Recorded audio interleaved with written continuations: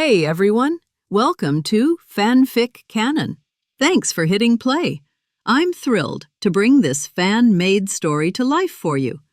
If you enjoy the ride and want more narrated fanfics, smash, subscribe, and tap the bell so you never miss an episode. And if you want audiobook of a novel of your choice, join my Patreon.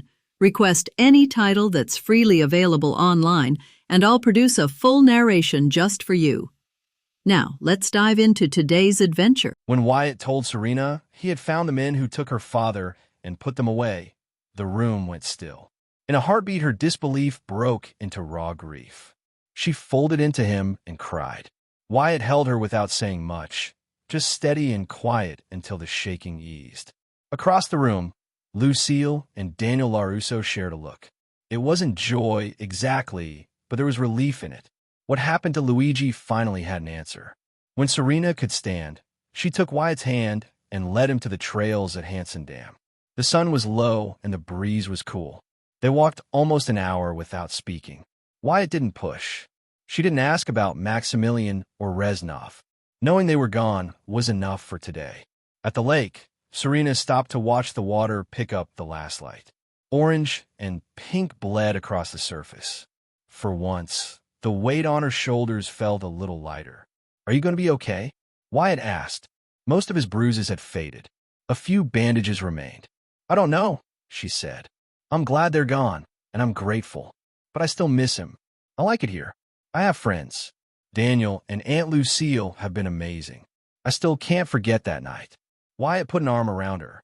She leaned into him. "I know," he said, "but we have to keep living. Luigi wouldn't want you stuck in that moment. He'd want you laughing and making new memories." "What about you?" she asked. "Atomic is everywhere. When do you let yourself be Wyatt? You look exhausted. Those eye bags are back." She tugged his cheek, trying to tease a smile out of him. "It worked. I haven't been sleeping," he said. The memory of pounding Reznov's face flashed, and he flinched. "I did something I regret. I'm trying to get past it." Serena stepped to the water, skimmed a pebble, and let it sink. She didn't pry. He was thankful for that. "Ever think about stopping?" she asked. "You could walk away from Atomic. You've done more than enough. Don't you ever want to use your powers just for yourself?" "Sometimes," he said, joining her with a stone of his own. "But it feels wrong. If I can help and don't, then whatever happens sits on me." "That's too much," she said. "You're 17. Let Stark and the others carry some of it. I don't want to lose you too." Wyatt looked at the rock in his hand. "You won't," he said, a small light flaring around his fingers.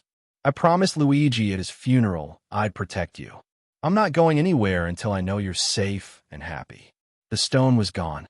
In its place, an elegant wooden frame appeared with a photo of Serena and Luigi laughing while painting the restaurant. Wyatt offered it. Serena took it, smiling through fresh tears, then hugged him tight. "Thank you. Always," he said. "Now, Daniel mentioned someone at your new school trying to get your attention. Want to talk about her?" Serena laughed and wiped her eyes on his hoodie while he groaned on cue. "Puente Antiguo, New Mexico." Jane Foster typed in the glow of her laptop while the van rolled through dark desert. Eric Selvig sat beside her, patient and tired. Darcy Lewis drove and fought off sleep. Jane killed the headlights and popped the sunroof. She climbed up. Eric followed with a sigh and a glance at the stars. "Wait for it," Jane said, eyes bright. "Can I turn on the radio?" Darcy asked, palms on her cheeks to stay awake. "No, Jane, you can't keep doing this," Eric said. "You're an astrophysicist, not a storm chaser." "There's a link between the disturbances and my data," Jane said, already back inside, flipping through her notes. 17 events, all to the second. "It's due." Darcy stared up through the glass. A flicker cut across the sky. Then the darkness burst into color and thunder. Jane? You should see this," Darcy said. "I thought you said subtle aurora." Eric muttered as they climbed out and stared at the patterning overhead. Jane dropped into the seat and grabbed Darcy's arm. "Go. Closer." "Great," Darcy said deadpan but hit the gas. Dust trailed the van as they chased the lights. A crack split the night. A funnel cloud snapped down, howling, and tore into the ground. The air crackled. Wind and grit slammed the van. Darcy hit the brakes and skidded to a stop. Nope, I'm not dying for 6 credits. Jane slid her leg across and stomped the pedal herself, pushing the van forward into the mess. Lightning flashed. Eric and Darcy shared a look that said everything. Jane, stop, Eric yelled. A figure appeared in the storm. The van jolted with a hard clang. They piled out. First aid kit, Jane said, running to the man on the ground. Please don't be dead. I know CPR, Darcy said, already sprinting with the kit, then freezing as she saw him. Wow, he's strong-jawed. The man stirred, stood like being hit by a van was nothing, and staggered. Hammer, he said, scanning the ground. Yeah, you look hammered, Darcy said, edging away. Jane, already photographing strange markings in the dirt, didn't look up. We need to document this before the wind wipes it. We need a hospital, Eric said. Father, the man shouted at the sky. Heimdall, open the Bifrost. See? He's fine, Jane said, snapping more shots. The man turned to them.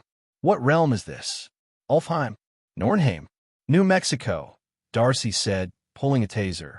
Sir, please relax. You dare threaten Thor with so puny a we. She zapped him. He went down for real this time. Jane and Eric stared at Darcy. What? He was freaking me out, she said. Eric groaned, grabbed the man under the arm, and hauled him toward the van. Darcy helped, muttering about liability. Jane took 3 last photos, then jumped in. They sped off into the dark, missing the bright object that tore across the sky and slammed into the desert a few kilometers away. The ground shook once. Then it was quiet again. Seoul, South Korea. Mira let out a long sigh as the Seoul metro rattled beneath her. Every turn of the tracks rocked the car and her along with it. She stared at her phone, but wasn't really reading anything. 18 years old. Hot pink hair down to her thighs, tied into twin tails with 2 loose strands framing her face. Her look earned her frowns from older riders and wide-eyed stares from people her age. She didn't care. Not today. She was on the subway for one simple reason. She needed to get away. Away from her parents' disappointed looks. Away from the constant lectures. Away from the quiet, suffocating pressure of being the black sheep. Ridiculous, she thought. So what if she liked bright clothes or darker styles or anything that wasn't the same dull palette everyone else wore? Why did dressing the way she wanted turn her into a family disgrace? She knew why. They wanted her to blend in, keep her head down, disappear into the crowd. Her perfect older brother did that effortlessly. She refused. And because she refused, she was the problem. Just wait, she muttered. As soon as I can, I'm out. Around her, the passengers sat in neat rows, faces blank and quiet. Every single one looked like they'd been molded from the same polite template. Something in her chest tightened. Not for them, but for herself. A sudden violent lurch snapped her out her thoughts. The train screeched as the brakes screamed. People shouted. The subway tilted forward. Mira grabbed the overhead handle and held on tight. Outside, through the windows, she saw the impossible. A section of the Dangsan Railway Bridge had collapsed into the river below. Their subway car hung at an angle, the ground slipping away under them. We're going to die. Help! Mommy, hold on. Panic took over the car. People tried to climb backward toward the car behind them, but the angle was too steep. Anyone who slipped slid toward the front, toward the drop. Am I going to die?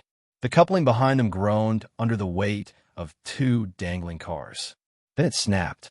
Their half of the train dropped. Screams filled her ears. Mira squeezed her eyes shut, but the fall never came. Silence replaced the panic. Slowly, she opened her eyes. They were suspended in midair. The entire subway car floated above the river. What the? She whispered, inching toward the window. A flash of red and white blurred beneath them. Is that? It's atomic, a little boy shouted. Gasps filled the car. Relief washed over the passengers as atomic. Yes, that atomic held the entire fallen train aloft like it weighed nothing. He pointed toward the shattered bridge. A swirl of red light surged downward, gathering water from the river, shaping it, hardening it, rebuilding the bridge before their eyes. In seconds, it was whole. Cheers erupted. Atomic lowered the train back onto the tracks and reattached the cars. A moment later, he floated up to their doors and waved them open. The car went still. "Is everyone okay?" he asked in flawless Korean. People nodded, murmured thanks, cried. He walked the aisle, checking everyone one by one. His presence calmed the frightened passengers in seconds. He stopped in front of Mira. She stepped back without meaning to. "Does it hurt?" he asked. "What?" she said, confused. "Your wrist," he said, pointing. "It's swelling." She looked down. Now that the adrenaline faded, pain shot up her arm like fire. "Ow, yeah, that hurts. Let me help." She nodded. He held her wrist gently. A soft red light flowed across her hand, forming a sleek brace that matched her bright pink hair. "You tore a ligament," he said. "Nothing major. Keep it still for a while." "Thanks," she said, still stunned. He moved on. When he finished checking the last passenger, he turned to the conductor, healed the worst of his injury, then lifted the train and guided it to the nearest station. Outside, paramedics and reporters swarmed. Cameras flashed. Microphones swung forward. Atomic ignored them. He gave a quick salute and shot into the sky. Mira stepped off the train, staring at the brace on her wrist. Her life had been boring, predictable, and suffocating mere hours ago. Now she'd come within inches of dying and been saved by a hero from another country. She looked up at the bright sky. "I'm done living by their rules. No more shrinking myself to fit someone else's mold." Whatever her life became next, it would be hers. She had no idea that in a year, everything would change again, far beyond what she could imagine. "You're ridiculous," Serena said, expertly chopping an onion. Wyatt shrugged, holding up a bag with Korean lettering. "Ow! When you said you were going to get kimchi, I thought you meant the store down the street. Not Seoul. You wanted to make kimchi fried rice," Wyatt said, pulling out a large jar. "Figured I'd get the real thing. Only you would justify a 12-hour trip for kimchi." "More like 2 hours," he said. "Mach 4 makes travel easier." "That's not. Never mind." Serena shook her head and grabbed rice from the fridge. On the small TV, news coverage of the subway rescue played on loop. "Well, at least your trip did some good," she said. "If you hadn't been there, I'm sure their first responders would have handled it," Wyatt said, opening a bag of shrimp chips. "They're fast." Serena rolled her eyes. "Your humble act is annoying. You saved a subway full of people. You're a superhero, Wyatt. You're allowed to take credit." Wyatt sighed. "Please don't kick me." Daniel walked in and grabbed a water bottle. "What's for dinner?" "Kimchi fried rice," Serena said. "Mr. Miyagi mentioned he hasn't had it in a while." Daniel smiled. "He'll love it." He sat down next to Wyatt and winced. "Oof. Still sore from sparring." "You okay?" Wyatt asked. "Fine. Just getting old," Daniel joked. "You should learn Miyagi-Do, though. Defense would help your style. Maybe next time I visit."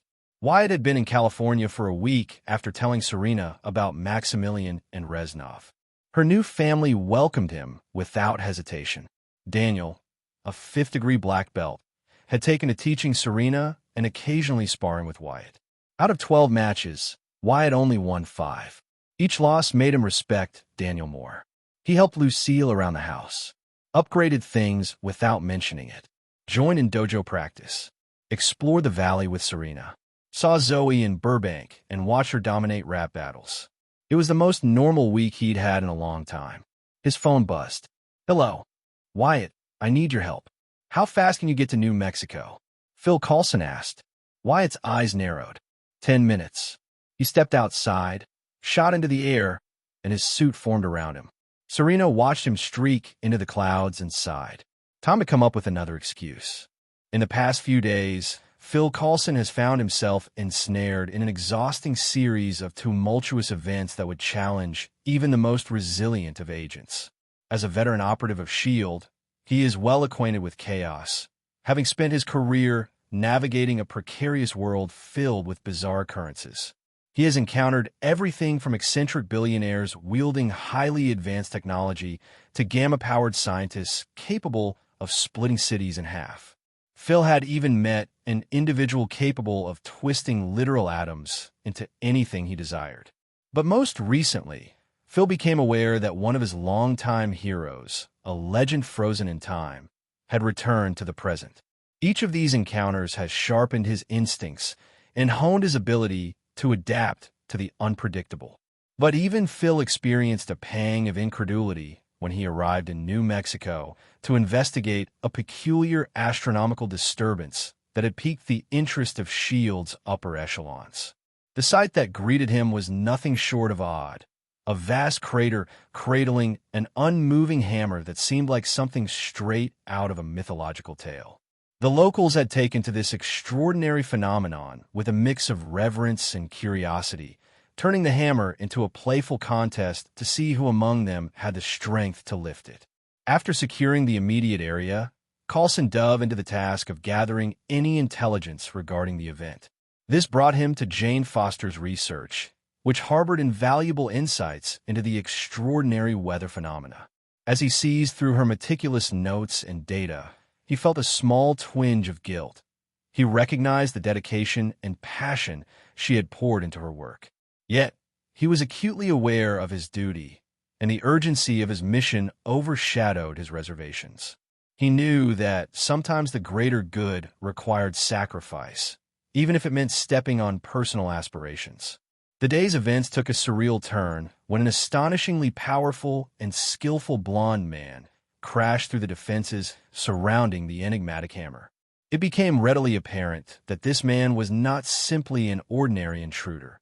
His every movement was infused with an unyielding determination and ability that rendered Coulson's highly skilled team almost impotent in their attempts to subdue him.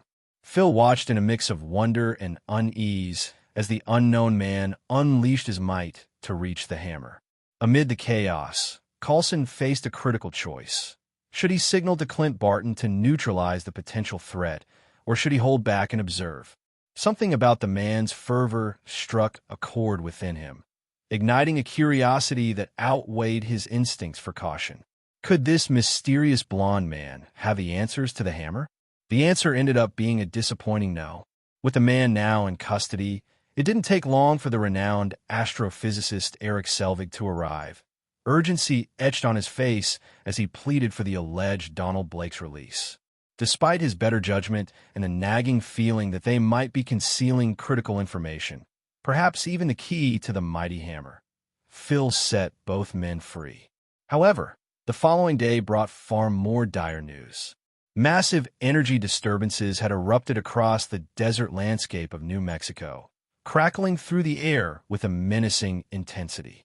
Recognizing the immediate threat, Phil swiftly assembled a team of skilled agents, determined to investigate the source of these anomalies. They drove deep into the arid wilderness, the sun blaring overhead, unaware of the chaos that awaited them. What Phil anticipated finding, a natural phenomenon or bizarre scientific occurrence, quickly evaporated upon their arrival. Instead, they were confronted by a colossal suit of sentient armor, an eerie construct that pulsed with an otherworldly energy. This metallic behemoth, which he would later learn was named as the Destroyer, unleashed a torrent of destructive energy beams, effortlessly dismantling their vehicles in mere moments. The overwhelming power of the Destroyer was staggering, and it soon became clear that its destructive capabilities were far beyond anything Phil and his team had ever encountered or prepared for. Surprisingly, the automaton didn't seem intent on eliminating the agents, but rather focused its wrath on the vehicles, their only means of escape. This spared Phil's team, but did nothing to alleviate the rising tide of anxiety in his chest. As he stood amidst the wreckage, eyes fixed on the unrelenting, advancing figure of the Destroyer, dread washed over him. The mechanized menace was now lumbering toward the small town nestled in the distance, home to several vulnerable civilians who had no means to defend themselves against such an insatiable force of destruction. Without a moment's hesitation, Phil sprang into action. He knew exactly whom to call, the best person for this precarious situation, a skilled ally he trusted implicitly, capable of responding swiftly and decisively to protect the innocent lives at stake. Time was of the essence, and every second counted as he dialed the number that could mean the difference between catastrophe and safety. "Hello." Wyatt Wilkins, a.k.a. Atomic, said from the other line. "Wyatt, I need your help." Phil said as he looked around at the flaming vehicles surrounding him. His men were picking themselves up, grunting in pain from the blowback of the destroyer's blast. "How fast can you get to New Mexico?" "I'll be there in 10 minutes, Wyatt replied without hesitation. Intense wind swept over his line before it vanished. "Fill me in on the situation." Phil smiled and briefed him. When he finished, he ended the call and turned to watch the destroyer armor continue its slow march toward the town. "Who was that?" Jasper Sitwell asked as he walked up to Phil, his once pristine suit now charred. "A friend," Phil said with a smile before turning to his men. "Okay, people, this isn't over yet. Let's move." Oh. The town of Puente Antiguo was engulfed in a maelstrom of destruction and chaos. Explosions echoed through the air as the Titanic destroyer unleashed its rampage on everything in its path. Buildings crumbled beneath its relentless march. Vehicles were tossed aside like mere toys, and the streets became a hellish landscape of rubble and flames. The sky was choked with smoke, casting an ominous shadow over the frantic scene, all as it executed its master's sinister directive with mechanical precision. Yet, amid the pandemonium, Puente Antiguo was not entirely defenseless. The Warriors 3, valiant champions of Asgard, and the fierce lady Sif orchestrated a cunning strategy to confront the towering menace, while Jane, Eric, and Darcy worked alongside now mortal Thor to guide the panicked townsfolk to safety. Despite their immense strength and centuries of battle experience, the Asgardian warriors struggled against the destroyer's strength. The destroyer was no ordinary automaton. It was a creation forged by Odin himself, crafted from a mysterious, powerful metal imbued with ancient magic. Designed to guard the divine vault of Asgard and relentlessly hunt down any target assigned to it, the destroyer was more than a sentinel. It was a relentless force of nature. Odin had summoned the power of the other Skyfathers, infusing the armor with an array of cosmic might, resulting in a virtually all-powerful entity. With its remarkable strength, impenetrable durability, and devastating energy blasts, the destroyer was a daunting adversary. The very essence of its being allowed for body manipulation and sensory scrying, heightening its threat level beyond comprehension. To exacerbate the dire situation, the armor's resilience was far superior to that of URU, the very metal that constructed legendary weapons like Thor's hammer, Mjolnir, and Odin's spear, Gungnir. Facing the destroyer was like standing before an unstoppable storm, a force that had been designed for one singular purpose: destruction. Facing the destroyer in combat was equal to signing your own death warrant. Volstagg slowly stood to his feet with a groan, his body racked with pain. He leaned on one of the diner's battered tables to steady himself, only to look up at the destroyer, staring him down. Before he could move, the automaton unleashed a blast of energy that blew up the dinner, launching Volstagg into the streets in a ball of fire and glass. The Asgardian fell into a wooden bench, unconscious. Panting behind a parked car, Sif gasped as she pressed her hand against her bleeding side in agony. Upon seeing Volstagg's unconscious body, she glared at the destroyer and was about to rush toward the automaton, but Thor held her back. "Go. Now. Run." "Sif, you've done all you can," Thor urged, desperate to prevent his friend from rushing into certain death. "No, I will die a warrior's death. Stories will be told of this day," Sif declared, preparing to push Thor aside. Given his current mortal state, it would have been an easy task, but Thor's following words stopped her. "No, Sif. Live, and tell those stories yourself," he said sincerely, astonishing Sif with how much he had changed during his time on Earth. Just then, Thor turned his head to see the destroyer unleash another blast in their direction. "Now go." After pushing Sif away, he rolled forward to evade the blast. A loud explosion shook the ground behind him as the vehicle Sif had been using for cover flipped through the air. Pushing himself up, Thor ran toward where Fandral and Hogan were helping Volstagg to his feet. "You must return to Asgard. You have to stop Loki," Thor urged upon reaching the three. "What about you?" Fandral asked. "Do not worry, my friends.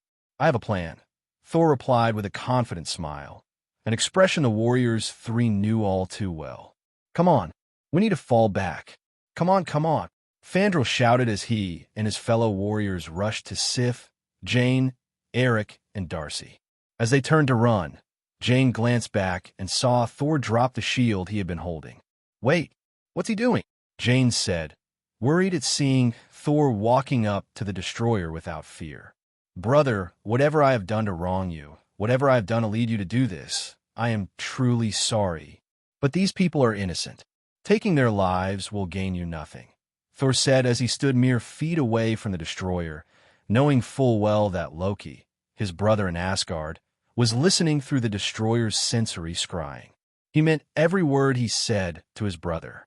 His time on Earth with Jane, Eric, and Darcy had truly changed him. So take mine and end this.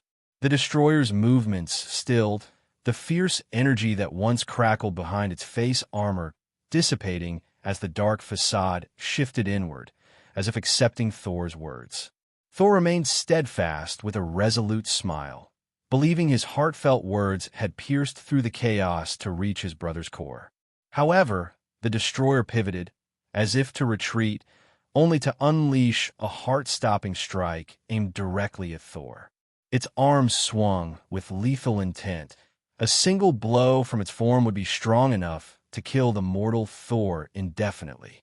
In that fleeting moment before the destroyer's strike could reach Thor, a vibrant tendril of crimson energy shot forth, yanking Thor to safety just as the destructive strike struck thin air. In a dizzying blaze of red and white, Atomic surged forward, colliding with the destroyer in an explosive impact that sent the Sentinel tumbling 10 yards down the street, the sound of their clash echoing like thunder. As the tendril withdrew, Thor stood at a distance, trying to understand what had just happened. He gazed up at Atomic's billowing white cape. Even after getting hit with 100 tons of force from Star Rage, not even a scratch, Atomic said and looked down at his steaming right fist. This won't be easy. With a deafening hum of energy, the destroyer rose to its full, terrifying height, the plates of its face shield shifting ominously. In that instant, it unleashed a devastating blast aimed at Atomic. Even after getting hit with 100 tons of force from Star Rage, not even a scratch, Atomic said and looked down at his steaming right fist. This won't be easy. The destroyer loomed ominously, its metallic form shimmering as it stood to its full height. The intricate plates of its face shield shifted with a mechanical whir, revealing a pair of glowing eyes that flickered to life like angry embers. With a thunderous hum of energy reverberating through the air, it unleashed a devastating beam, slicing through the town towards Atomic. From when he'd soared through the sky on his way to the town, Atomic had already mapped out his surroundings, keenly aware of Jane, Eric, Darcy, the Warriors Three, and Sif standing perilously close to the path of the destroyer's incoming lethal blast. I was hoping to have dematerialized the destroyer on the first strike, but whatever magic Odin added to it makes it so I can't affect it on an atomic level. Atomic thought and raised both arms, creating 3 large, thick walls made of adamantium. Maybe I should have let it attack Thor so he could defeat it like in a movie. But what guarantee was there that he would stand up like before? This universe is already so different that I couldn't risk his life on an assumption. A cataclysmic boom resonated throughout the town as the destroyer's beam collided with the first adamantium wall. The structure groaned under the pressure but stood resolute, at least for a moment. Gradually, the intense energy began to melt through, creating a searing hole that threatened the integrity of the second wall. "Move out of the way!" Atomic shouted urgently at the group behind him, his voice a frantic blend of command and desperation. "Listen to him! Hurry!" Thor yelled as he waved his arms to the side, prompting his friends to run away. The destroyer is much too powerful for any mortal to defeat. You must run away. He yelled at Atomic. "That may be, but I have to get it away from the town." Atomic yelled back and flew up into the air toward the destroyer. With a powerful burst, he ascended higher into the sky, angling himself towards the destroyer. "Stop, you fool!" Thor yelled.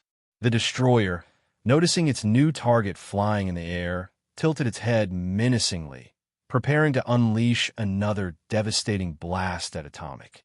In a graceful spin, Atomic evaded the searing beam and sent tendrils of energy lashing out towards the automaton, ensnaring the armor in several layers of glowing ropes. With a roar that of effort, Atomic surged skyward and carried the relentless destroyer into the sky alongside him. Reaching down to the rope constructs holding it captive, the destroyer ripped them off its body with ease. As the destroyer plummeted from the sky, unanchored and unable to soar, it hurtled downwards like a stone released from a great height. In a stunning display of speed and power, Atomic shot through the air, his body a blur, and slammed a fist construct the size of a small house into the destroyer.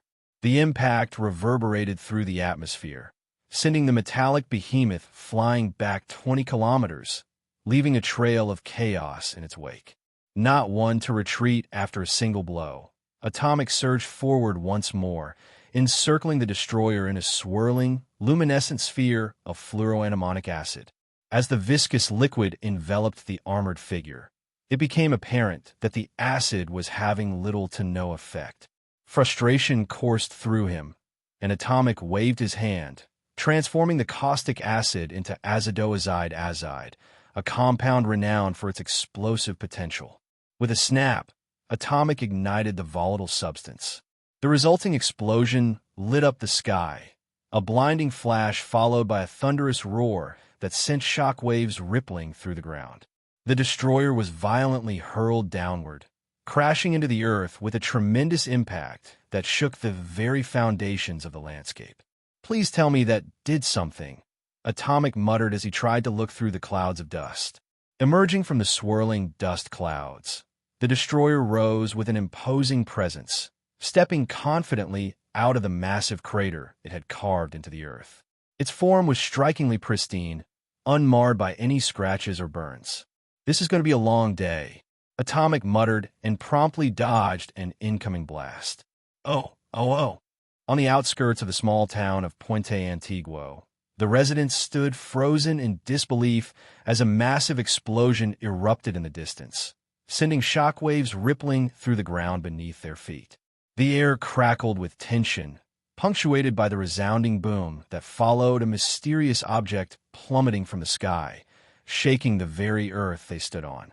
Wide-eyed and breathless, they beheld beams of radiant golden energy illuminating the darkening sky, while enormous crimson constructs materialized seemingly out of nowhere, crashing to the ground with an earth-shattering force. "What's going on? What was that thing?" An aged man muttered, his weathered face etched with worry as another explosion lit up the horizon. It looked like some sort of man in a suit of armor. Like Iron Man. But this guy was blasting up the town when a bunch of people in cosplay showed up to fight it. They put up a good fight, but they couldn't bring down the guy. But then Atomic swooped in and carried that thing out of the town, one of the servers from the local dinner said. "At least that thing won't destroy any more of the town." "Yeah, but can Atomic even beat that thing?" A man with a large belly asked as another tremor struck the ground. It's unstoppable." Silence hung heavy in the air as nobody dared to answer. Each face reflected a mix of uncertainty and fear, yet a flicker of hope lingered. A collective hope that somehow, against all odds, Atomic would manage to triumph. Meanwhile, in a speeding truck racing through the desolate desert, Jane gripped the steering wheel tightly, glancing sideways at Thor, who looked resolute despite the chaos unfolding behind them. In the back seat, Eric and Darcy exchanged anxious glances, their expressions mirroring the tension palpable in the air. The warriors 3 and Sif rode in the truck bed, the wind whipping around them as they kept their eyes glued to the breathtaking spectacle of the battle between Atomic and the formidable destroyer in the distance. "Didn't you try to do this already?" Eric asked as he held on to dear life as Jane drove the truck at breakneck speeds. "I have, but I will not fail this time," Thor said, his voice heavy and his expression serious as he watched another golden beam cut through the sky. He noticed that the large red constructs made by Atomic were growing smaller and smaller. "For everyone's sakes, I can't afford to." "But what's changed, my friend?" Mjolnir won't suddenly find you worthy just because the situation has grown dire. Fandral said as he peered in through the back window of the truck. I'm unsure if I am worthy. I very well may not be. Yet, in this very moment, a valiant warrior of Midgard doth engage in a struggle not of his own making. It is my responsibility to protect the people from my brother's wrath, not the warrior in red and white. Defeating the destroyer is my responsibility, and if I fail to lift Mjolnir, then I will still face it in battle as I am. Thor said, his voice unwavering. A blanket of silence filled the truck. The only noise that could be heard was the roaring tires and desert sand as Jane sped through the desert. You can do it, Jane's voice cut through the silence. I'm still not too sure what's going on, but what I do know is that Atomic needs your help. That thing is too strong, and he can't keep fighting forever. So trust me, you will be able to lift Mjolnir. It's Mjolnir, Darcy whispered. I learned how to say it. Oh.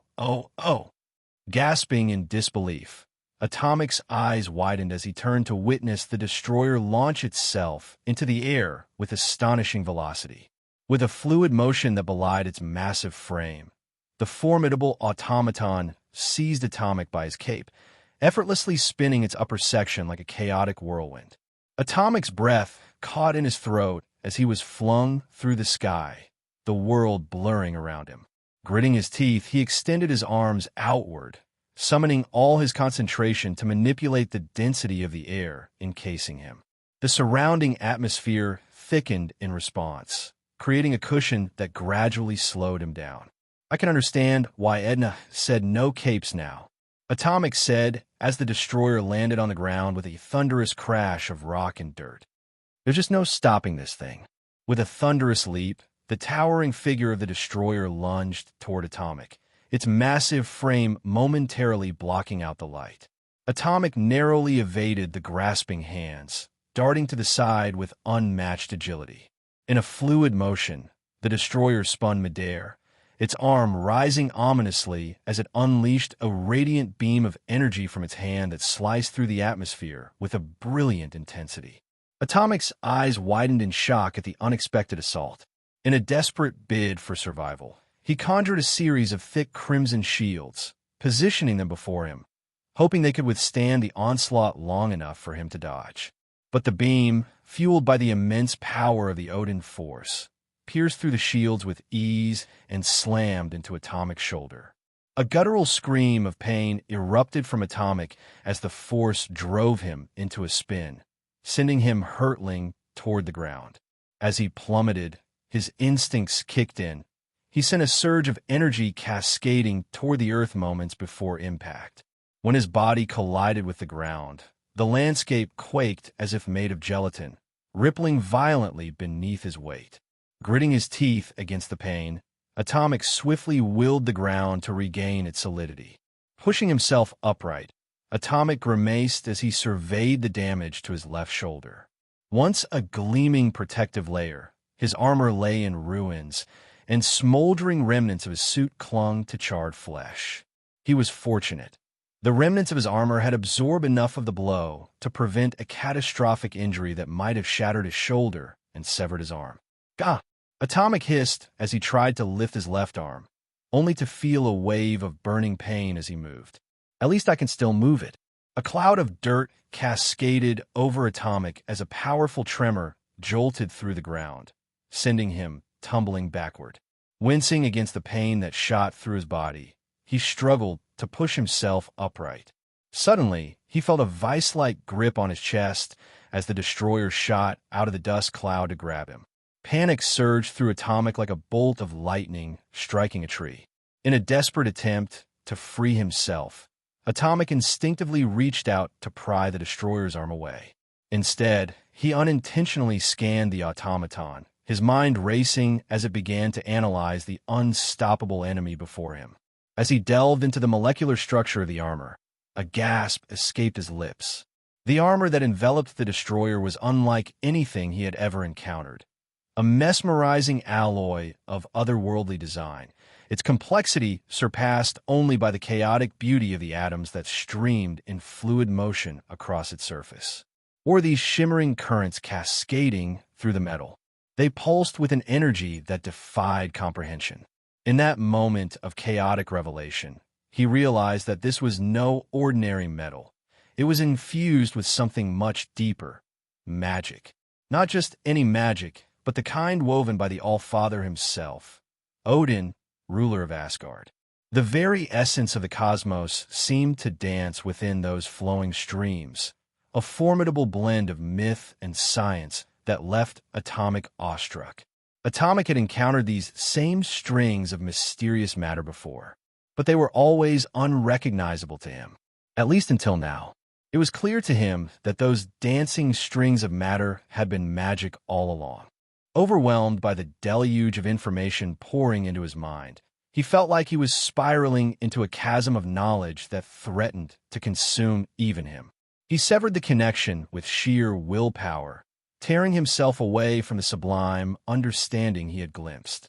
To Atomic, the entire experience felt as though it lasted an eternity, a profound journey through the unknown. In truth, however, only 2 fleeting seconds had passed. Unaware of the fate that had just befallen the young hero, the towering form of the destroyer prepared to crush the fragile human in its iron grasp. Thunder roared across the sky, a deafening crack splitting the air. Just as the automaton pivoted, a speeding hammer, shimmering with divine energy, struck its side with a colossal impact. The force compelled the destroyer to release Atomic, sending the hero tumbling into the rubble.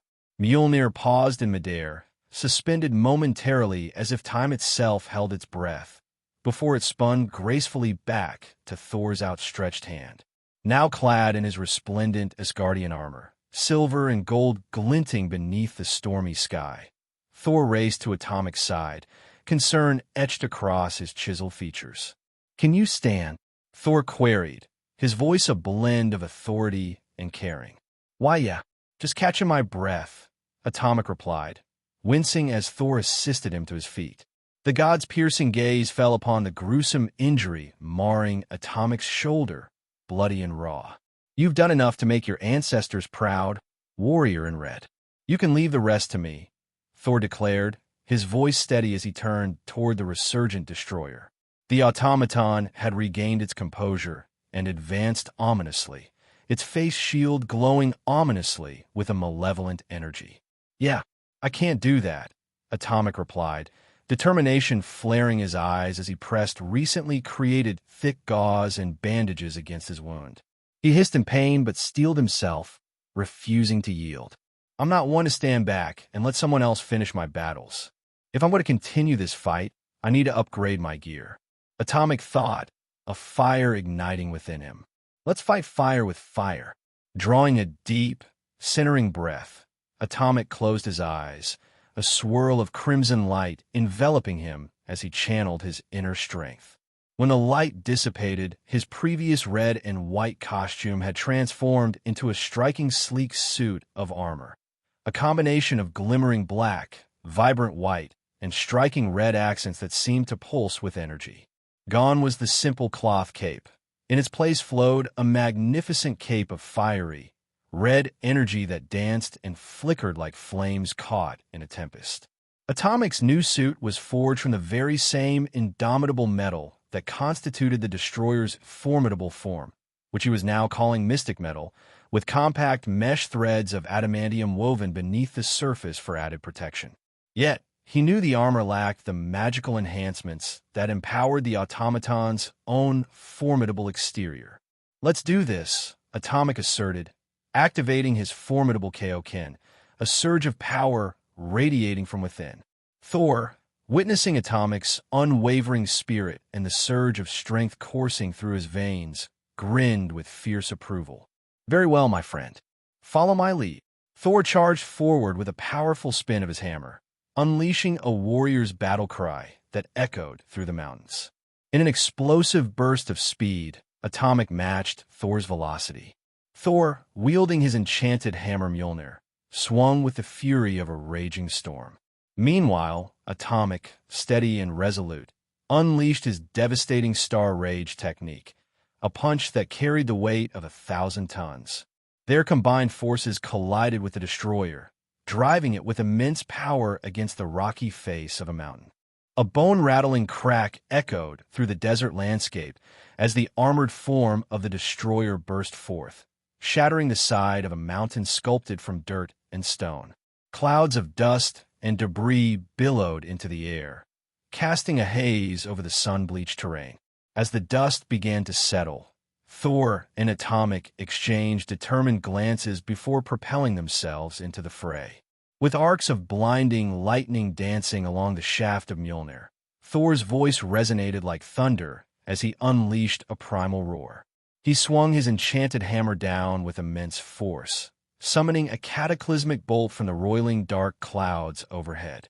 The destroyer, sensing the imminent attack, prepared to evade the strike.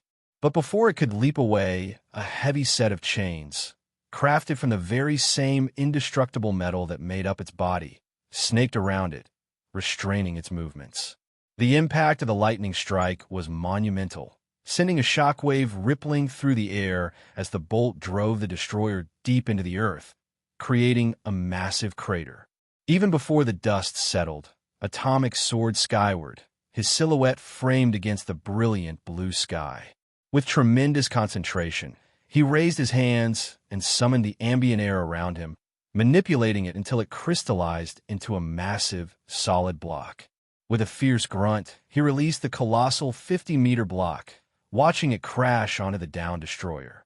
In a swift motion, Atomic swiped his hand across the air, condensing the massive structure into a tight, spherical prison that encased the automaton, locking it away in an unyielding embrace of compressed, solidified air stronger than steel. Landing on the ground with his hand clenched tightly to hold the sphere, Atomic turned to Thor. "Do you think that will hold it?" The sphere of highly condensed air shattered into pieces, freeing the destroyer. Its face shield collapsed, and it began to build up power. "No," Thor replied as they moved away, just in time for a beam of energy to slice the desert floor in two. "Any ideas on how to beat it? Can we even defeat it?" Atomic wondered as he held out his hand beside him, forming a tightly condensed ball of plasma. He threw it at the destroyer's back with a heave, knocking it off balance. "The destroyer is one of the most formidable weapons in existence. My father created it to defend his treasures and the people of Asgard," Thor shouted as he threw his hammer at the destroyer. The creature weaved aside and rushed at Thor, its primary target. The ground beneath the automaton gave way to thick mud, burying the destroyer within it. The mud was then transmuted into a large chunk of adamantium, trapping the suit of armor within it. But within seconds, the adamantium began to shake and glow red with intense heat. I would have used mystic metal, but creating those chains really drained the hell out of me. I can't afford to waste energy in this fight. Atomic thought. "So there's nothing we can do?" Atomic asked in frustration as he and Thor watched a large armored hand break free from the block of adamantium. "No, there may be a way, but I need you to buy me some time," Thor said as he caught his returning hammer and looked up at the sky. "Time? That's something I'm running out of myself. But yeah, I can buy you some time," Atomic replied as the destroyer finally broke free with a resounding crack. "Excellent. I won't be long," Thor exclaimed, launching himself into the quickly darkening sky. Atomic turned back to the destroyer and rolled his shoulders. The automaton shook as if agitated, and a bright glow began to seep from its body. "That can't be good." The destroyer unleashed beams of power from its face, arms, and chest, all directed at Atomic. With a burst, Atomic began to fly low in the air, but the multiple beams of energy turned to chase him. Wonderful, Atomic thought, and began to weave in and out through the air as the beams tried to take him out of the sky. It was then that Atomic looked over to the destroyer and flew directly right at it. "You're strong, but you're not very smart," Atomic thought. At the last possible second, Atomic turned sharply as the destroyer's own beams collided with its body. The automaton was launched back as its chest armor crumbled under its own attack, leaving visible burns and cracks on its form. "Get back, my friend," Thor bellowed, his voice barely audible over the cacophony as an immense tornado spiraled down from the heavens. Winds howled at a staggering 500 miles per hour, whipping the landscape into a frenzy. The tornado loomed ominously, its colossal form crackling with vibrant arcs of lightning that danced ferociously around its perimeter, pulling everything within reach into its insatiable maw. Atomic grunted, feeling the fierce pull of the tempest as it clawed at him, desperate to drag him into its chaotic embrace. Determinedly, he anchored himself securely, driving steel chains deep into the ground, their metallic links glistening under the eerie light. Through the maelstrom, he watched in awe as the destroyer was lifted effortlessly off the ground.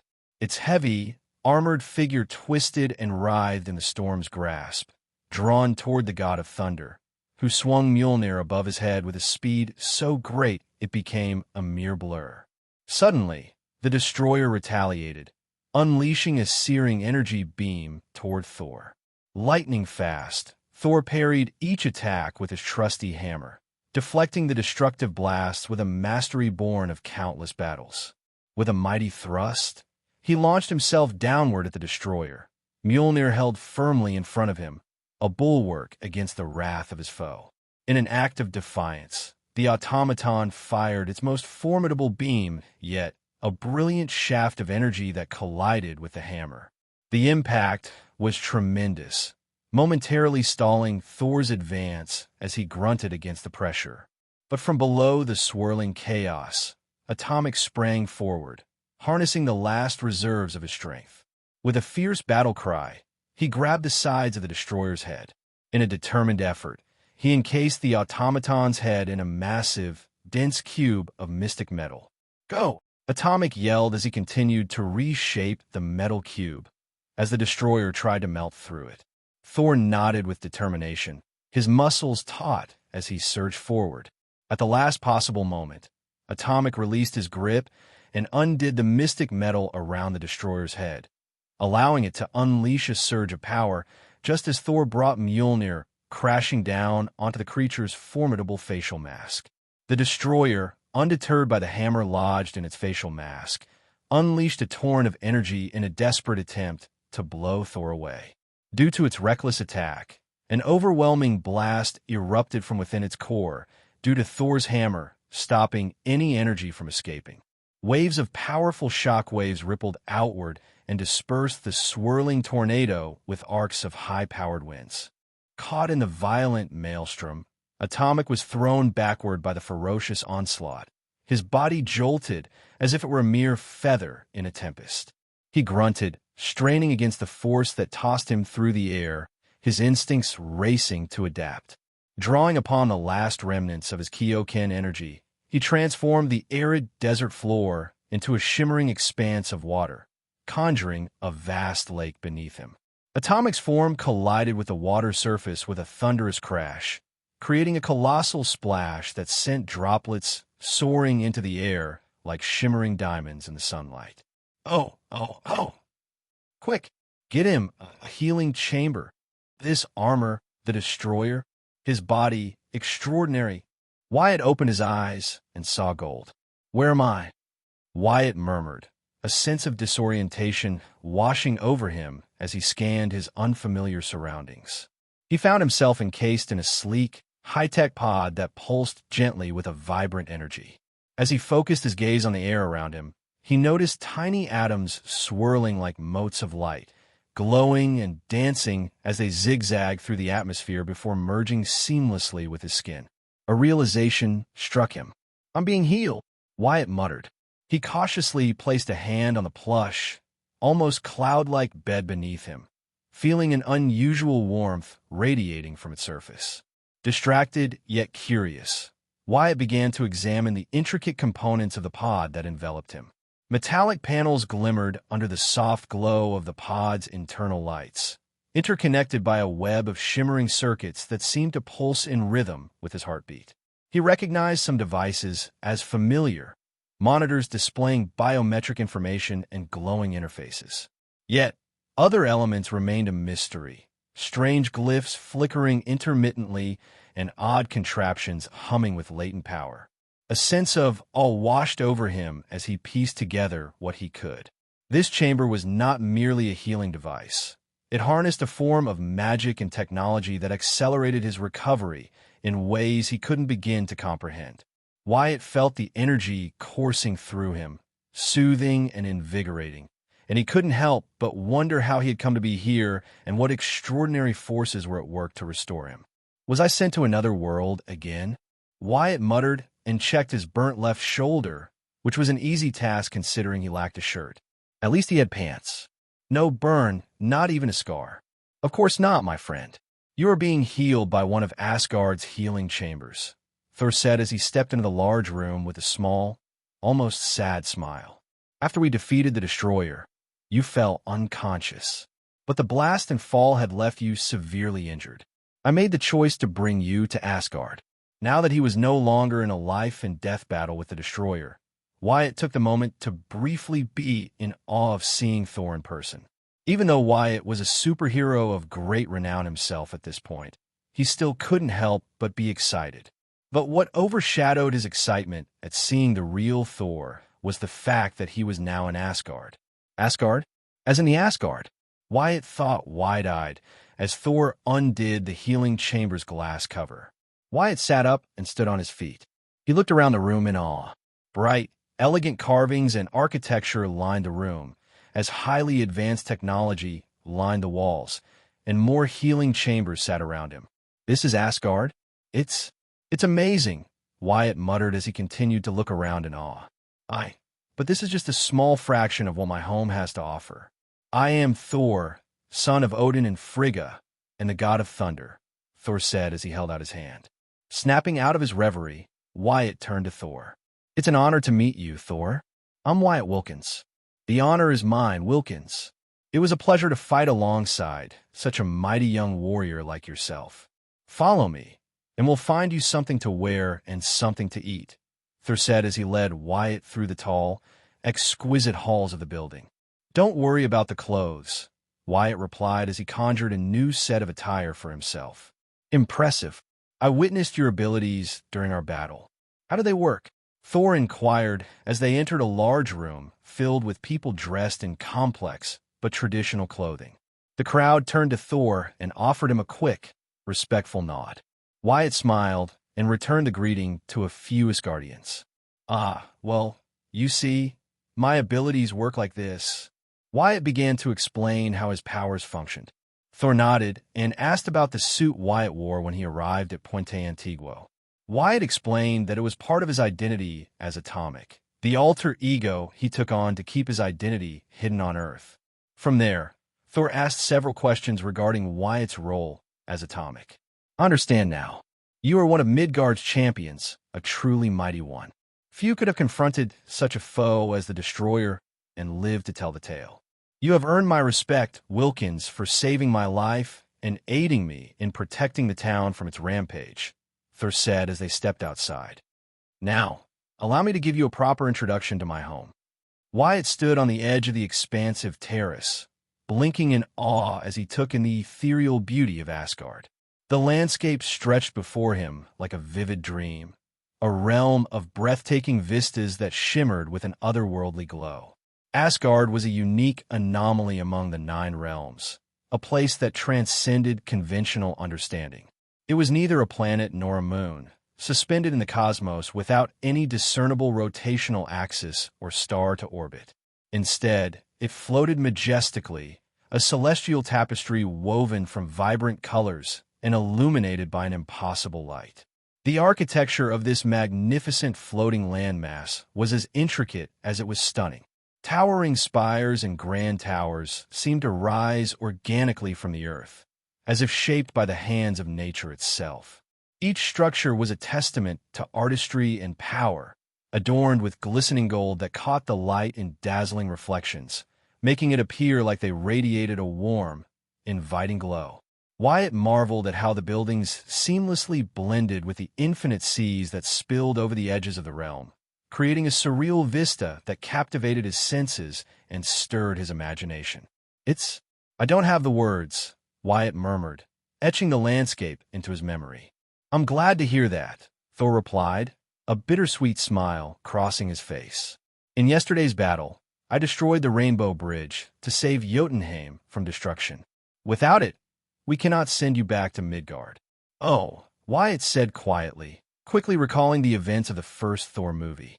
It was as Thor said, the god of thunder had to destroy the Bifrost to stop Loki's plans to annihilate an entire realm, leaving Wyatt trapped in Asgard. That's not good, Wyatt muttered, now deflated. The grand feasting halls of Asgard buzzed with life, their high wooden beams echoing with vibrant laughter and the clamor of clinking goblets. Enormous tables overflowed with lavish platters, showcasing an impressive array of succulent meats, fresh fruits, and delectable pastries, all accompanied by copious amounts of frothy, rich ale that filled the air with the scent of indulgence. You should have witnessed it firsthand. The destroyer was no match for Thor and Wilkins as they unleashed their fury upon it. Volstagg bellowed, his voice booming like thunder as he brandished a large, ornate pint of Asgardian mead. His words ignited a chorus of cheers and gleeful roars from the assembled Asgardian warriors, their spirits soaring alongside the vaulted ceiling. Seated along the long dining tables of the hall, Volstagg, Hogun, Fandral, and Sif, legendary warriors of Asgard, had just regaled the gathered crowd with the tale of Thor and Wyatt's epic clash against the unstoppable destroyer down on Earth, referred to as Midgard among the Asgardians. As the warriors wove the narrative of the battle, embellishing it with larger-than-life details that helped all those who listened to picture the imagery of valor and heroism that both Thor and Wyatt exuded during the battle. Wyatt, however, found himself bemused by the exaggerated retelling, recognizing how their skilled storytelling transformed a fierce confrontation into a grand epic worthy of the Eddas. Despite his youth, Wilkins is a formidable warrior, deserving of the title champion of Midgard, Thor declared, his voice ringing with pride as he lifted his own pint high above the crowd. Another thunderous applause erupted, reverberating through the walls and shaking the very foundations of the hall as everyone raised their drinks in jubilant unison. Amidst the revelry, Wyatt sat next to Thor, a pint of mead in hand, feeling the warmth of the atmosphere seep into his bones.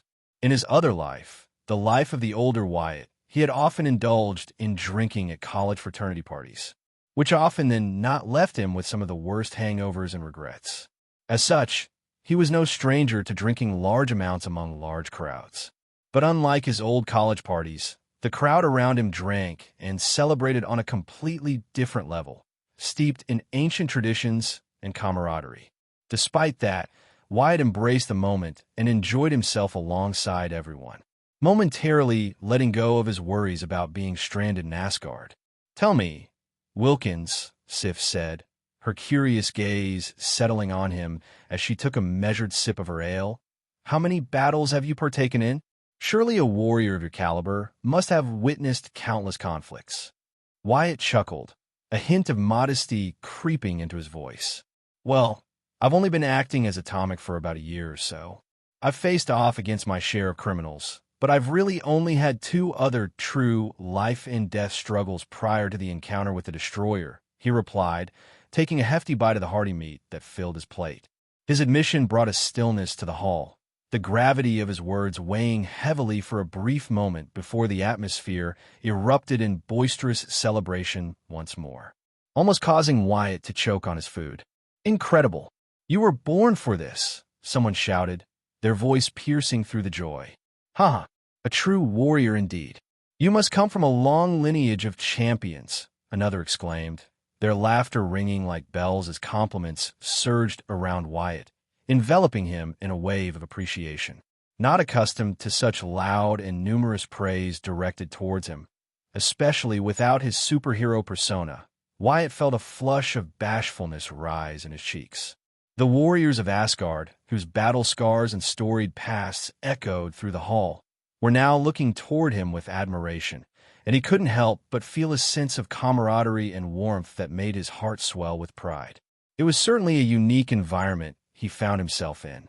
Wyatt turned his gaze towards Thor as the god expressed his gratitude to those who showered him with praise.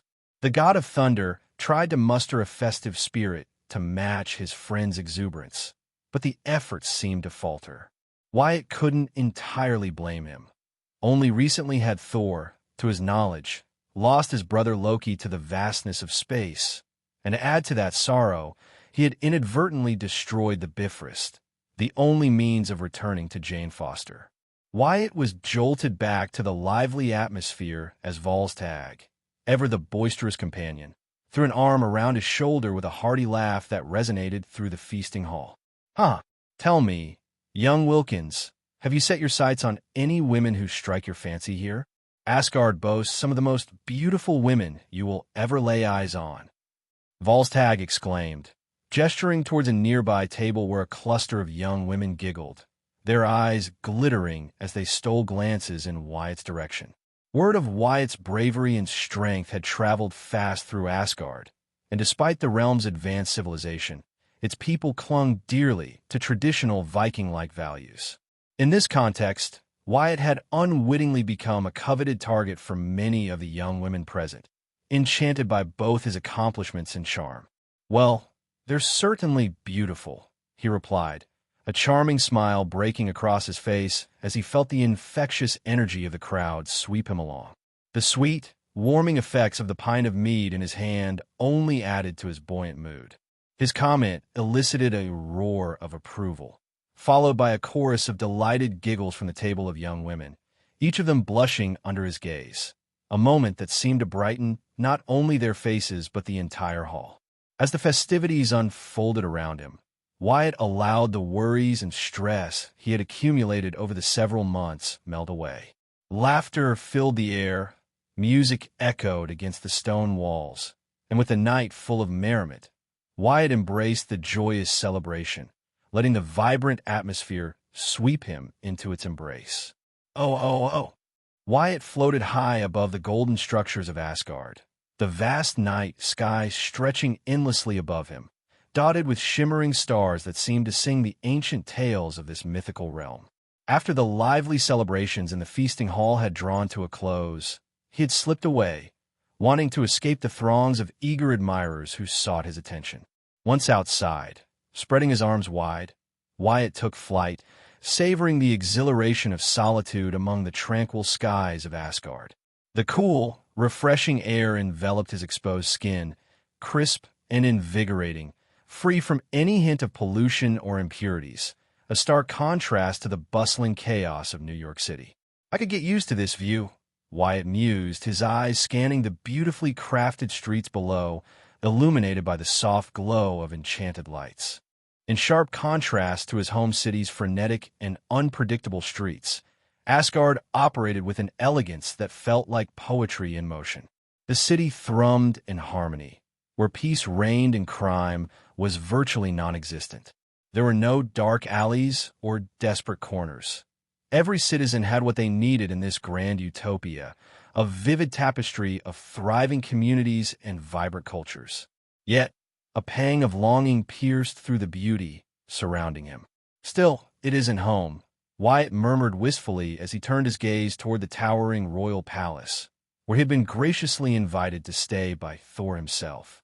As he descended and landed softly on the terrace of his lavish quarters, Wyatt stumbled slightly, the remnants of the evening's drinks swirling in his head.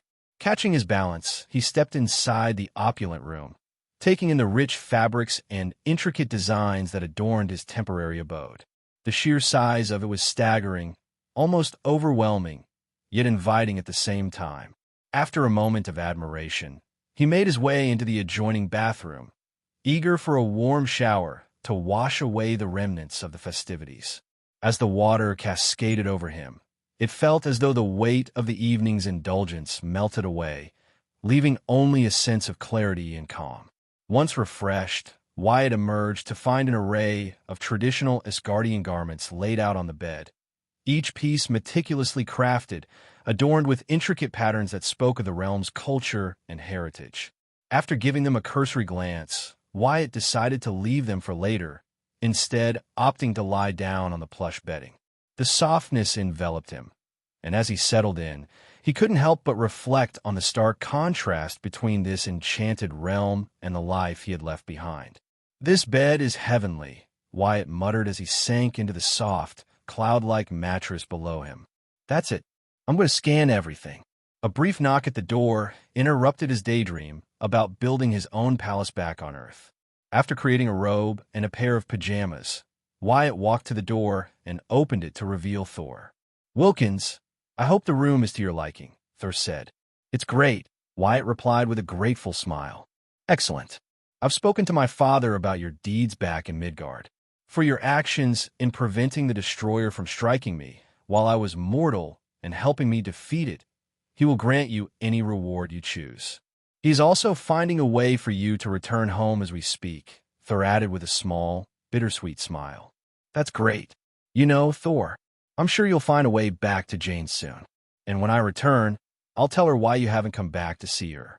That way, she won't think you abandoned her," Wyatt said. "I appreciate that, my friend. Now, let me leave you to your rest. We have much to do tomorrow," Thor said, and the two exchanged goodbyes for the night. Closing the door, Wyatt threw off his robe and landed face first on the bed. It didn't take long for him to drift off to sleep on the blissful cloud. Oh. Stan Wyatt Wilkins. Today, you have brought honor to yourself and to your ancestors, boomed the king of Asgard, Odin the All-Father, from his majestic throne. Beside him, his wife, Frigga, looked on with a thankful smile. "Because of your valor in saving my son's life and your pivotal role in vanquishing the mighty destroyer, I, Odin, king of Asgard, shall reward you with anything within my realm of power. Speak now, brave one." Wyatt rose from his bow, gazing up at Odin with awe and humility. The aura of power emanating from the king was palpable. He was no mere mortal, but a god among gods, one of the mightiest beings to ever exist. "Thank you for your kind words, your majesty," Wyatt replied, striving to maintain a tone of utmost respect. "However, I seek no reward for my actions. It was simply my duty to do what was right." His voice held steady, and he hoped he would not offend the king or those gathered there by sounding too casual. The nobles and warriors present exchanged glances of admiration, recognizing a rare quality in the young mortal. No longer merely a warrior of strength and skill, it was clear now that Wyatt also embodied principles of justice and righteousness, an ideal that should resonate with all in Asgard. Thor smiled broadly, while Sif and the warriors three nodded approvingly, their respect for Wyatt deepening as he humbly turned down what many might consider the chance of a lifetime. A reward from the king of Asgard was no trivial matter. The king could bestow riches or powers unimaginable. Yet Wyatt stood firm, a mortal among titans, rejecting such an offer. Odin's countenance remained firm throughout Wyatt's words, but as he spoke, a flicker of warmth crossed the king's features. "I see. You are indeed a warrior of exceptional courage and honor. Still, as king, I cannot let such greatness go unrewarded. Thus, I insist. Wyatt Wilkins, I grant you one of my treasures, the gift of mystic eyes.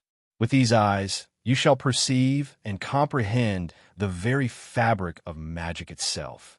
I believe they will complement your already formidable skills." As Odin proclaimed this, he raised his spear, Gungnir, and struck it against the ground, unleashing a brilliant golden light that filled the throne room. Wyatt gasped as an explosion of energy swelled within him and vibrant colors flooded his vision, overwhelming his senses like a kaleidoscope coming to life. He staggered forward, pressing his palms against the sides of his head as a searing pulse of pain radiated through his skull, only to subside as quickly as it had appeared. When he finally opened his eyes, a startling transformation had taken place. His green irises now bore 2 golden rings, shimmering and spinning slowly within his pupils before dissipating away. Astounded, Wyatt felt his perception shift. A new dimension unfolded before him, revealing an intricate web of the magic woven throughout the room. A sight he was already aware of before, but he could never truly understand. But now, it was all so clear to him. This is magic, Wyatt whispered, his voice barely above a breath. He followed the swirling lines of colorful energy that danced before his eyes, the once confounding tapestry of existence now laid bare to his understanding. Previously, when he gazed upon the vibrant, flowing lines of dancing atoms that comprised the magic coursing through Asgard, he had felt lost and bewildered, unable to grasp their intricate makeup or manipulate their delicate forms. Ever since he gained his powers, Wyatt's connection to all of the fundamental essences of the universe had always felt incomplete, rendering him incapable of touching or reshaping these ethereal threads that were always in sight but unreachable. But now, clarity surged through him. The mysteries of the vibrant, living atoms unfolded before his mind's eye like a masterfully drawn map. Each line was a complex structure, alive and responsive, capable of shifting and changing to adapt to the needs of the world around them. As he turned his gaze downward, his newfound perception pierced through solid material layers, revealing their molecular composition's hidden intricacies. To his astonishment, the deep layers below the throne room pulsed with expertly casted magic, a vibrant reservoir that thrummed in harmony with the very essence of the castle itself. Wyatt could hardly believe it. He realized that this grand structure, every stone and beam, was an intricate creation born of magic, a testament to the boundless power surrounding him. "It's beautiful, is it not?" Odin asked, a knowing smile on his and Frigga's faces as they watched Wyatt look around with a look of wonder similar to that of a child discovering a new playground. "It is," Wyatt nodded and bowed before Odin. "Thank you, All-Father. Truly, think nothing of it," Odin replied. "I recommend you take some time to understand your new gift while I find a way to return you to Midgard. Although the Bifrost is destroyed, there are many ways to travel between the realms." Wyatt nodded and bowed once more. With his business concluded with the king of Asgard, he was excused from the room. As Wyatt left the palace, he took the opportunity to further explore Asgard. He allowed his new senses to guide him as he sought to gain a deeper understanding of the new world that was now open to him. The world-renowned hero, Atomic, remains missing since his deadly confrontation with the mysterious colossal suit of armor that appeared out of nowhere in New Mexico. Christine Everhart reported, her voice steady as the news station began to play grainy and fragmented video clips of Atomic engaging in a fierce battle against the gargantuan destroyer. Stark Industries CEO Pepper Potts has come out and made a public announcement, stating that the mysterious suit of armor that battled Atomic has no ties or connections with Tony Stark, eliminating the possibility that it could have been a new out-of-control Iron Man armor. On the scene of the battle, eyewitness account from the residents of Puente Antiguo suggest that Atomic was mysteriously swept away into a dazzling rainbow portal that descended from the heavens after he and a mysterious figure wielding a hammer successfully vanquished the menacing suit of armor that had been wreaking havoc across the town. From our WH studio, we now turn to Anya Corazon, live in Puerto Antiguo. "Anya," Christine transitioned, and the screen shifted to reveal a young woman with cascading brown hair standing amidst the reconstruction efforts in the resilient town of Puerto Antiguo. "Thank you, Christine. As you can see behind me, the quaint town of Puerto Antiguo is still grappling with the aftermath of the devastating destruction wrought by that mysterious suit of armor. The devastation could have been exponentially worse had it not been for the timely intervention of Atomic," Anya stated earnestly into her microphone, as the camera panned to capture the hard-working construction crews working diligently to restore the town to its former glory. In the following sequence, several amateur video recordings flashed across the screen, showcasing an adrenaline-pumping showdown between Atomic, Thor, and the Destroyer in the far-off arid desert landscape. The footage intensified, revealing a fierce tornado spiraling down as Atomic was violently hurled through the air. Just before his body could collide with the unforgiving ground, an awe-inspiring burst of energy swept the ground, transforming a vast stretch of the desert into a shimmering lake, into which Atomic plunged. As you can see from these hand-computered videos from the residents, the mysterious man who fought alongside Atomic leapt into the lake, and bravely pulling New York's hero back to safety on the shore. Shortly thereafter, a group of unique individuals clad in similar armor to the hammer-wielding man emerged. Now, this would be odd enough, if not for the incredible appearance of a radiant beam of rainbow light that magically teleported them all away, including Atomic. Yes, you heard me right, a rainbow beam. It's hard to believe, and I wouldn't have either if we didn't have these astonishing videos to substantiate it. Anya explained as a clip played, depicting a magnificent, multicolored beam striking the desert floor where Atomic and the armored figure stood. When the luminous beam faded away, all traces of them had seemingly vanished, leaving behind a large, intricate markings on the ground where they once stood. While I suspect these mysterious figures aided Atomic, the lingering question remains, where is he now? Anya said, a concerned expression on her face. Oh. As the news feed suddenly cut off, a deep sense of disappointment fell over those gathered in the communal area of the X-Mansion. Their hopes for further details on the event dimmed, crashing down. Hey, I was watching that, Kurt said, glancing back to find Wanda glaring at him, her fingers clutching the television remote. A hint of nervousness crossed his eyes before he quickly added, "You know what? I think I have some chores to do. See ya." In an instant, enveloped by a puff of vibrant, swirling smoke, Kurt vanished from sight. Following Kurt's lead, several of the newer students exchanged wary glances and hastily made their exit, unwilling to stick around and provoke Wanda's evident annoyance. Everyone, that is, except Kitty. She remained stubbornly planted in her seat, a worried, now irritated frown etched deeply on her face, her arms resolutely crossed over her chest. "Do you mind? I was watching that," Kitty snapped, her tone sharp with irritation.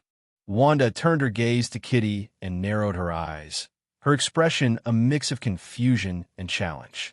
"Okay, what's your damage?" Offended, Kitty shot up from her chair, her stance defiant. "My damage? What are you even talking about?" "I'm talking about that attitude you've got with me. Last I checked, I haven't done anything to you." "Heck, I don't even know your name." "Ponytail," Wanda replied coolly, her voice dripping with sarcasm. "What? I introduced myself like on the very first day you got here. My name is Kitty." Kitty pried. Kitty's cheeks flushed as her irritation bubbled over, her hands clenching into fists at her sides. "Okay, settle down, Kit Kat," Wanda said with a mocking grin, raising her hands in mock surrender. "So what did I do to you? Did I step on your shoes, or maybe I ate something that belonged to you? Because it definitely wasn't me who ate that slice of chocolate cake in the fridge." Kitty opened her mouth to retaliate, but instead ended up biting her tongue in frustration. She stormed out with a huff that filled the room with tension, leaving a perplexed Wanda in her wake. Shrugging her shoulders in casual dismissal, Wanda returned her focus to the television, her frown deepening as she wrestled with the sudden awkwardness that lingered in the air. "Where did you end up, Wyatt?" Wanda murmured as she pulled out her phone to see several unanswered text messages she sent to Wyatt. To distract herself, she decided to focus on her training. "You'd better be here for Saturday's session." After quickly changing into her fitted training gear, Wanda stepped out into the expansive outdoor training area, the sun casting warm rays across the grass. She took a deep breath and extended her hands, summoning wisps of crimson energy that danced playfully around her fingertips. With a determined smile, she felt the familiar sensation of her power lifting her off the ground, and soon she was hovering just above the earth, a thrill coursing through her veins. Wanda reveled in the joy of sustained flight, and with a strong push, she glided gracefully across the training ground, the air rushing past her skin in a thrilling embrace. But suddenly, a fast rush of wind whipped below her, swirling all around and disrupting her concentration. Startled, she landed in a crouch, her eyes narrowing as she focused on the speeding blue and silver blur that darted past her like a streak of lightning. Just as she braced herself for a defensive move, the blur came to an abrupt halt, revealing none other than Pietro, a sly grin spreading across his face, his vibrant, dirty, silver hair tousled from the wind. "You're Wanda," he exclaimed, a curious glint in his eye. "Who are you?" "You're not a student here," Wanda retorted, her glowing hands still poised and ready, illuminating her features with an otherworldly light. "Me? A student here? Not in a million years," Pietro replied, mock indignation etched on his face, before chuckling and adding, "I'm Pietro. Pietro Maximoff, your long-lost brother." Wanda blinked in astonishment, the words sinking in like stones in a pond, before she slowly lowered her hands, the glow fading. "We should chat, don't you think, sis?" he suggested, the playful smirk still lingering on his lips. Oh. Wanda slowly sipped her vibrant strawberry smoothie, observing Pietro with a mix of suspicion and disgust. He sat across from her, devouring 7 oversized orders of greasy burgers and crispy fries with reckless abandon. The other patrons in the bustling burger joint cast uneasy glances at him, their expressions a mix of horror and amusement. A few even hastily exited, unable to stomach the sight of his ravenous consumption. "So, you my brother?" Wanda ventured cautiously, her voice laced with skepticism. "You what?" Pietro replied, his mouth stuffed to the brim with food, bits of lettuce and ketchup perilously close to spilling. Wanda grimaced. "That's disgusting. Swallow your food first before speaking," she snapped, turning her gaze away in annoyance. Pietro chuckled, finally swallowing with a loud gulp. "Sorry, I forgot my manners at home. But yeah, I'm your brother. Magneto. Said not to come see you, but I just had to find out if my amazing good looks run in the family, or if they're just a gift from the gods." Wanda stared at him, her expression flat. With a flick of her wrist, she discreetly flicked him in the forehead with her powers, sending a surge of energy that earned her a yelp of surprise and pain from her brother. Pietro clutched his forehead, looking bewildered. "Ouch! What was that for?" he exclaimed, rubbing the spot where she had struck him. "I wanted to see if I could switch on your humble setting." "Unfortunately, it seems to have failed miserably," she retorted, a hint of triumph in her tone. "Why you?" "Listen," Wanda interrupted, her frustration bubbling to the surface. She slammed a hand on the table, causing the nearby condiments to rattle, and leaned in closer. "I believe you when you say we're siblings, twins, even. My powers can confirm that much. But I don't understand what you want from me. Unless that deadbeat sent you here to convince me to join him, fat chance, by the way. So if that's what this is about, you might as well take a hike." For the first time, Pietro's boisterous facade faltered. His cockiness faded, replaced by a genuine look of melancholy. He stared down at his 6th half-eaten burger, his brow furrowing. "No, that's not why I wanted to see you. I told you. Magneto told me to leave you alone. But I was curious about how you turned out." In that fleeting moment, Wanda saw a glimpse of sincerity in her brother's eyes, but his usual over-the-top personality quickly swallowed it. With a dramatic flourish, he tossed his hair aside. "Honestly, I'm not impressed." He sprang to his feet, towering over her. "Once you're done playing with the ex-losers, swing by the Brotherhood. We got some big plans brewing for the future that you won't want to miss." In an instant, Pietro blurred into speed and vanished, leaving Wanda staring incredulously at the empty seat across from her. "What the hell? Wait, he left me his bill," she growled, glaring at the towering mound of crumpled burger wrappers and empty fry cups that littered the table. That little bastard. Over the past several days that Wyatt had spent in Asgard, he dedicated himself to training his mystic eyes. This unique ability, gifted to him by Odin, promised to unlock new dimensions of perception and understanding, enhancing Wyatt's already impressive capacity to perceive the world due to his powers. After the first 3 days, his training had finally begun to bear fruit. The once bewildering tapestry of magical intricacies that lived throughout the realm was now clear for Wyatt to understand. Asgard itself was a realm of vivid colors and hidden arcane symbols, each element revealing its secrets to him thanks to his new sight. He could now decipher the underlying principles of magic etched into the floors and buildings, the delicate interplay of will and energy casted eons ago, the precise gestures that shaped this reality, and the incantations that breathed life into spells. However, This newfound level of understanding wasn't enough when Wyatt attempted to try and cast spells of his own. Despite his magical understanding, the practical application of magic still eluded him, mainly because he had never been able to observe how seasoned magicians worked. Despite the incredible setting that was Asgard, it was vastly devoid of any public displays of magic. The only magical prowess he witnessed came from the illustrious Queen Frigga herself, when she had used her magic in the grand gardens of the palace. Frigga was master spellcaster renowned for her wisdom and magical prowess. She commanded the elements with ease, yet Wyatt couldn't bring himself to approach her for guidance.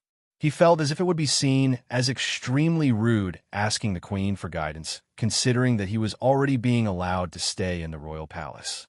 Thus, he found himself at a loss for now, yearning to cast spells, but hindered by a lack of practical experience. Thankfully, Thor had guided Wyatt to Asgard's incredible library where he found several tomes on magic. Tomes on which Wyatt studied for hours late at night, along with any other book he could get his hands on regarding Asgard's culture and knowledge. For now, the ability to wield magic effectively still eluded Wyatt, at least until he could encounter a magician to learn under or watch. Despite this setback, his mystic eyes proved invaluable in other ways. With this new, heightened vision, he could perceive the world at a new, astonishing level of detail. He found himself able to see the intricate movements of individuals during battle, analyzing their internal magical circuits, an elaborate network that every living being possessed.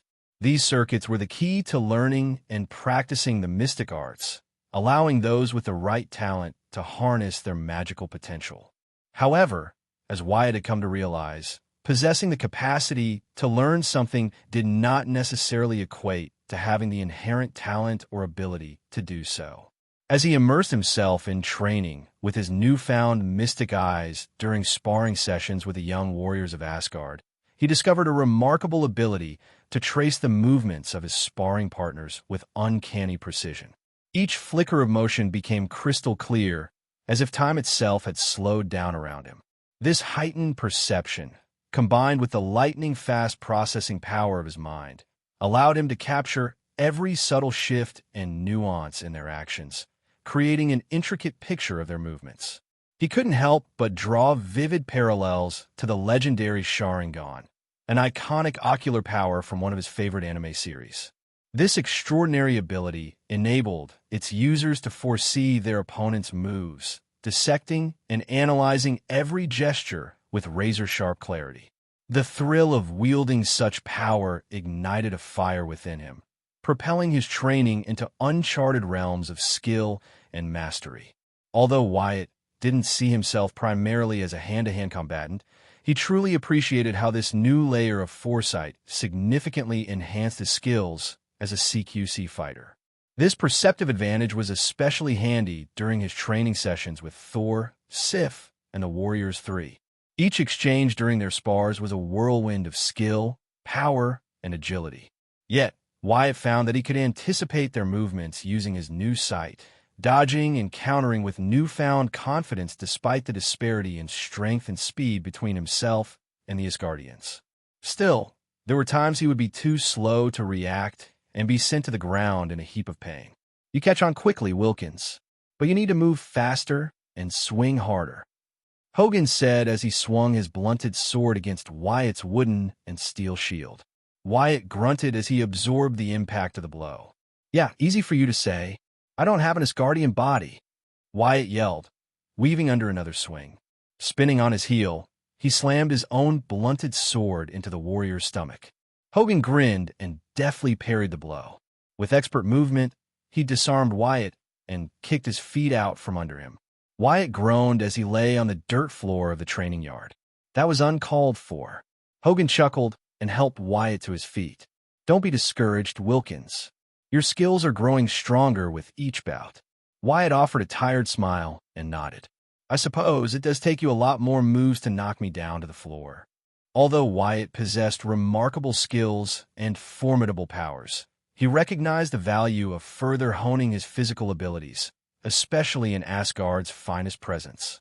The Warriors 3, Fandral, Hogan, and Volstagg, urged him to embrace the art of weaponry during his time in their legendary realm. Known for their prowess on the battlefield, they offered Wyatt invaluable training that he eagerly accepted. As Wyatt trained rigorously under the watchful eyes of the warriors Three, Sif, and Thor, he experienced a rapid evolution in his combat skills. Every training session challenged him, pushing him to the very edge of his physical and mental limits. With unwavering resolve, he immersed himself in the teachings, absorbing every lesson with intense focus and discipline. He came to understand the Asgardians' profound mastery of hand-to-hand combat, their diverse weaponry, and their intricate tactical strategies. Through rigorous drills and sparring practices, he became adept at harnessing his physical strength while simultaneously learning the importance of strategy and finesse in battle. The strong bond he developed with his mentors, seasoned warriors themselves, opened his eyes to a new perspective on warfare. They taught him that true strength lies not only in brute force, but also in the ability to outthink and outmaneuver an opponent. This blending of physical prowess with clever tactics reshaped his approach to conflict, turning him from a mere fighter into a strategic combatant. A defining moment arrived for Wyatt when he found himself face-to-face with 10 of Asgard's lesser-known warriors in an intense sparring match. The arena, filled with the echoes of clashing weapons and the energy of onlookers, set the stage for an actual test of his abilities. Drawing on everything he had learned during his rigorous training, he meticulously assessed each opponent, taking note of their movements and fighting styles. With a strategy in mind, he tapped into his newfound skills, an amalgamation of agility, cunning, and hard-won experience. In a breathtaking display of athleticism, Wyatt executed a series of fluid maneuvers, channeling his concentration to bring down half of his adversaries with precision and grace, all without relying on his unique matter-altering abilities. Though he ultimately found himself overpowered by the remaining challengers, this match marked a pivotal milestone in his journey. Wyatt's performance was no small feat. It demonstrated not just his physical prowess, but also his growth in confidence and mastery. In a land renowned for its formidable beings, he had proven that even a mortal could rise to the occasion and challenge the extraordinary, leaving an indelible mark on the hearts of those who witnessed his valiant efforts. Worry not, Wilkins. You are still young. Give yourself time to grow. In time, you shall be able to take me down just as fast, Hogan said and patted Wyatt's back to remove some dirt. Now come, we have a party to get to. Wyatt smiled and nodded as the two walked out of the training yard. Tonight marked Wyatt's last night in Asgard. After several days of uncertainty and anticipation, Odin had finally devised a way to return Wyatt to Earth, an extraordinary method that didn't require the use of the Bifrost. To celebrate this momentous farewell, Thor, Sif, and the Warriors Three had insisted on organizing a grand party, honoring their new friend and fellow warrior. As Wyatt and Hogan strolled through the bustling streets of Asgard, a vibrant tapestry of colors and sounds surrounded them. The air was filled with the tantalizing sense of spiced meats and baked goods from nearby stalls, while the laughter of children echoed in the distance. People paused their daily activities to greet the two warriors, their faces lighting up with recognition. Wyatt, despite not having to, had spent his free time helping anyone in need and engaging in friendly conversations whenever he could. Over the days, he had become a popular figure, and many in Asgard had come to cherish his presence. Wilkins, we'll see you tonight. Make sure to save a round for us, called out Berger, the local vegetable merchant, who beamed with gratitude. Just days prior, Wyatt had come to Berger's aid when one of the wheels on his wagon had broken off. Wyatt, I made some of my mother's float bowler. I'll bring some tonight, shouted Hulda, a bright-eyed girl whose joy was infectious. She waved enthusiastically, her curls bouncing as she jumped up and down. Wyatt had spent an afternoon helping her care for her livestock. Aye, we're going to miss you, young Wilkins. I'll be sure to drink a pint in your honor tonight. Hug-like, a robust young man he had assisted with building a fence for his farm, called from atop his horse. His hearty laughter and friendly spirit were hard to forget. As Wyatt made his way through the streets, More voices chimed in, each bidding him farewell with words of appreciation and sentimentality. He responded with kind smiles and heartfelt acknowledgments, his heart swelling with gratitude for the connections he had forged during his time in Asgard. For Wyatt, being able to use his powers openly and engage with the people he had helped was a liberating experience. Each friendly face in the crowd reminded him of the impact he had made, and he felt honored to be part of their lives, even if only for a fleeting moment. Yet, amidst the warmth and camaraderie, a bittersweet ache settled in his chest. He felt a tinge of sadness at the thought of leaving Asgard behind, a place that had welcomed him with open arms. However, deep down, Wyatt realized that he had to return to Earth. He had people, friends, and loved ones waiting for him and counting on him. "Worry not, Wilkins. There will always be a place for you in Asgard," Hogan said as they stood in front of the palace. Twin guards stood tall behind them. Wyatt smiled and waved goodbye to the man as he walked off. He stood motionless, taking in the sights of the glowing city around him with a small smile. Oh. The celebration in honor of Wyatt's return to Earth was nothing short of spectacular, stretching on for hours in the opulent grand halls of Asgard celebration halls. As was tradition in Asgardian festivities, an abundance of food, rich in flavors and textures, flowed alongside endless streams of hearty drinks. Laughter and music filled the air, creating an enchanting atmosphere that enveloped everyone in warmth. Wyatt found himself swept up in the jovial spirit of the night, whether it was through sharing drinks or dancing the night away. Each dance and toast released the months of tension Wyatt had been carrying, allowing him to fully embrace the joyful moment and forget his troubles as the hero, Atomic. After a while, seeking a moment of respite from the lively tumult, Wyatt stepped outside for a breath of fresh air. Clutching a goblet of ale, he wandered into the starlit night, where the beauty of Asgard's sky stretched out above him like a canvas sprinkled with shimmering stars. A soft smile graced his lips as he took a moment to appreciate the breathtaking view. The immense celestial beauty filled him with a bittersweet nostalgia as he wondered how long it would be before he might return to this magical realm again. The cool breeze carried the distant sounds of revelry, but for a fleeting moment, he was alone with his thoughts. "I wonder how everyone is doing back home," Wyatt thought. "What's on your mind, Wilkins?" Thor asked as he walked up beside Wyatt, Mjolnir resting at his hip. "HM? Oh, I guess I'm just eager to go back home. Not that I haven't enjoyed my time here. Asgard is great." "Amazing, really," Wyatt replied. "But I miss my friends. The longer I'm away, the more I worry about how they're all doing." "Ah, yes. You carry the weight of responsibility on your shoulders. That's a commendable quality for someone as young as you," Thor said, reminiscing about his own responsibilities and duties. "Worry not, my friend. By this time tomorrow, you shall be back home."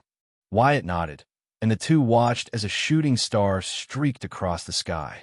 "This may sound odd, but do you mind if I scan Mjolnir?" Thor raised an eyebrow, but lifted Mjolnir nonetheless. "I must give you a word of warning. My father instilled an enchantment that only allows the worthy to lift Mjolnir." "Oh no, I don't want to lift it. I doubt I can. I just want to scan it if you don't mind," Wyatt said, rubbing the back of his head. "I see. You're referring to your ability to copy anything you touch." "Very well then," Thor replied, holding out Mjolnir. "Thank you, Thor," Wyatt said with a smile as he placed a hand on the hammer, scanning its molecular structure. He gasped slightly as he absorbed the material information of Mjolnir, as well as the intricate magical enchantments Odin placed on it. In the depths of his mind, he meticulously sifted through countless hours of arcane knowledge, carefully cataloging the intricate details required for the creation of URU, the legendary metal known for its unparalleled strength and magical properties. He stored this vital information away, safeguarding it for future exploration when the time was right. As he moved forward in his thoughts, he turned his focus to the complex enchantments woven by Odin, the All-Father himself. These powerful spells guarded Mjolnir, ensuring that only those who were truly worthy could lift the mighty hammer. It was a task he knew he wouldn't complete anytime soon, but it was possible. After 10 seconds on the outside, Wyatt opened his eyes and stepped back. I see now. The destroyer wasn't made out of URU like I suspected. It must be made out of some ancient mystic metal Odin must have found eons ago. That explains why it's so complex and powerful. Heck, its molecular makeup is twice as complicated as URU. I guess for now, I'll keep calling it mystic metal. Wyatt thought. Holding out his hand, Wyatt summoned a flash of crimson light, which revealed a perfect physical replica of Mjolnir. Seeing the duplicate of his hammer, Thor's eyes widened in amazement. By Odin's beard, another Mjolnir, Thor exclaimed. Not exactly. Here, give it a lift, Wyatt said as he held out his own version of Mjolnir. Thor placed the original Mjolnir on his hip and lifted Wyatt's version. After spinning it and examining it in his hands, Thor frowned. It weighs the same and the balance is right, but it's not the same, Thor said. Yeah, it's just a cheap copy. If anything, it's a glorified paperweight with no real power, Wyatt replied as Thor handed him the fake Mjolnir.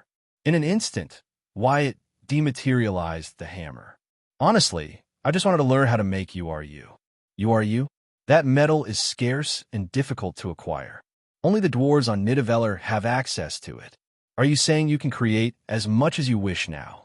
Pretty much, yeah. I have no words. Your powers are quite extraordinary, Wilkins. I hear that a lot. Thor grinned and began to lead Wyatt back to the festivities. Come, let's return to the merriment. We must revel like never before, for who knows when we shall meet again. It shouldn't be long. That is, if everything continues like the original timeline. Wyatt thought as he and Thor entered the hall to the sounds of music and laughter. Oh. Odin stood tall on the ruined Rainbow Bridge, with Gungnir in his possession. Behind him, Heimdall, Thor, Sif, the Warriors Three, and Wyatt all stood in waiting. If I remember correctly, Odin was able to use dark magic to send Thor down to Earth to capture Loki during the events of the Avengers. When Thor returned with Loki and the Tesseract, Asgard was able to rebuild the Rainbow Bridge using the Tesseract's energy. No, an Infinity Stone's energy. But if I let Odin use dark magic to send me back to Earth, will he still be able to send Thor back to Earth when the time comes to stop Loki? Wyatt thought as he looked down at the ruined remains of the Rainbow Bridge.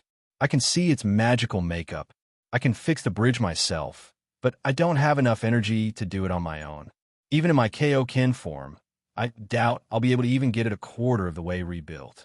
It looks like an Infinity Stone is the only way to rebuild it after all. The Bifrost was created by an ancient wizard who dreamed of travel between the realms. Ever since its creation, it's been used by the Asgardian gods to travel from Asgard to any of the 10 realms and world beyond. Heimdall, the All-Seer, has guarded and operated it using his sword Hofund from his observatory. Despite its great ability to travel the realms, the Bifrost power could also be used as a weapon powerful enough to destroy an entire realm. Odin spoke, his lone eye observing the cosmos beyond. My son, Loki, was led astray. In his pursuit to prove himself worthy of the throne, Loki almost destroyed Jotunheim.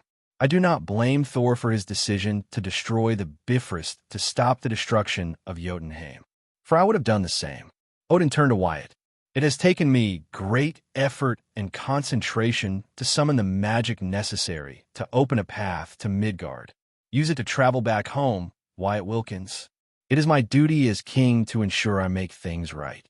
Lifting his spear, Odin thrust Gungnir into the bridge, creating a bright portal filled with a kaleidoscope of colors. The portal hummed with unstable energy, forcing those on the bridge to dig their heels into the remnants of the Rainbow Bridge to avoid being pulled in. Acting quickly, Heimdall used Hofund to help Odin stabilize the portal. Go now, Wilkins, Heimdall said as he struggled to keep the portal open. Quickly, Wyatt nodded and looked back at everyone he had come to know over the past several days. This is goodbye for now. Thank you for everything. We shall meet again, Wilkins. Now go, Thor said, and those behind him nodded in agreement. In a flash of crimson, Wyatt donned his red and white atomic suit and leaped into the portal. He only hoped that his journey back home wouldn't change future events. In the tumultuous expanse of the Bering Sea, a formidable fishing boat bravely navigated the surging waves. Its crew, a band of seasoned men, was well-versed in the relentless pursuit of large wild crab. Their profession was a grueling test of endurance and fortitude, reserved for only the most tenacious spirits. It was a job that demanded more than just skill. It required unwavering resolve. One among them, Clark Kennedy, was intently focused on tying a surgeon's knot when an ominous plume of dark smoke suddenly caught his eye, rising ominously against the sky. He instinctively dropped his rope and made his way to the edge of the deck, joining his crewmates as they paused their work to witness the catastrophic blaze of an oil rig flickering menacingly in the distance. "Jesus," Clark breathed, his voice barely rising above the roar of the sea. The vessel's captain, Joe Siegel, barked a command through the crackling radio. "Gentlemen, secure the deck." His authoritative voice cut through the murmur of the crew, drawing their attention with urgency. "We just received a distress call from a rig due west of us. Secure the deck now."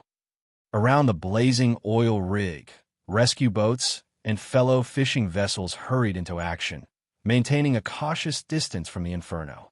They raced forward, eager to assist the workers fleeing the now-crippled platform, while a Coast Guard helicopter circled overhead, its blades slicing through the air in search for any signs of life among the rig. On one of the nearby fishing vessels, the crew tirelessly helped 6 saved oil workers aboard, their expressions a mix of relief and disbelief.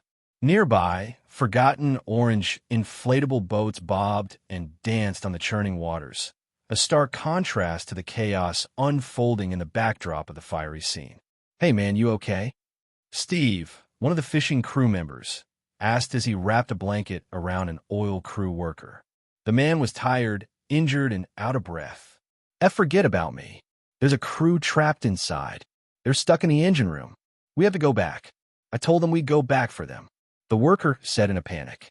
He tried to stand, but was pushed down. Easy. There's nothing you can do. I'll tell my captain, and he'll radio to the Coast Guard. They'll help." "Okay," Steve said as he looked over to his fellow crewmate. "Watch him." Steve hurried up the sloping deck, his heart pounding with urgency as he reached the boat's control room.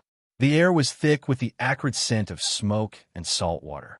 Inside, his captain sat transfixed, staring out at the inferno raging on the horizon.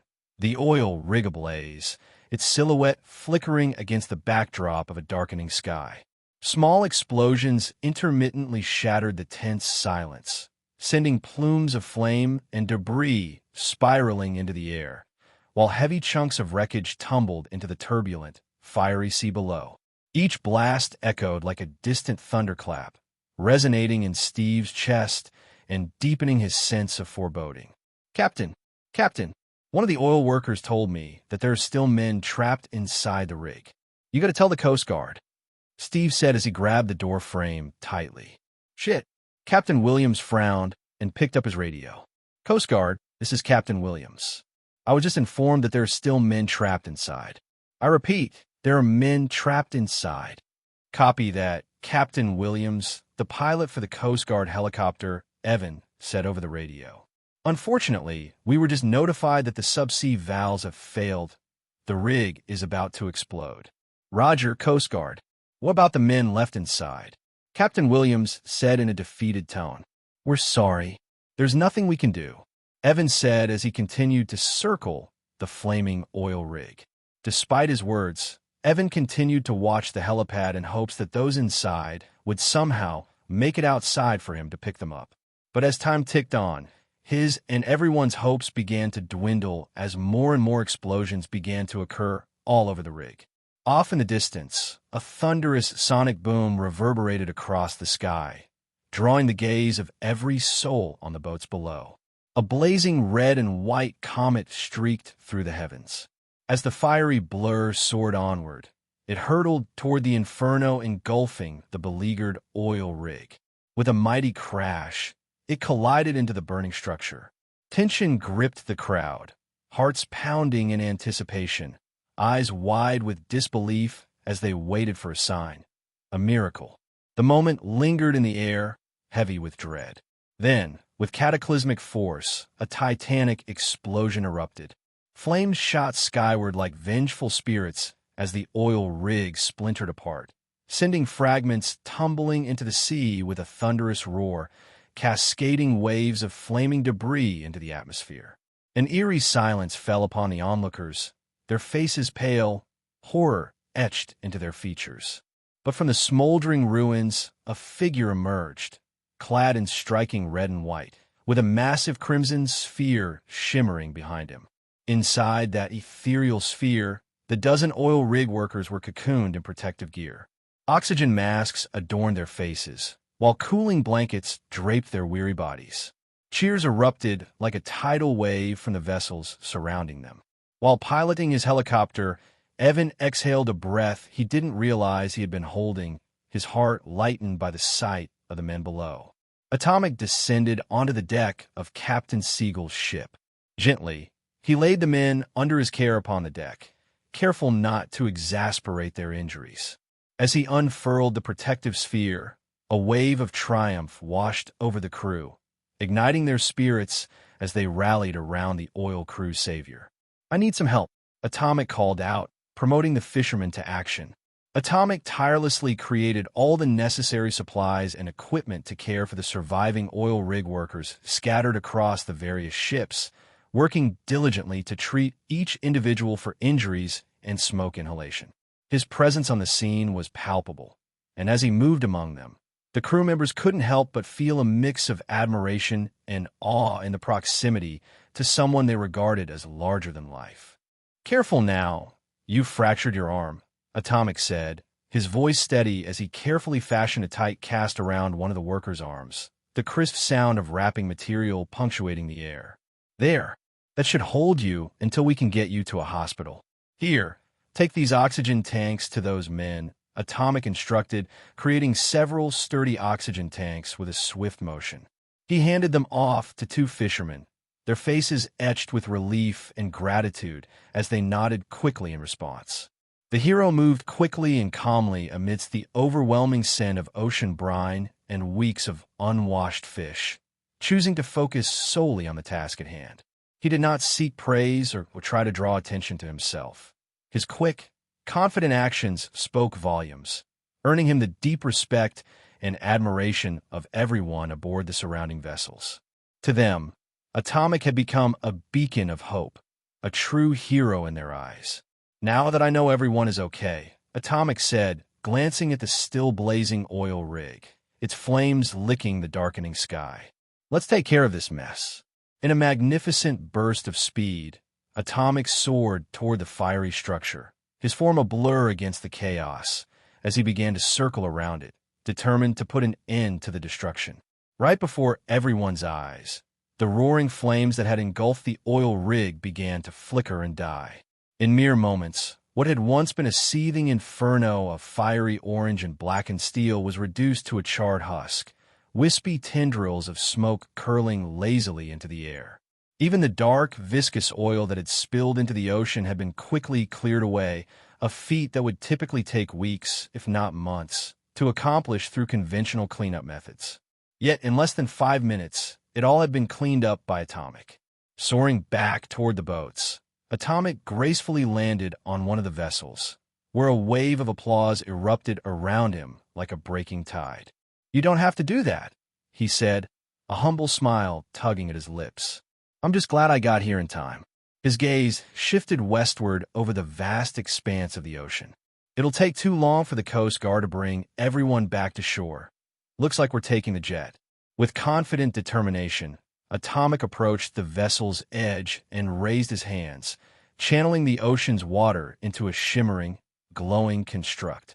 The elongated jet took shape, reminiscent of the one he'd crafted in Lake Tahoe.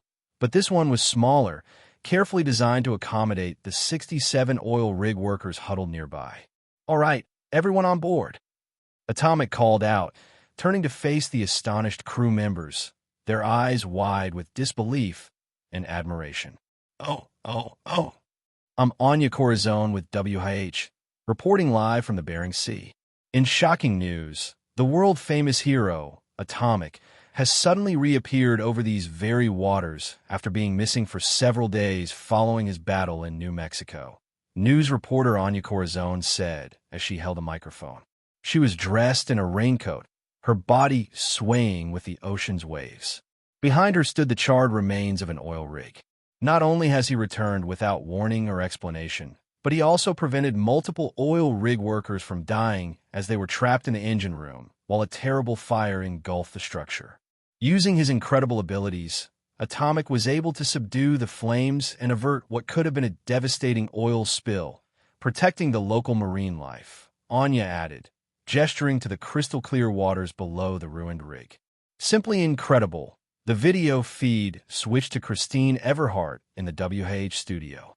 When we return, we will feature exclusive interviews with the oil rig crew, detailing their harrowing experience and the rescue by New York's greatest hero. Oh. I don't know if I'd call myself the greatest. Spider-Man is pretty awesome, Wyatt said, looking away from the large television screen to find Wanda and Kitty standing behind him in the electronics store. His arms were filled with several shopping bags. You're selling yourself short, Wyatt. You're pretty amazing, Kitty said with a cute smile. Seeing this, Wanda hummed, and her expression shifted to one of realization as they walked out of the store and began exploring the large shopping mall. I think you could use a bit more pizzazz, Wanda said, amusedly, giving Wyatt a grin. How are you holding up, bag boy? Pretty well, I think. It's been a while since I've been to a mall. Wyatt smiled as he effortlessly lifted the 8 bags in his arms. Kitty glared at Wanda and took half of her purchases from Wyatt. Don't call him bag boy. It's rude. It's all right. I don't mind, Wyatt said as he glanced at a pair of shoes behind a glass window. I understand that the sleep-deprived can't think straight. It's makeup. I get plenty of sleep. Also, you wouldn't be in this situation if you had just shown up for our training yesterday. This is your punishment, Wanda shot back quickly, ignoring the love-struck looks from a couple of teenage boys as she passed by. Seeing this, Kitty frowned. Kitty had always considered herself quite a catch, confident, witty, and charming in her own right. Yet, when it came to Wanda, she couldn't help but acknowledge the undeniable truth. Wanda was stunningly beautiful. With her luminous skin, flowing hair, and a smile that could light up a room, Wanda effortlessly turned heads wherever she went. It was a reality that nagged at Kitty, a constant thorn in her side, stirring up feelings of envy and inadequacy. No matter how hard Kitty tried to shine, she often felt overshadowed by Wanda's effortless allure, a fact that irked her to no end and left her silently grappling with her own insecurities. I said I was sorry. I was stuck in another realm. I can't exactly fly from Asgard to Earth, or at least I don't think I can, Wyatt said, looking thoughtful. See? You didn't even try. You just wanted a party, didn't you? Wanda replied, slowing down to pinch Wyatt's ear. Go on, admit it. Just know it will cost you another pair of shoes. I refuse. Kitty frowned, a tight knot forming in her stomach as she observed Wyatt and Wanda engaged in conversation. Their laughter flowed effortlessly, and the way they exchanged glances revealed an almost intimate closeness. At least, Kitty thought so. It was hard to believe they had only met 2 months ago. Their familiarity suggested years of shared experiences. Wyatt laughed as Wanda had seemingly tripped on solid air, which he had discreetly created, resulting in Wanda smacking him in the back of his head using a small burst of her power. Should I even have come? Kitty thought sadly as she walked a little faster. When Wyatt arrived at the X-Mansion after his brief disappearance, he was instantly engulfed by a throng of students, each eager to get a glimpse of the hero they had come to admire. The buzz around him stemmed from everything he had accomplished in recent months, which had earned him nearly legendary status among the school's populace. It was a stark reminder of the burden and honor associated with being a symbol of hope for mutants. The atmosphere was electric, especially with the arrival of some newer students who had chosen to stay after the tumultuous court hearing. They had quickly learned about Atomic's true identity and were now fervent admirers, enthusiastic to meet the person behind the mask. Their eyes sparkled with curiosity as they peppered Wyatt with questions about his extraordinary adventures. Where have you been all this time? One student inquired, eyes wide with excitement. What's the story behind that suit of armor you fought in New Mexico? Another added, his tone a mix of awe and disbelief. Fortunately, Scott and Jean, regarded as two of the most respected figures within the school, stepped in to help manage the situation, guiding the students to give Wyatt some breathing room. Once the commotion settled, Wyatt took a deep breath and began to answer as many questions as he could, his voice steady and reassuring as he shared snippets of his recent exploits. From there, Wyatt had greeted and chatted with the school's professors before moving on to catch up with Kitty and the rest of his main friends. Wyatt and Scott had even talked for a while before he moved on to find Wanda.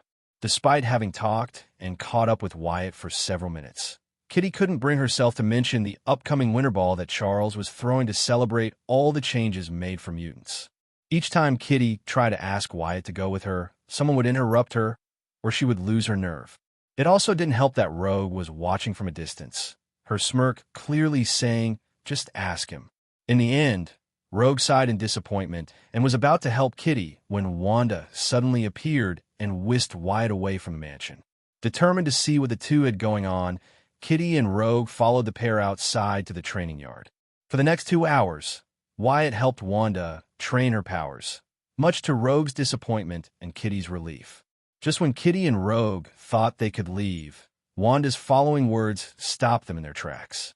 "You're taking me shopping right now," Wanda declared out of nowhere. At that moment, Rogue smiled and gently pushed Kitty out into the open. "Didn't you say you needed new shoes? This is perfect. Wyatt, you don't mind bringing Kitty along with you guys, do you?"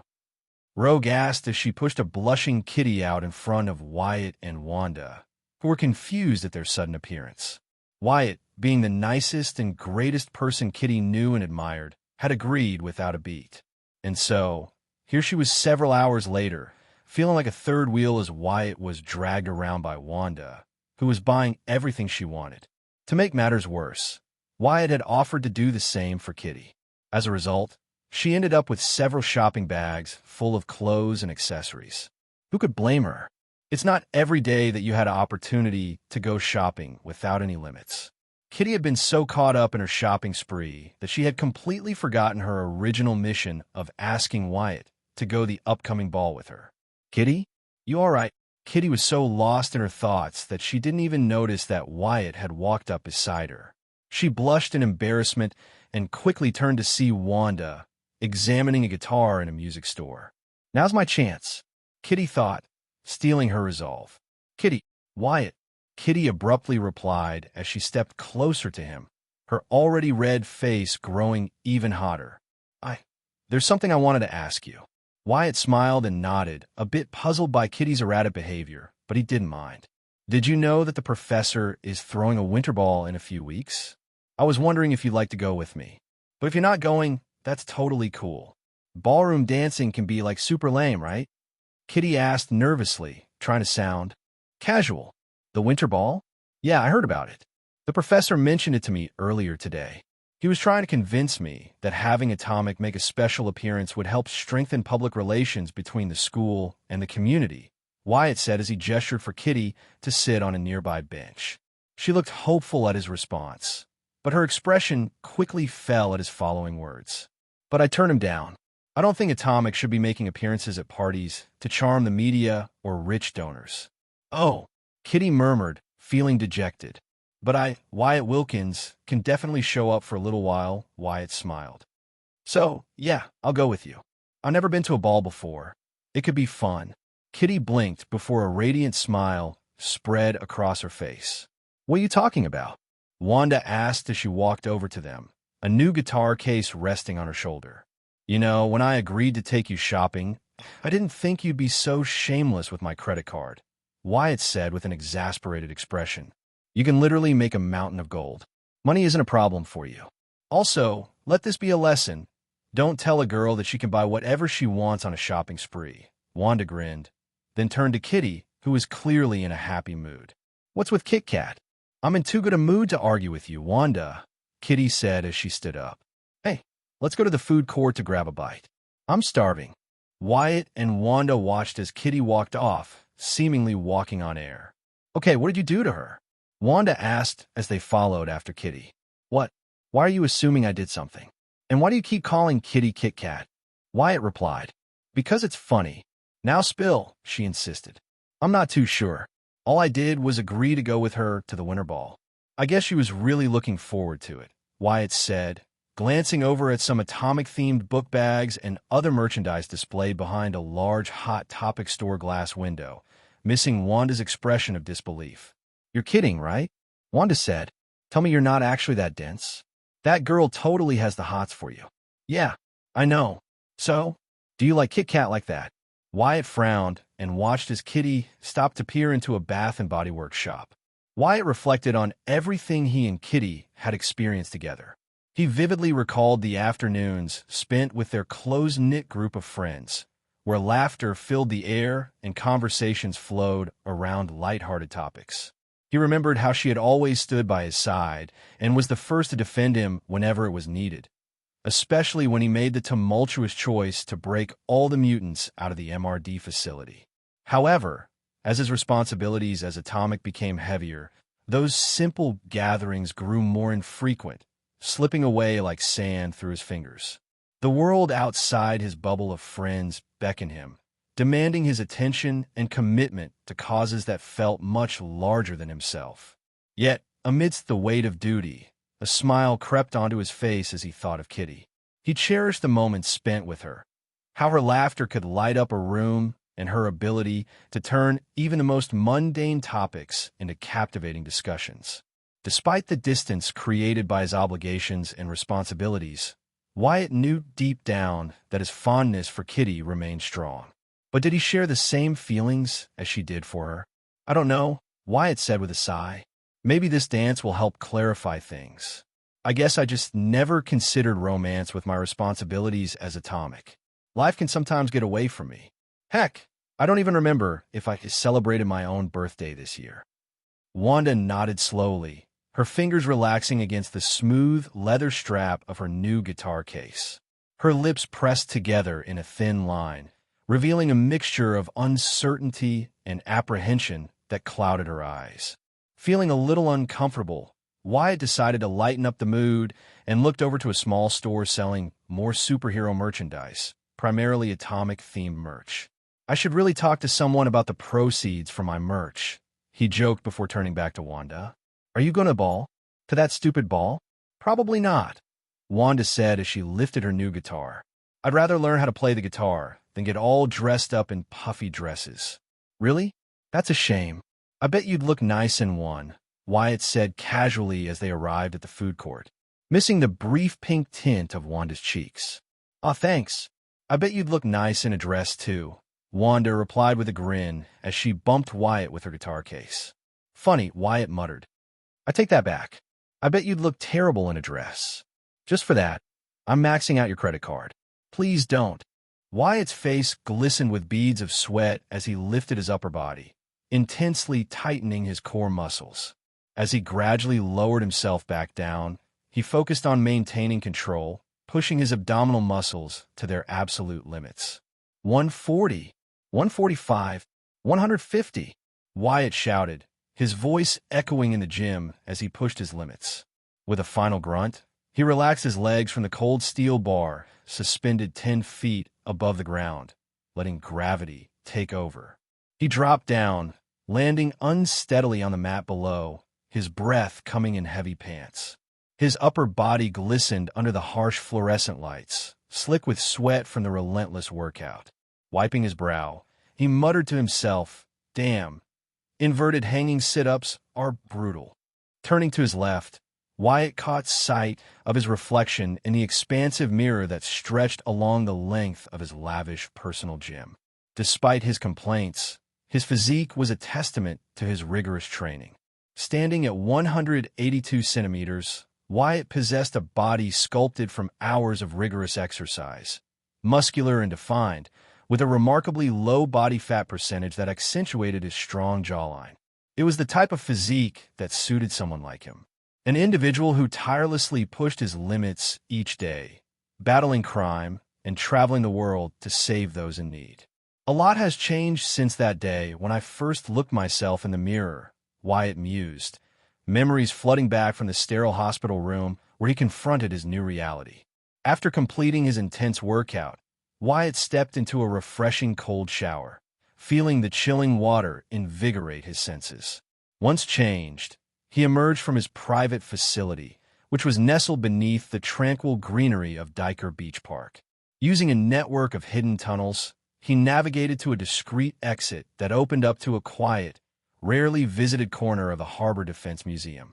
Once outside, Wyatt inhaled the crisp air, feeling the chill of the Brooklyn streets embrace him.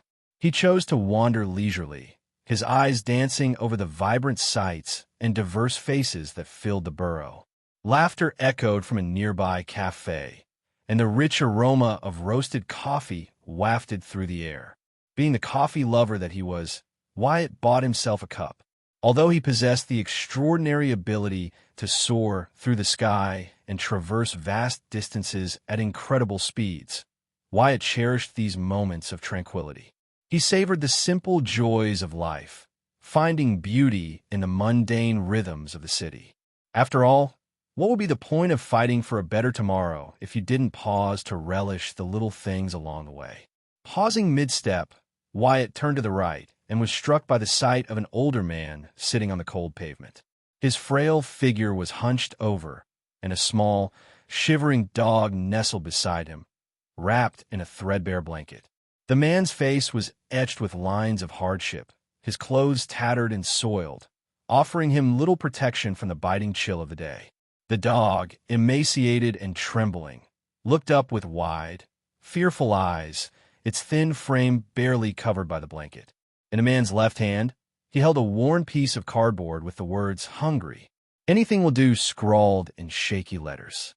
The sign was stained and faded, reflecting the desperate situation he found himself in. Wyatt frowned as he observed all those who passed by the man. They hurried along, avoiding eye contact, as if the man wasn't even there. Each individual skirted around him, immersed in their own worlds, dismissing the possibility of offering help. Without wasting another second, Wyatt approached the man. "Hello there, sir. How are you doing?" Wyatt said as he sat beside the man on the wall. The man lifted his head and turned to Wyatt, a bit surprised by his presence. "I'm doing all right, son. Just looking to find some food for my boy here." "His name is Rocky," the man replied, glancing down at the small dog. "I'm Joshua. It's nice to meet you, Joshua. And you too, Rocky," Wyatt said with a smile. "I know a really great restaurant nearby. How about we go grab a warm meal?" After walking 2 blocks, Wyatt led Joshua to a quaint little dumpling shop. The owners, having grown familiar with Wyatt after his numerous visits, didn't question the situation. They even brought out a small plate of food for Rocky to enjoy as well. Time slipped away as Wyatt and Joshua engaged in deep conversation over plate after plate of mouth-watering dumplings. With each bite, Wyatt found himself more captivated by Joshua's life story, a tale marked by resilience but tinged with profound sorrow.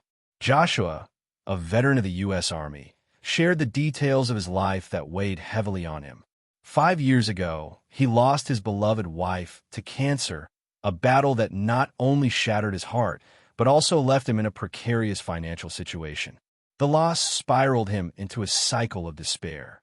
Before he knew it, he had lost his home and all of his possessions. Currently, Joshua found himself navigating the harsh realities of life on the streets, his spirit weakened but not completely broken. The only glimmer of hope in his world was Rocky, his loyal dog, who had become his steadfast companion through thick and thin. The bond between them was palpable, offering Joshua a sense of purpose amid the harsh times. Listening to Joshua's story, Wyatt felt a wave of understanding wash over him. He remembered the short time he had spent on the streets after his actions had gotten him kicked out of his group home. The days he spent sleeping under bridges or abandoned buildings, not knowing where he would get his next meal, were still vivid in his mind. While Wyatt's time on the streets didn't last long, it was still a hard and rough experience he had gone through before he gained his powers. Joshua had faced immense hardship and heartache, left to confront life's challenges with minimal support. It was heartbreaking to consider how a series of tragic events had brought him to this point. Wyatt was determined not to let him suffer any longer. He refused to allow that to continue. You know, Joshua, the feast shelter in Chinatown is a great place to get some help.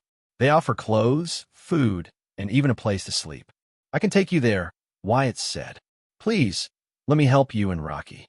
I don't know. I've never been one to ask for help, Joshua replied, glancing down at Rocky. The small dog had a full belly and was sleeping comfortably beside Joshua's foot. While he didn't care much about himself, he worried about his dog. But you might be right. I've never seen Rocky so happy. So full. I'll take you up on that. Wyatt smiled and paid their bill, leaving a generous tip behind. After exchanging heartfelt goodbyes with the owners, he stepped out onto the bustling streets and hailed a yellow cab to take them to Lower Manhattan. The city buzzed around them, with the sounds of honking horns and distant chatter filling the air.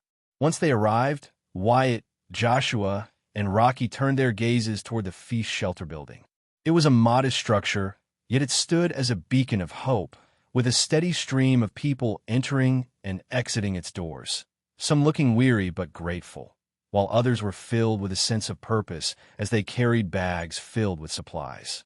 As they walked inside, the warm atmosphere contrasted with the brisk winter air outside. Wyatt approached one of the shelter's volunteers, a woman with kind eyes and a welcoming smile. She was new to him. He hadn't seen her during any of the many times he had dropped off supplies as part of Atomic's community outreach efforts. He felt a flicker of curiosity about her story and what had brought her to this meaningful work. "Excuse me, ma'am," Wyatt asked as the volunteer turned around to face him. It was a kind-looking woman with gray hair and glasses. He was momentarily surprised at the name on her name tag. "Yes? How can I help you?" May Parker said with a friendly smile as she looked away from her clipboard. Yeah. Sorry, this is Joshua and Rocky. I was wondering if there were any warm clothes he could have." Wyatt asked as he motioned to the two. "And maybe a place to sleep?" "Oh dear, of course. Follow me," May said as she motioned for them to follow her. "And you are?" "Oh, sorry.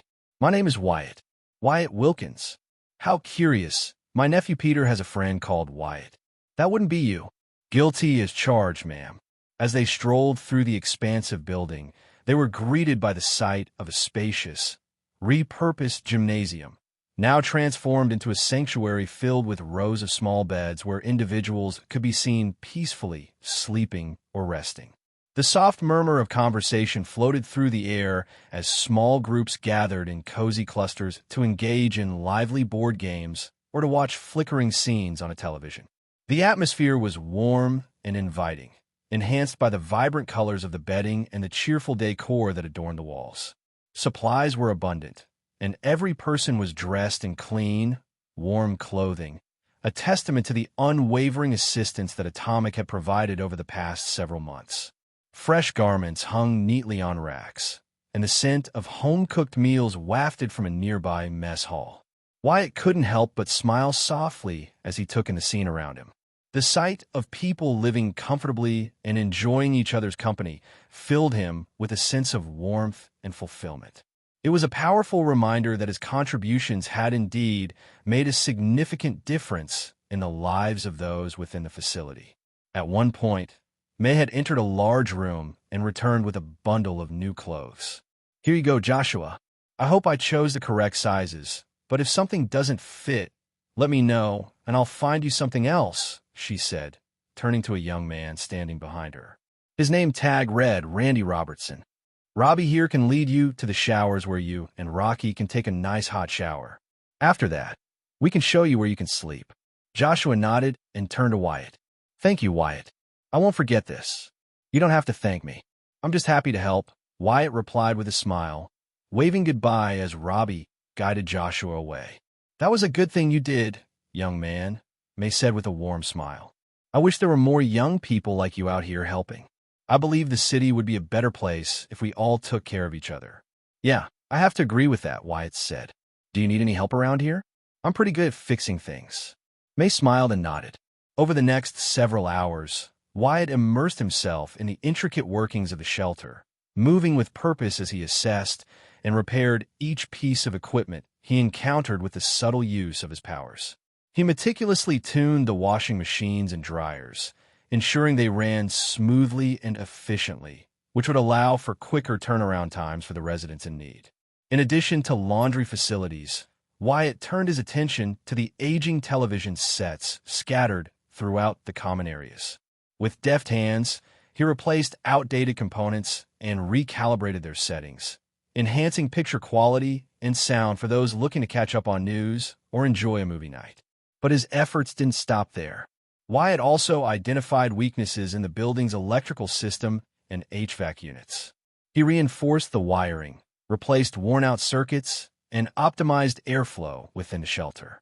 As he worked, he made careful notes of what other upgrades might be necessary for the future. By the time Wyatt finished, the feast shelter was operating much more efficiently than it had in a long time. After saying goodbye to May, Joshua, and Rocky, Wyatt left the feast shelter to go on patrol, but stopped when his phone began to ring. Oh. Gwen Stacy had experienced a whirlwind of events on what was supposed to be a typical day. The day began with school. Nothing unusual there. As always, she paid attention in class and earned top marks for her efforts. However, she faced a challenge when she stood up to Flash Thompson, who was pelting Peter with water balloons in the courtyard of the school. She couldn't understand what Flash was thinking.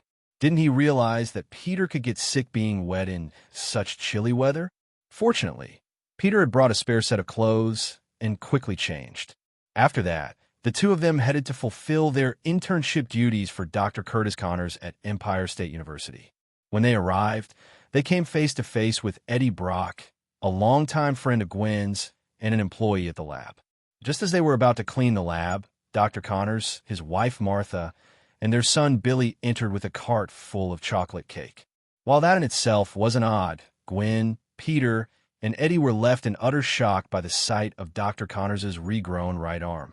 According to Dr. Connors, he had harnessed the remarkable properties of lizard DNA to transform the human genome, crafting a serum that could potentially accelerate the healing process and regrow lost limbs, just as lizards do so effortlessly in nature. However, a wave of apprehension washed over Gwen when Dr. Connors boldly announced that he had injected the untested lizard serum into his own body. Her mind raced with concerns about the risks involved in such a daring experiment. Yet, the remarkable results he demonstrated began to alleviate her fears, sparking her imagination about the profound implications of a serum capable of regenerating limbs, an achievement that could redefine the boundaries of medical science. Despite her lingering doubts, Gwen couldn't help but find common ground with Eddie, who passionately argued that Connor's scientific endeavors had culminated in something truly extraordinary. As Eddie enthusiastically declared, "We're talking about a guaranteed Nobel Prize." Gwen felt a surge of excitement, the potential for monumental discoveries igniting her own sense of wonder and hope. She couldn't help but nod in agreement, envisioning a future transformed by such revolutionary science. Unfortunately, everything went horribly wrong from there. Not only did Dr. Connors' lizard formula regrow his arm, but it also changed Dr. Connors' DNA into that of a lizard. Scales had begun to grow over half his body, and his mind began to unravel as his brain quickly transformed into that of a lizard. The formula creates new reptile sequences faster than I can ID them, Eddie said as he examined Dr. Connors' blood underneath the lab's microscope. I don't know how we'll knock them all down. Wait, bro, what if we work from the other end? Peter asked as he and Gwen walked up to Eddie. Create a human DNA filter that knocks out the lizard code? Like the noise filter on a cell phone. Eddie scoffed. Yeah, nice try, bro, but dash. No, wait. Martha yelled from where she held her husband. Curtis groaned as his body convulsed in pain. The scales on his face were digging deeper into his skin. That could work. A gene cleanser. Yes. Yes, of course. Ah, I should have seen it before. Curtis mumbled, his mind half there and half away. My notes. They'll have all the data we need. So it'll remove any non-human DNA, Gwen said hopefully. With a plan now in mind, Gwen and Eddie began to speculate how they would create such a gene cleanser, as Peter left to go talk to Billy. But before they could begin to work, everything went wrong. Ivy made a terrible mistake. Curtis growled as he began to mutate. Gwen watched in horror as her mentor's body began to snap and distort as Curtis's body forcefully changed itself. His spine cracked as he grew in height, and his muscles tore as they expanded in strength. Skin fell to the floor as slimy, shiny green scales sprang to life, and the Curtis's skull shrank to give way to an elongated skull and snout full of razor-sharp teeth. With a monstrous roar, Dr. Curtis, no, the lizard bellowed loudly as he stood hunched over. Gwen stood frozen in fear as Eddie tried to stop the lizard from getting away, only to watch as her friend was effortlessly thrown across the room at Peter.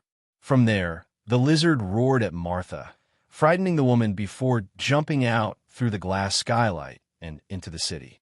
Finish the gene cleanser. I'll follow the doc and call in with a location. Eddie yelled as he ran out of the lab in pursuit of the lizard-fied Curtis Connors. I should get going too. Uncle Ben will ground me if I'm not home by 10. Peter said as he rubbed the back of his head, much to Gwen's dismay and horror. She couldn't believe what he had just said. Pete, you can't leave now. We have to help, Gwen said as she grabbed Peter's arm. Well, I can't be late. He'll ground me, Peter said with a grimace, quickly running out of the lab. Peter, wait. Martha called out uselessly. Gwen stood back in disbelief, not fully grasping that Peter had abandoned them all in such dire circumstances.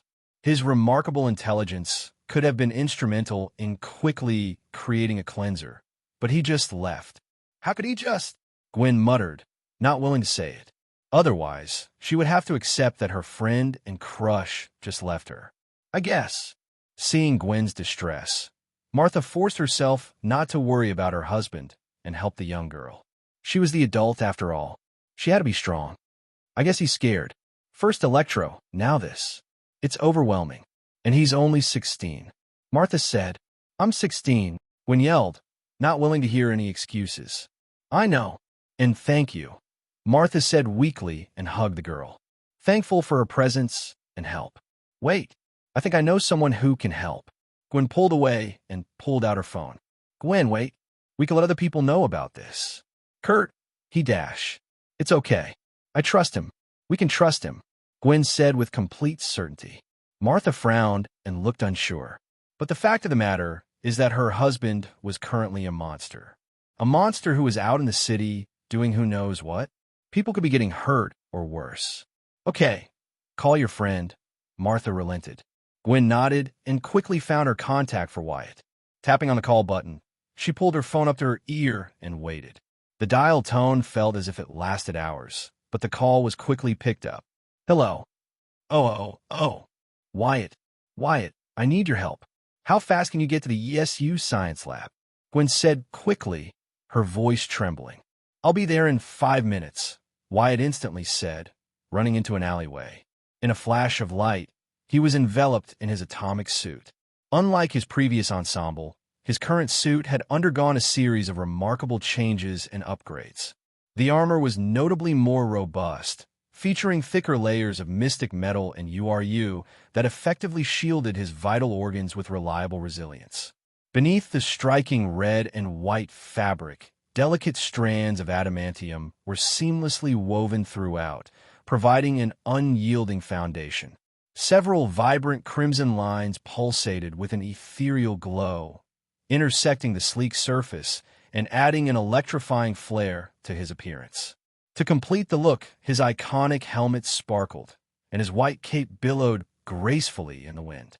In a streak of red light, Atomic flew up into the darkening sky and turned in the direction of the Empire State University.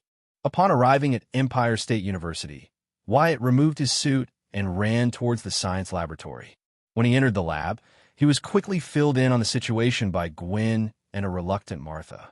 A gene cleanser, Wyatt muttered as he examined Kurt Connors' DNA through the microscope, an unnecessary action considering his abilities, but needed one to keep up appearances.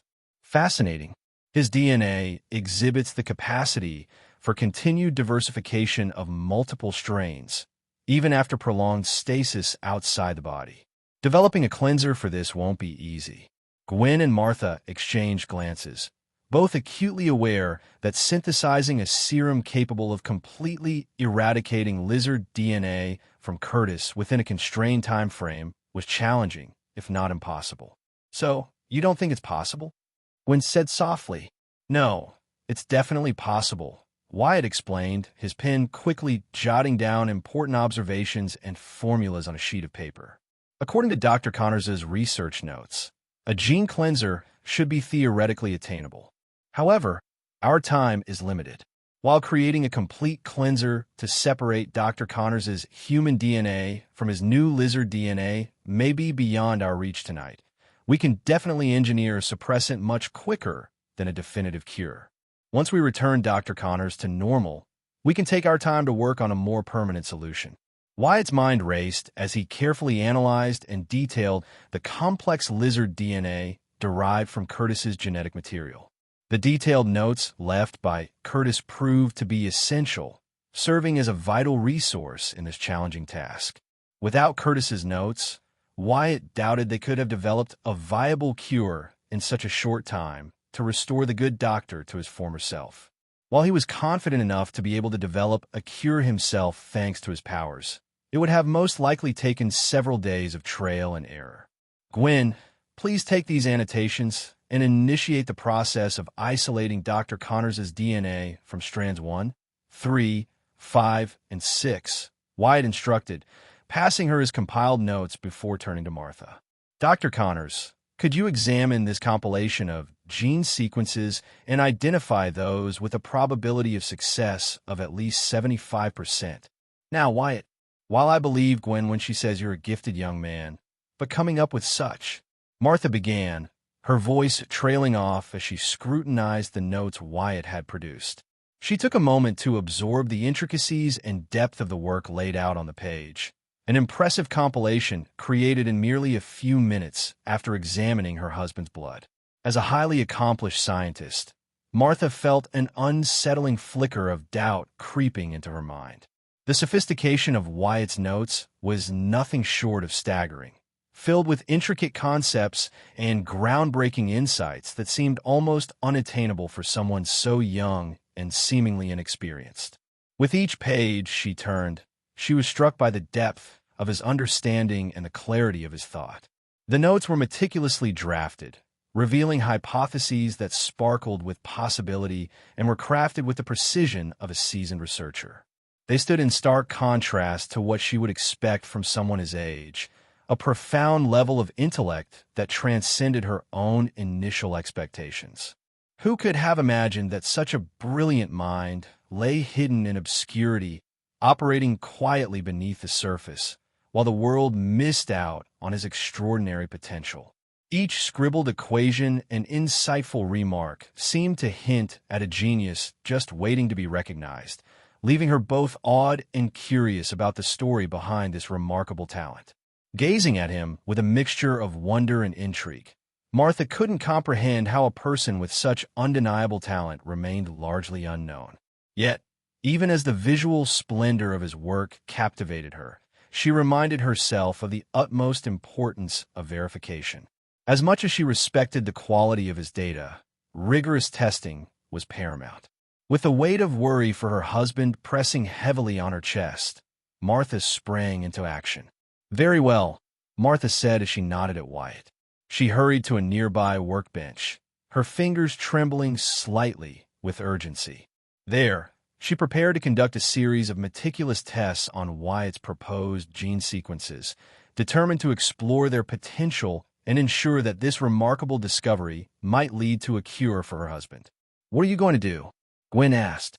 "I'm going to work on developing a targeted suppressing agent aimed specifically at the lizard DNA present in Dr. Connors' bloodstream. The primary challenge in formulating this suppressant lies in its specificity. It must selectively target the lizard's genetic material while leaving the human DNA intact. Otherwise, it might break down Dr. Connors' body from the inside out," Wyatt said gravely as he grabbed a pair of goggles and gloves. Before he could dive into his task, Wyatt's gaze fell on Gwen, whose hands trembled slightly, betraying the emotional toll the recent events had taken on her. The weight of their predicament, coupled with Peter's sudden abandonment, seemed to leave her in a fragile state. Wyatt instinctively reached out, enveloping her hands in his and delivering a reassuring squeeze. "It's going to be okay, Gwen. This will work. I promise," he said, offering a warm smile that slowly coaxed a small smile back from her. "Okay," Gwen replied, her voice barely above a whisper. She gently withdrew her hands, the tremors subsiding as she moved purposefully to an open work table strewn with scientific equipment. There, she began the meticulous process of isolating the lizard DNA strands from her mentor's blood, her focus sharpening as she immersed herself in the work. With a sense of relief that she was regaining her composure, Wyatt turned his attention to his own task. As he delved into his work, he discovered that Curtis's DNA yielded itself to his manipulation, just as he had experienced with Reznov's blood when it had coated his hands. The way his brutalized face stared up at him left him momentarily lost in the memory of the night he lost control. Shaking the memory of the man's brutalized face, Wyatt focused back on the task at hand.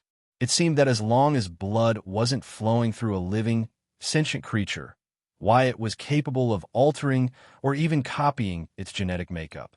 This revelation stirred a whirlwind of questions in his mind, particularly regarding the mental barriers or limiters that governed his ability to manipulate living matter.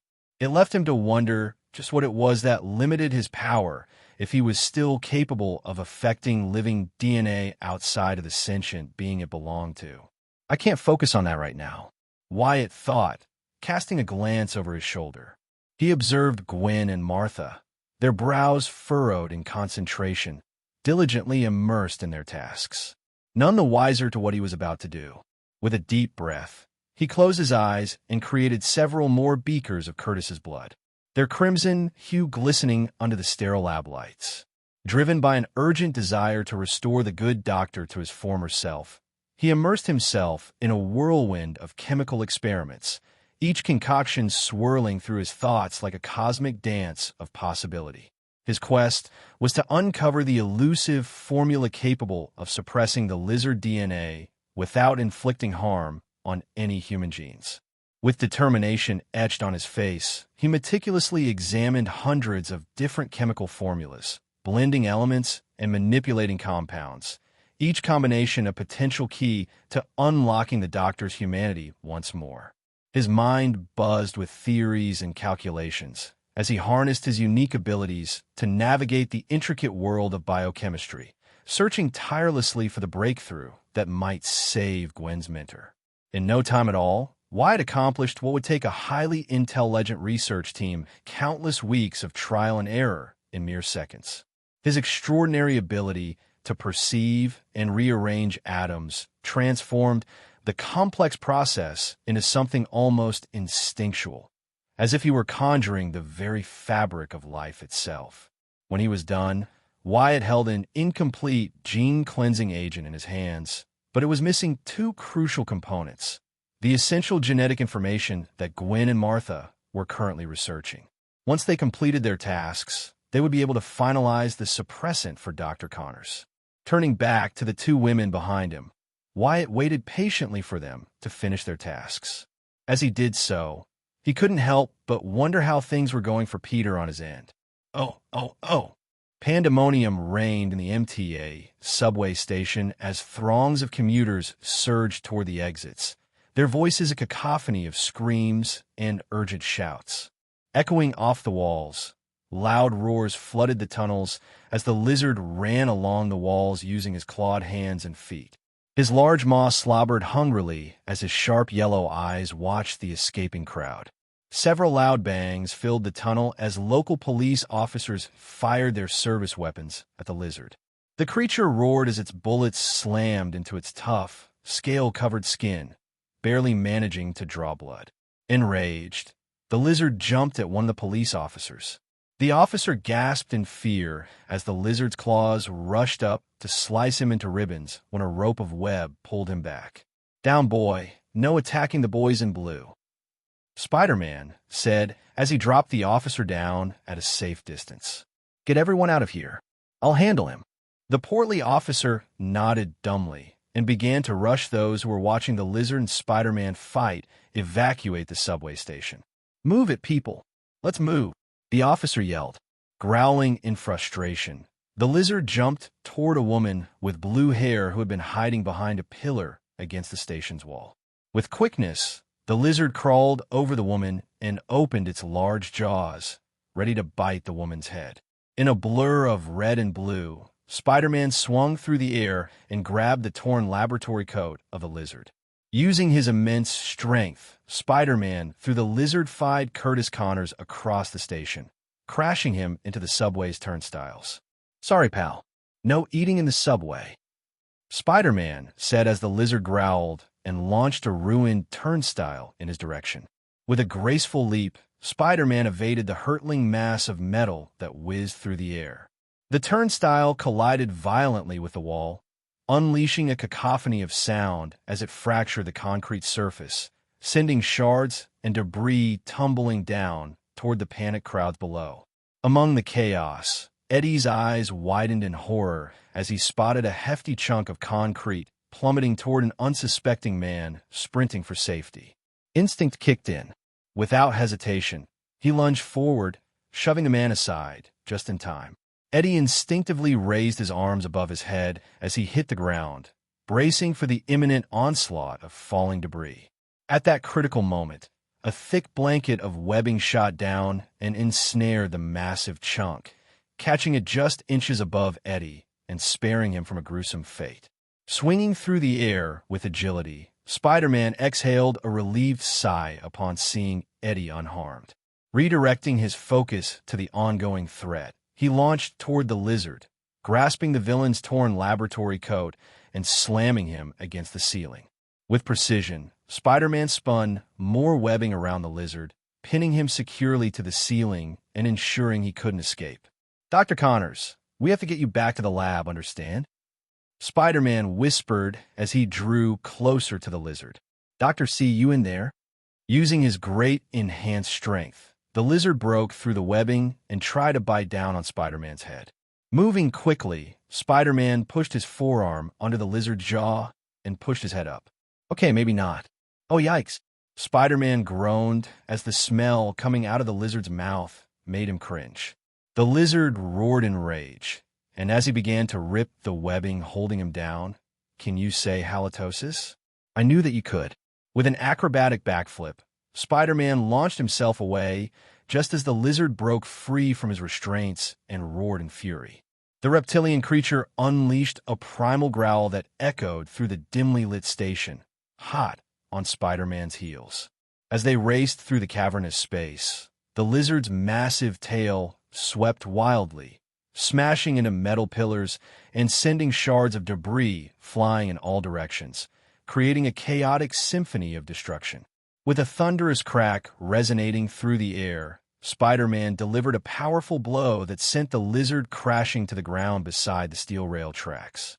Feeling the surge of adrenaline, he expertly deployed his webs to gather momentum. Spider-Man steadied himself, poised to slam the Lizard down with all his strength, ready to leverage this moment of opportunity against his formidable foe. "Okay, Doc, this is going to hurt me more than it hurts you," Spider-Man said, only to be smacked away by the Lizard's powerful tail before his attack could land. Spider-Man crashed down on a steel beam, sending a wave of pain through him as his ribs took on the majority of the blow. "Oh yeah, definitely hurts me more than you." Oh. There, that should do it," Martha said as she carefully poured the last remaining chemical solution into a test tube beaker. She released a sigh as she smiled weakly at Gwen and Wyatt. "We're done?" "We did it," Gwen asked tentatively. "Yes." Wyatt's science was solid, and Kurt's research coincides with our results. The only way to test it is to inject the suppressant into Kurt, but his hide may be too thick to inject it from the outside. "We're going to have him drink it," Martha said as she held up the beaker, its yellow contents swished back and forth. "You said your friend, Eddie, followed after Dr. Connors, right? Call him and ask where he is. I'll head to his location and we'll get Dr. Connors to drink it somehow," Wyatt said, and grabbed 2 beakers of the cleanser, completely missing the surprised expressions on both women. "What?" It's too dangerous. What if you get hurt? Gwen said, running up to Wyatt to hold him back. The memory of him rushing forward to save the boy from a speeding truck is still fresh in her mind. She's right, Wyatt. You've done more than enough to help. If it weren't for you, I don't think we would have completed the cleanser as fast as we did. Martha smiled in appreciation. You don't have to do this. It's okay. I can handle this. Trust me. I'm tougher than I look, Wyatt said confidently and gently moved Gwen out of the way. He began moving toward the exit. I'm going to follow the trail of destruction. Text me when you have Eddie's location. He called out and ran out of the lab. Wyatt, wait, Gwen called out and sighed in defeat at how she failed to stop him. She couldn't believe how easily he was able to move her away. It was as if she weighed nothing to him. Gwen pulled out her phone and quickly dialed Eddie. After a few minutes of waiting, Eddie finally picked up. Gwen, please tell me you guys made the gene cleanser. Spider-Man is in trouble. I don't think he can keep this up, Eddie said from the other line. No, we didn't make a complete cleanser. We need more time. But we did manage to create a suppressant that will transform Dr. Connors back to normal. Where are you right now? Gwen said as she walked back and forth with nervous energy. From the direction we're going, it looks like we're heading to the Bronx Zoo. Okay, I'll let Wyatt know to head there. He has the suppressant with him, Gwen said as she texted Wyatt the location. Who the hell is Wyatt? Eddie asked, but a loud crash could be heard from behind him. Shit, I have to go. The line quickly went dead as Eddie ended the call. Gwen, can you watch Billy? I'm going as well. Of course. Gwen nodded and watched Martha run out of the laboratory. Rushing toward the room where Billy had been all along, Gwen's heart raced in her chest at the situation.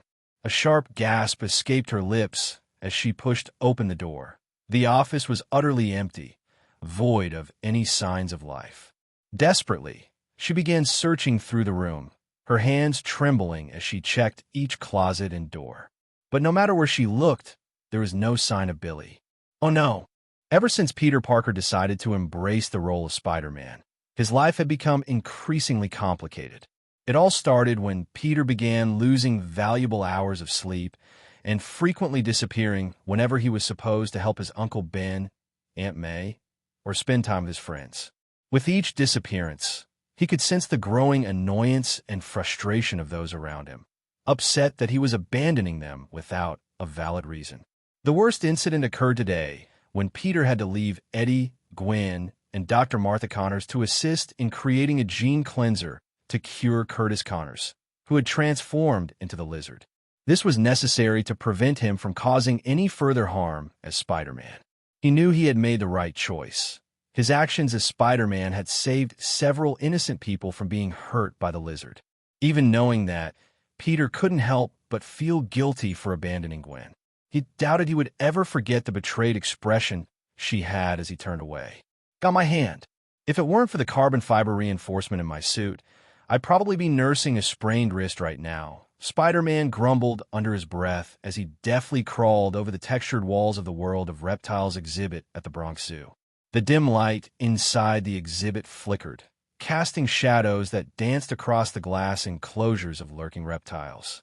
I can't believe Gwen reached out to Wyatt for help in developing the gene cleanser.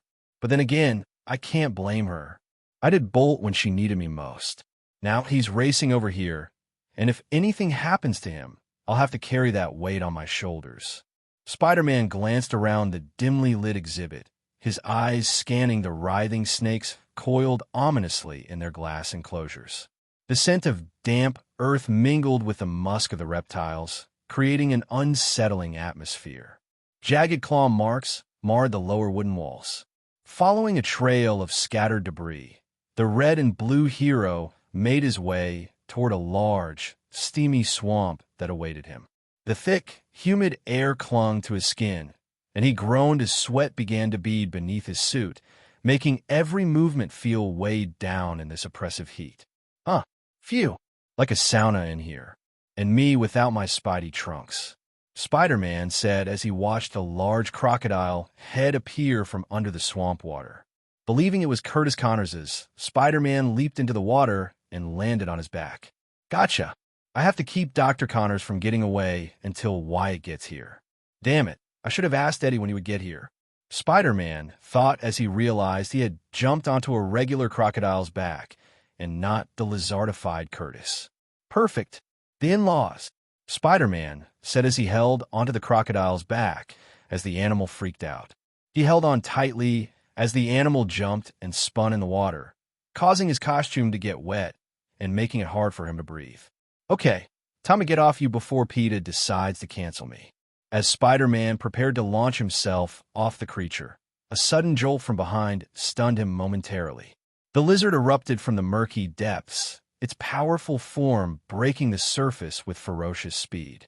Before Spider-Man could react, the lizard's sinewy arms coiled around his torso, the pressure tightening like a vice. A muffled grunt escaped Spider-Man's lips as he struggled for breath, his lungs screaming for air. With a primal display of strength, the lizard constricted his grip, squeezing the very life out of him. To make matters worse, the lizard propelled them both underwater, plunging into the dark, swampy abyss. Panic shot through Spider-Man as his eyes widened with terror, the slimy water enveloping him, dragging him deeper into its depths. Drowning quickly claimed him, and consciousness slipped away as the murky water closed in around him. Above, the lizard wore a triumphant grin, ready to deliver a fatal bite to his prey. But suddenly, a massive crocodile surged into view, its immense jaws snapping wide open as it barreled toward the lizard. Rehastening quickly, the lizard relinquished his hold on Spider-Man, casting him aside as he turned to face this new threat. The primal instinct to dominate kicked in, and the lizard engaged in fierce combat with the crocodile, their battle creating ripples in the dark swamp waters. Meanwhile, Spider-Man's unconscious form sank further into the abyss, the weight of the water pressing down upon him. But just as hope seemed lost, a shadowy figure burst through the surface, slicing through the water with swift perseverance.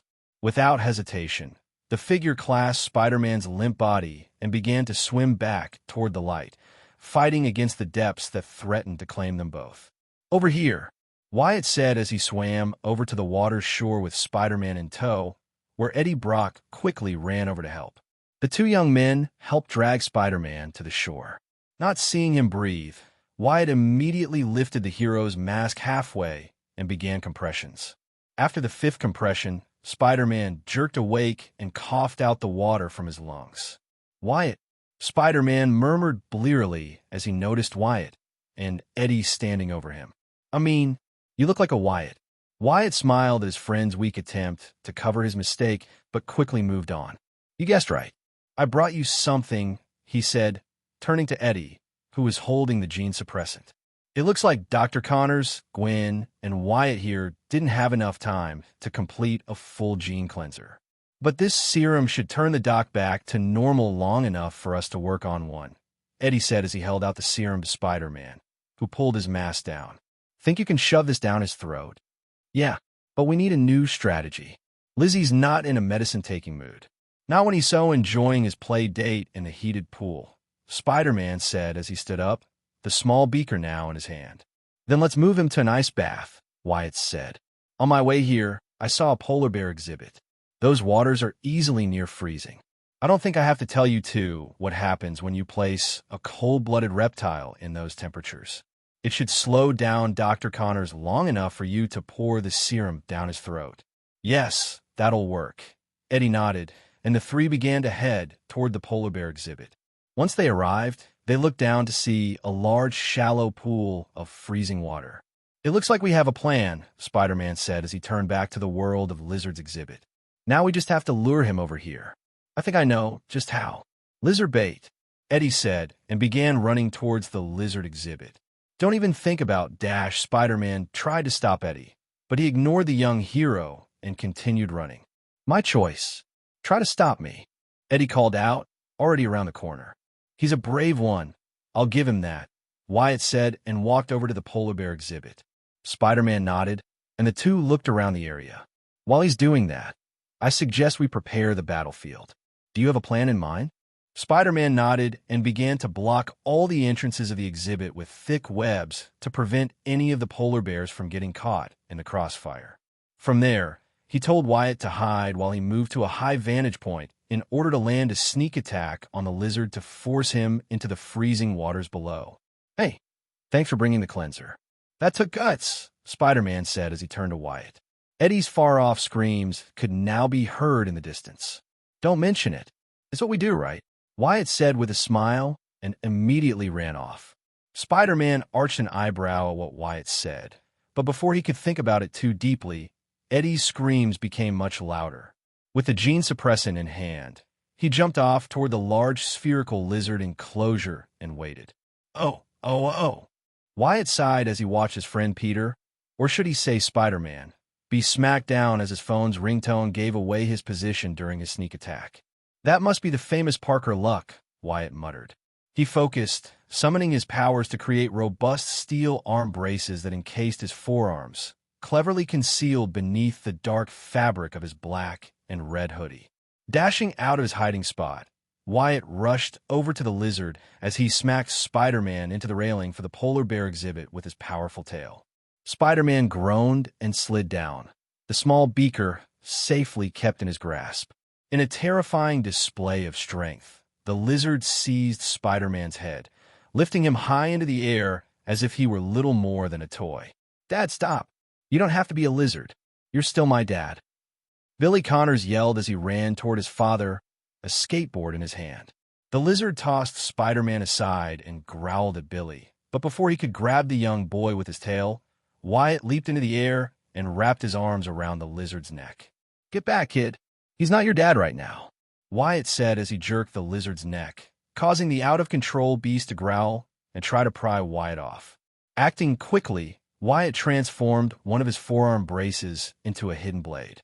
However, unlike an assassin's sharp, deadly blade, Wyatt created his blade to be a thick needle made of adamantium, fully capable of stabbing through the lizard's thick hide. Shoving the needle into the lizard's neck, Wyatt injected the creature with a powerful sedative. The lizard roared as he felt the sharp pain in his neck and looked back at Wyatt with his slitted eyes. Seeing the lizard's claws rush up to his head in slow motion, Wyatt released his hold on his neck and landed in a crouch. Pulling his leg back, Wyatt kicked the lizard's leg out, causing the beast to fall to a knee. "I got this from here," Spider-Man yelled and swung across the air. With his legs in front of him, he kicked the lizard down into the freezing waters below the polar bear exhibit. The lizard roared as he plunged into the chilling waters, his body instantly beginning to slow and lock. Rushing to the railing, Eddie, Billy, and Wyatt watched as Spider-Man fought the lizard within the chilling waters. With each punch, kick, and tail swipe, Spider-Man attempted to make the lizard drink the serum, only to fail each time as the lizard refused to stand down. However, as the fight continued, the lizard began to grow slower and sluggish. Wyatt gripped the railing tightly, his teeth clenched as he fought the urge to jump down and help his friend. He believed Peter could handle the situation on his own, but if things became too dangerous, Wyatt was prepared to intervene without hesitation, even if that meant revealing his identity to those present. Below, Spider-Man used his webbing to grab a large boulder from the exhibit and swung it toward the lizard. The creature was too slow to react, and the boulder slammed into his side, sending him crashing back. Dashing forward, Spider-Man pressed the lizard down to the ground. The lizard hissed and attempted to fight back, but Spider-Man pushed the lizard's neck against the cold water using his forearm. Turning to Billy, he shot a web to the young boy's skateboard and yanked it into his hand. He placed the skateboard on his forearm as a shield and shoved the board into the lizard's mouth, propping it open. In a flash, Spider-Man uncapped the small beaker in his hand. "Brought you a present, Lizzie. Gene suppressant. Guaranteed to remove even your toughest stains. Grease, mustard, even lizard DNA," he said as he poured the formula down the lizard's mouth. Once the beaker was empty, Spider-Man jumped back and watched as the lizard began to roar loudly. His guttural, beast-like roars slowly became more human-like as his lizard physiology slowly morphed away to reveal Curtis Connors. Once he was back to normal, Curtis fell forward to the ground, only to be caught by Spider-Man. "It's over. I got you, Dr. C," Spider-Man whispered as he held the unconscious man. Standing to his feet, Spider-Man lifted Curtis over his shoulder and web-zipped over to the railing. Moving quickly, Wyatt and Eddie grabbed Curtis and gently placed the man on ground. "You all right?" Wyatt asked Spider-Man as the hero leaned on the railing while clutching his side. "Yeah, I'll be okay." Spider-Man nodded and looked over to where Martha and Gwen could be seen being led through the zoo by Billy. "I have to go now. I'll leave the doctor in your hands." Wyatt nodded and watched as Spider-Man leaped into the air and swung away. Walking over to the group, Wyatt watched as Martha and Billy hugged Curtis with relieved smiles. "We didn't have a chance before, but I'm Eddie. Eddie Brock. Thanks for helping out," Eddie said as he held out a hand. Wyatt smiled and shook Eddie's hand. "Wyatt Wilkins. And don't mention it. I'm happy to help." Gwen jogged over to the two and inspected both of their forms for any injuries. Seeing none, she sighed in relief and hugged both of the young men. "I'm so glad you two are okay," she said. "Yeah, I'm just relieved we managed to change Dr. Connor's back to his human self," Wyatt said, a hint of satisfaction in his voice. "Without the threat of a giant lizard tearing through the city, we can finally breathe easy and focus on developing a permanent cure," Gwen responded with a bright smile. However, the atmosphere shifted when Eddie scanned the area, his expression curious. "Hey, Gwen, where's Pete?" he inquired, his voice laced with concern. Gwen's smile faded like a candle snuffed out in the wind, and she seemed to shrink inward, a shadow passing over her features. "He said he had to go home," she replied softly, her words barely above a whisper. What do you mean? Are you telling me he just left?"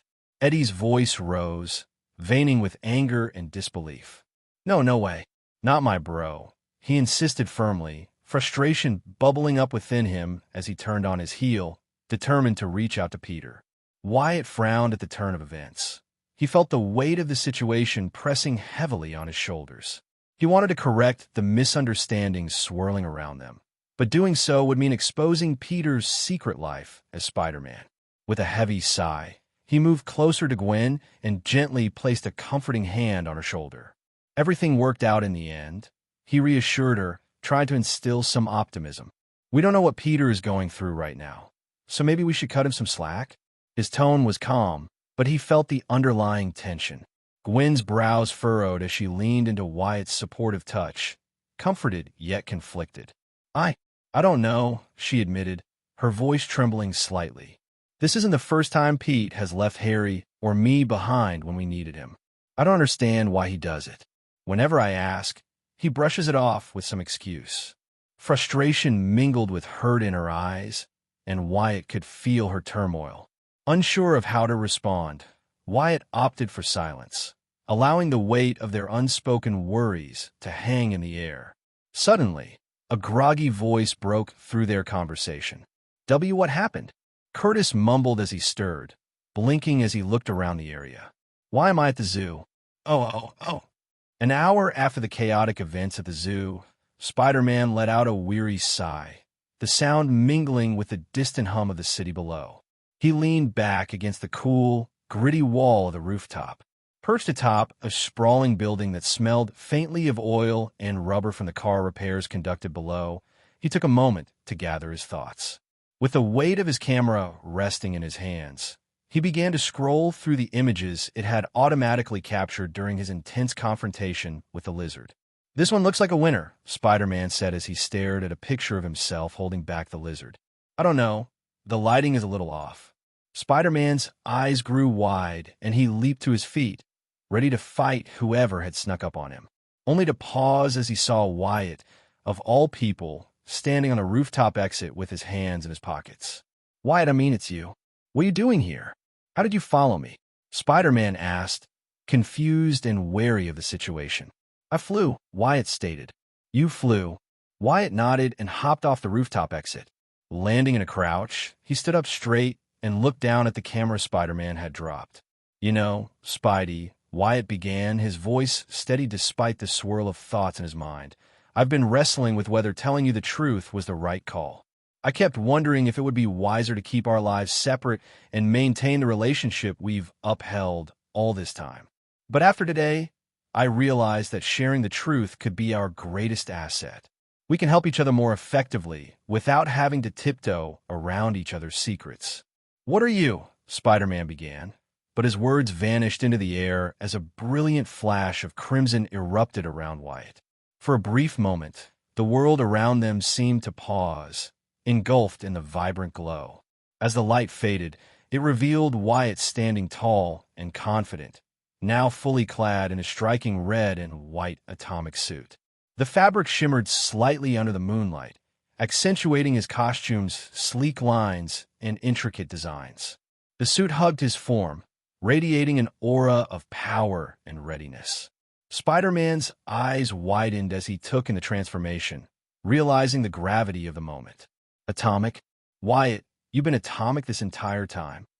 Spider-Man whispered, a rush of realization flooding his mind. As the pieces began to fall into place, Spider-Man felt a whirlwind of thoughts and emotions swirling within him. All the times Wyatt had been unreachable, and that moment during their first meeting when Wyatt's voice struck a chord of familiarity, despite them having never crossed paths before, now made perfect sense. Wyatt, a good friend who had always been there for him, as well as for Gwen and Harry, was the same hero who had inspired him to take up the mantle of Spider-Man. As Spider-Man realized this, he understood that Wyatt had been quietly living a double life, just like him. This revelation filled him with a mix of admiration and disbelief. The person he had come to know was not just a friend, but also his inspiration, embodying the true essence of what it means to be a hero. Slowly, Spider-Man reached up to his mask and slipped it off. "Did you always know?" Peter asked. "Yeah, my powers make it easy for me to tell everyone apart, no matter if they have a disguise or not," Atomic said as he removed his helmet in a flash of red. "Your biological makeup is very unique. So after we met that night, it wasn't hard for me to notice that the friend Gwen wanted me to meet was Spider-Man." "I see. You know, I always thought Atomic was older," Peter remarked, his gaze fixed on Wyatt as he gracefully levitated his camera over to him.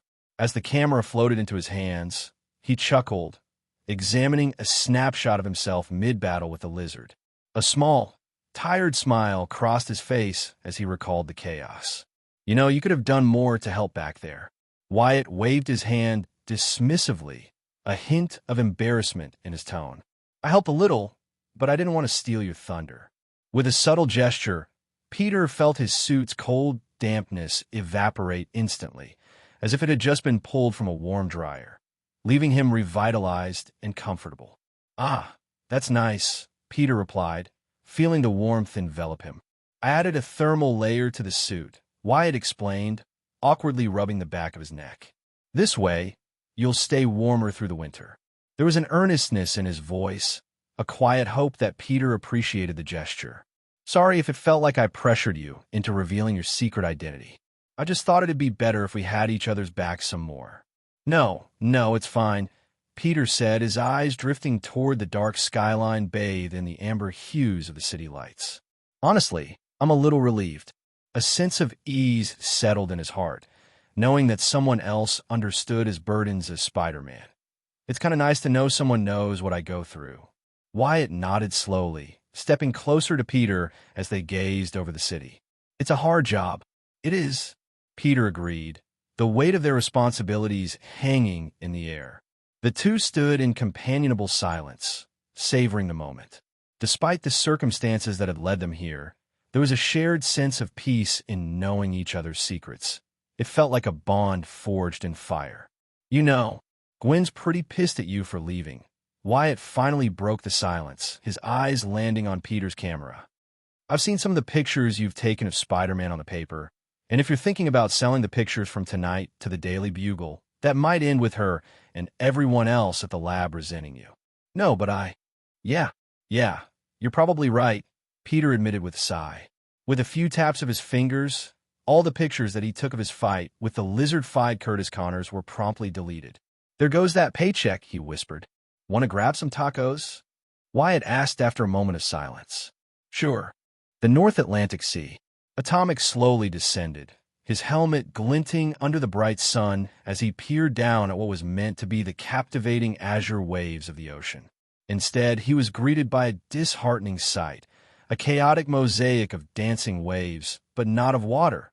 Instead, they were composed of mountains of trash and plastic debris that bobbed on the surface.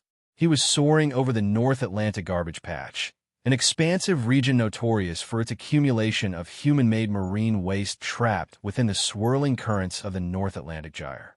This was one of 5 major gyres around the globe, each a vortex carrying and concentrating refuse, including the North Pacific, South Atlantic, and the Indian Ocean. The vast swath of waste reflected humanity's negligence, an unsettling reminder of the impact of human waste on the planet's oceans, as Atomic took in the grim reality below him. The Sea Education Association estimates that the North Atlantic garbage patch spans hundreds of kilometers, harboring an alarming density of over 200,000 pieces of debris per square kilometer. This vast expanse of pollution primarily consists of microplastics, which originate from human-created waste that washes into the ocean via rivers. The garbage patch poses significant risks to both wildlife and human health, largely due to the ingestion of microplastics by marine creatures and the entanglement of fish in this hazardous debris. The issue has persisted for years, intensifying annually as dedicated environmental activists tirelessly battle against powerful corporations that remain slow to act. Efforts to address the North Atlantic garbage patch have been minimal. Environmental experts caution that removing microplastics could inadvertently disrupt marine ecosystems further, as the cleaning processes might filter out numerous small oceanic creatures. These careful considerations have often been weaponized by corporate executives, primarily responsible for the pollution, as a convenient excuse to avoid implementing measures to cleanse the oceans and address the urgent environmental crisis. "Sorry it took me a while to get here. Life got a little out of hand," Atomic said to the ocean as if it could listen. "Now, then, let's get to it." Atomic raised his hands, channeling an immense surge of crimson light that swept over the vast mounds of discarded waste littering the ocean surface. While he possessed the power to effortlessly convert trash into harmless carbon dioxide, Atomic understood the complex reality of the marine ecosystem. Many creatures had made their homes in the debris, finding shelter and protection from predators within the chaotic landscape. With the well-being of these marine inhabitants in mind, Atomic decided to create something far greater out of the piles of waste. He focused his energy, transforming the heaps of refuse into a breathtaking coral reef that cascaded down to the ocean floor. It was more accurate to call this new formation a coral mountain, given its towering height and impressive depth, standing majestically against the blue expanse of the sea. As the steady transformation was completed after an hour of hard work, the vibrant, multicolored coral structures emerged, teeming with life. The marine creatures that had once inhabited the piles of trash curiously explored their new surroundings. The resilient corals, shaped into fringing reefs, barrier reefs, and atolls, provided a sanctuary that would not only serve as a stable home, but also as a formidable shield against any lurking predators. Atomic floated back, a smile hidden behind his helmet, marveling at the stunning underwater landscape that unfolded before him. Schools of fish flitted around the vibrant corals, their scales shimmering in the sunlight that filtered through the water. The once stagnant patch of discarded materials had transformed into a thriving, colorful rainforest of the sea, poised to nurture marine life for generations to come. "That's better," Atomic said with a tired sigh, and looked behind him where a small legion, made up of 22-meter-tall Sevensgok amphibious mechas flew over the water surface. In a striking departure from Atomic's typical combat mechas, the MSM 07 models before him were conceived with a fundamentally different purpose. Rather than being crafted for combat and defense, these innovative machines were explicitly designed to safeguard the Northern Sea, maintaining its newfound purity and preventing future pollution.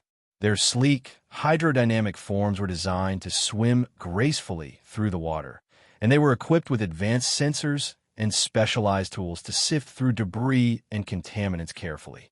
With a gentle yet steadfast determination, they were assigned the critical mission of retrieving any trash that Atomic might have overlooked, all while ensuring the protection of the vibrant marine life thriving beneath the waves. "You guys are up," Atomic said, and all his mechas gave him a brief salute before diving into the sea. "One down, for more to go." Dashing up, Atomic flew up into the sky and began flying toward the North Pacific Ocean to repeat the process. Far off in the distance, a head broke through the ocean's iridescent surface, revealing a striking figure who watched as Atomic soared into the sky. The sunlight highlighted her piercing blue eyes, which narrowed with curiosity at the red and white hero, before she shifted her gaze to the towering coral mountain that stood majestically below. Her long, blonde hair streamed gracefully in the water's gentle currents as she dove back beneath the waves. Namora propelled herself toward the vibrant coral structure, marveling at the kaleidoscope of colors that danced around her. The marine life thrived in their newfound paradise, a vivid symphony of fish darting and weaving through the intricate formations with palpable joy. She then turned her attention to the industrious MSM 07 Zgok mechas, who sported Atomic's logo on their chests, diligently combing the ocean floor. They worked with precision, scooping up remnants of human debris and carefully placing them into large nets, ensuring that the ocean remained pristine and safe for its inhabitants. "What is this? Who is that surface dweller?" Namora murmured to herself, a mix of intrigue and wonder coloring her voice. She cast one last lingering gaze at the breathtaking coral structure, a marvel crafted by Atomic's hand. "I must inform Namor of this at once." With a fierce determination and the grace of a bullet, she shot through the water, her powerful strokes propelling her swiftly toward her destination. Oh. New York City, USA. Breaking news. Heroic ocean cleanup achieved. Today, in a stunning display of environmental heroism, the renowned figure, Atomic, has successfully cleaned all 5 oceans, addressing the critical issue of oceanic pollution that has led to the infamous Great Pacific Garbage Patch. From behind the television screen behind a local electronics shop, CNN reporter Gavin Daniels said into a microphone as he stood on a boat in the Atlantic Ocean. A large, colorful coral structure could be seen in the waters behind him. In a remarkable turnaround, Atomic has not only removed the debris littering our seas, but has also crafted some of the largest coral reefs ever documented. These new life-giving structures promise to provide a thriving habitat for marine species that had previously adapted to living among the trash. While billionaire genius Tony Stark has made significant contributions to the cleanup efforts, the magnitude of Atomic's achievements in a mere 2 days is nothing short of extraordinary. As stunning visuals of pristine oceans filled with colorful coral reefs circulate, there's a renewed sense of hope for our planet's marine ecosystems. Stay tuned for more updates on this incredible story and the future of our oceans. Gavin added, as images of each of the 5 world oceans were shown off. In every image or short clip that was shown, colorful coral reefs could be seen without a speck of trash in sight. On the other side of the storefront's gleaming glass window, a bright-eyed girl named Doreen Green stood out like a ray of sunshine. Her short, fluffy orange hair framed her face, adorned with 2 perky, squirrel-like ears that jutted playfully from a colorful headband. Her large, bushy tail, reminiscent of squirrels, twitched animatedly behind her, drawing curious glances from passers-by who couldn't help but wonder about her odd appearance. Clinging to her back was a small gray squirrel, its little body sporting a purple bandana that flapped gently as it moved. "Golly, did you see that tippy toe? Can you just imagine the types of trees Atomic could create?" Doreen exclaimed, her voice bubbling with excitement as she bounced on her toes. "What I wouldn't give to have him make us a grand oak tree house to call our own." Her companion, Tippy Toe, chirped enthusiastically, her tiny paws gripping her shoulder as she nodded in agreement. "What do you mean you've seen a flash of light like that before? At the park 2 years ago? Are you messing with me?" Doreen continued, diving into a lively conversation with Tippy Toe, oblivious to the strange looks she garnered from those around her. Onlookers, who had already found the scene peculiar, stared at her wide-eyed, murmuring among themselves. A squirrel tail? Is she a mutant? Or maybe she's one of those furries? One passerby muttered under their breath as they walked past Doreen, clearly bewildered. Whatever. Just keep on walking. As time progressed, this reaction to mutants had evolved into a more common and accepted response. Following Atomic's compelling speech on Capitol Hill, the public's perception shifted significantly. Many people began to engage with mutants in a spirit of curiosity and empathy, rather than fear or misunderstanding. This change fostered an environment where new friendships and relationships could flourish. Connections that had once seemed impossible were now forming as individuals opened their hearts and minds to a broader understanding of mutant identities. Despite this societal shift, Doreen Green found herself in a unique position. She was not a mutant. Her presence among them often led to puzzled glances and whispered conversations as she navigated a world increasingly defined by genetic distinctions.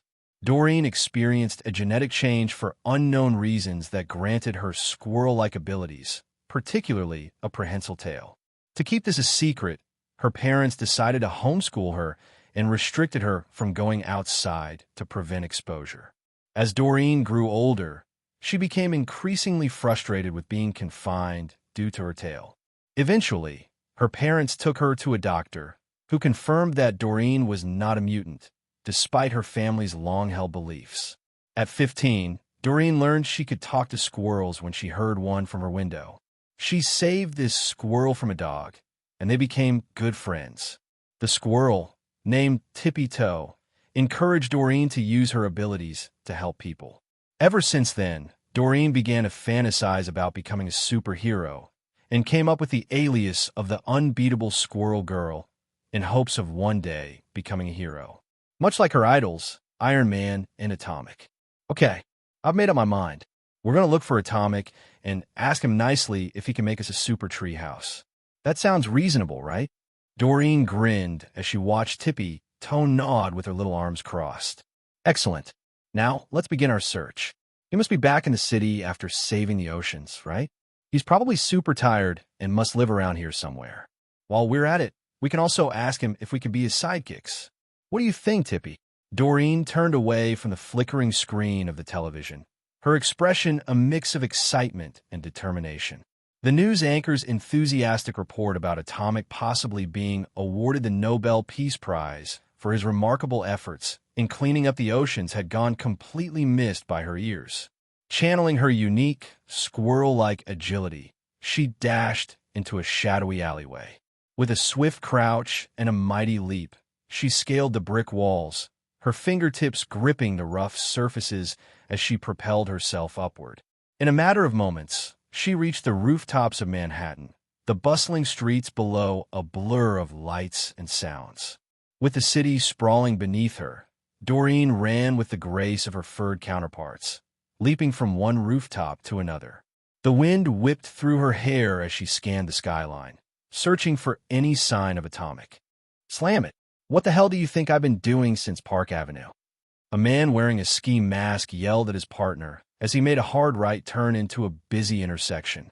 Screams of fright and panic erupted from pedestrians as those crossing the street instinctively dashed out of the way of the speeding SUV.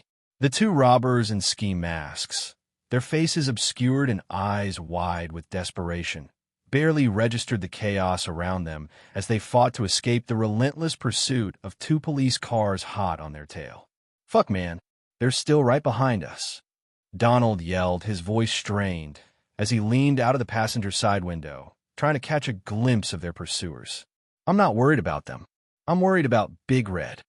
Cecil, the driver, shouted back, his grip white-knuckled on the steering wheel as he swerved left, veering into the bustling Garment district. The engine roared beneath them, fueled by adrenaline as he navigated the narrow streets, dodging honking cars and startled pedestrians. The Midtown streets were alive with early evening activity, but Cecil's focus was razor-sharp. He weaved in and out of light traffic, eyes scanning for any alleyways or side streets that could offer a temporary refuge from the chasing law enforcement. The flashing lights of the police cars reflected off shop windows, increasing the urgency of their situation. They were crafty, but the police were equally determined, refusing to lose sight of them. Suddenly, a loud thump resonated on the roof of the SUV, causing both men's hearts to leap into their throats. For a brief, terrifying moment, they exchanged panicked glances, bracing for the worst. But then, relief washed over them as they recognized the familiar figure of Spider-Man, who leaned casually over the windshield. "Really?" Sighs of relief. "You do know you're not getting away from me, right?" Spider-Man said, only to quickly dodge as Donald unloaded a hail of bullets, destroying the front windshield of the SUV. Spider-Man sprang gracefully to the passenger side of the speeding SUV, his red and blue suit glinting in the sunlight. With a swift motion, he seized Donald by the hem of his thick, padded jacket.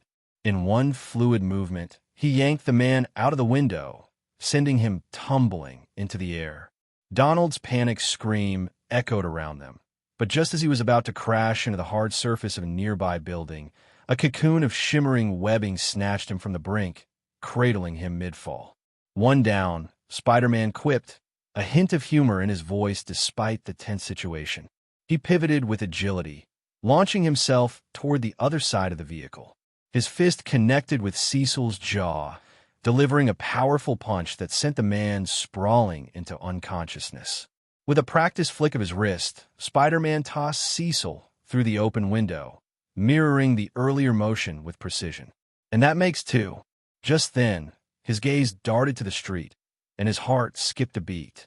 A small child, blissfully unaware of the chaos, dashed across the road in pursuit of a bright blue ball.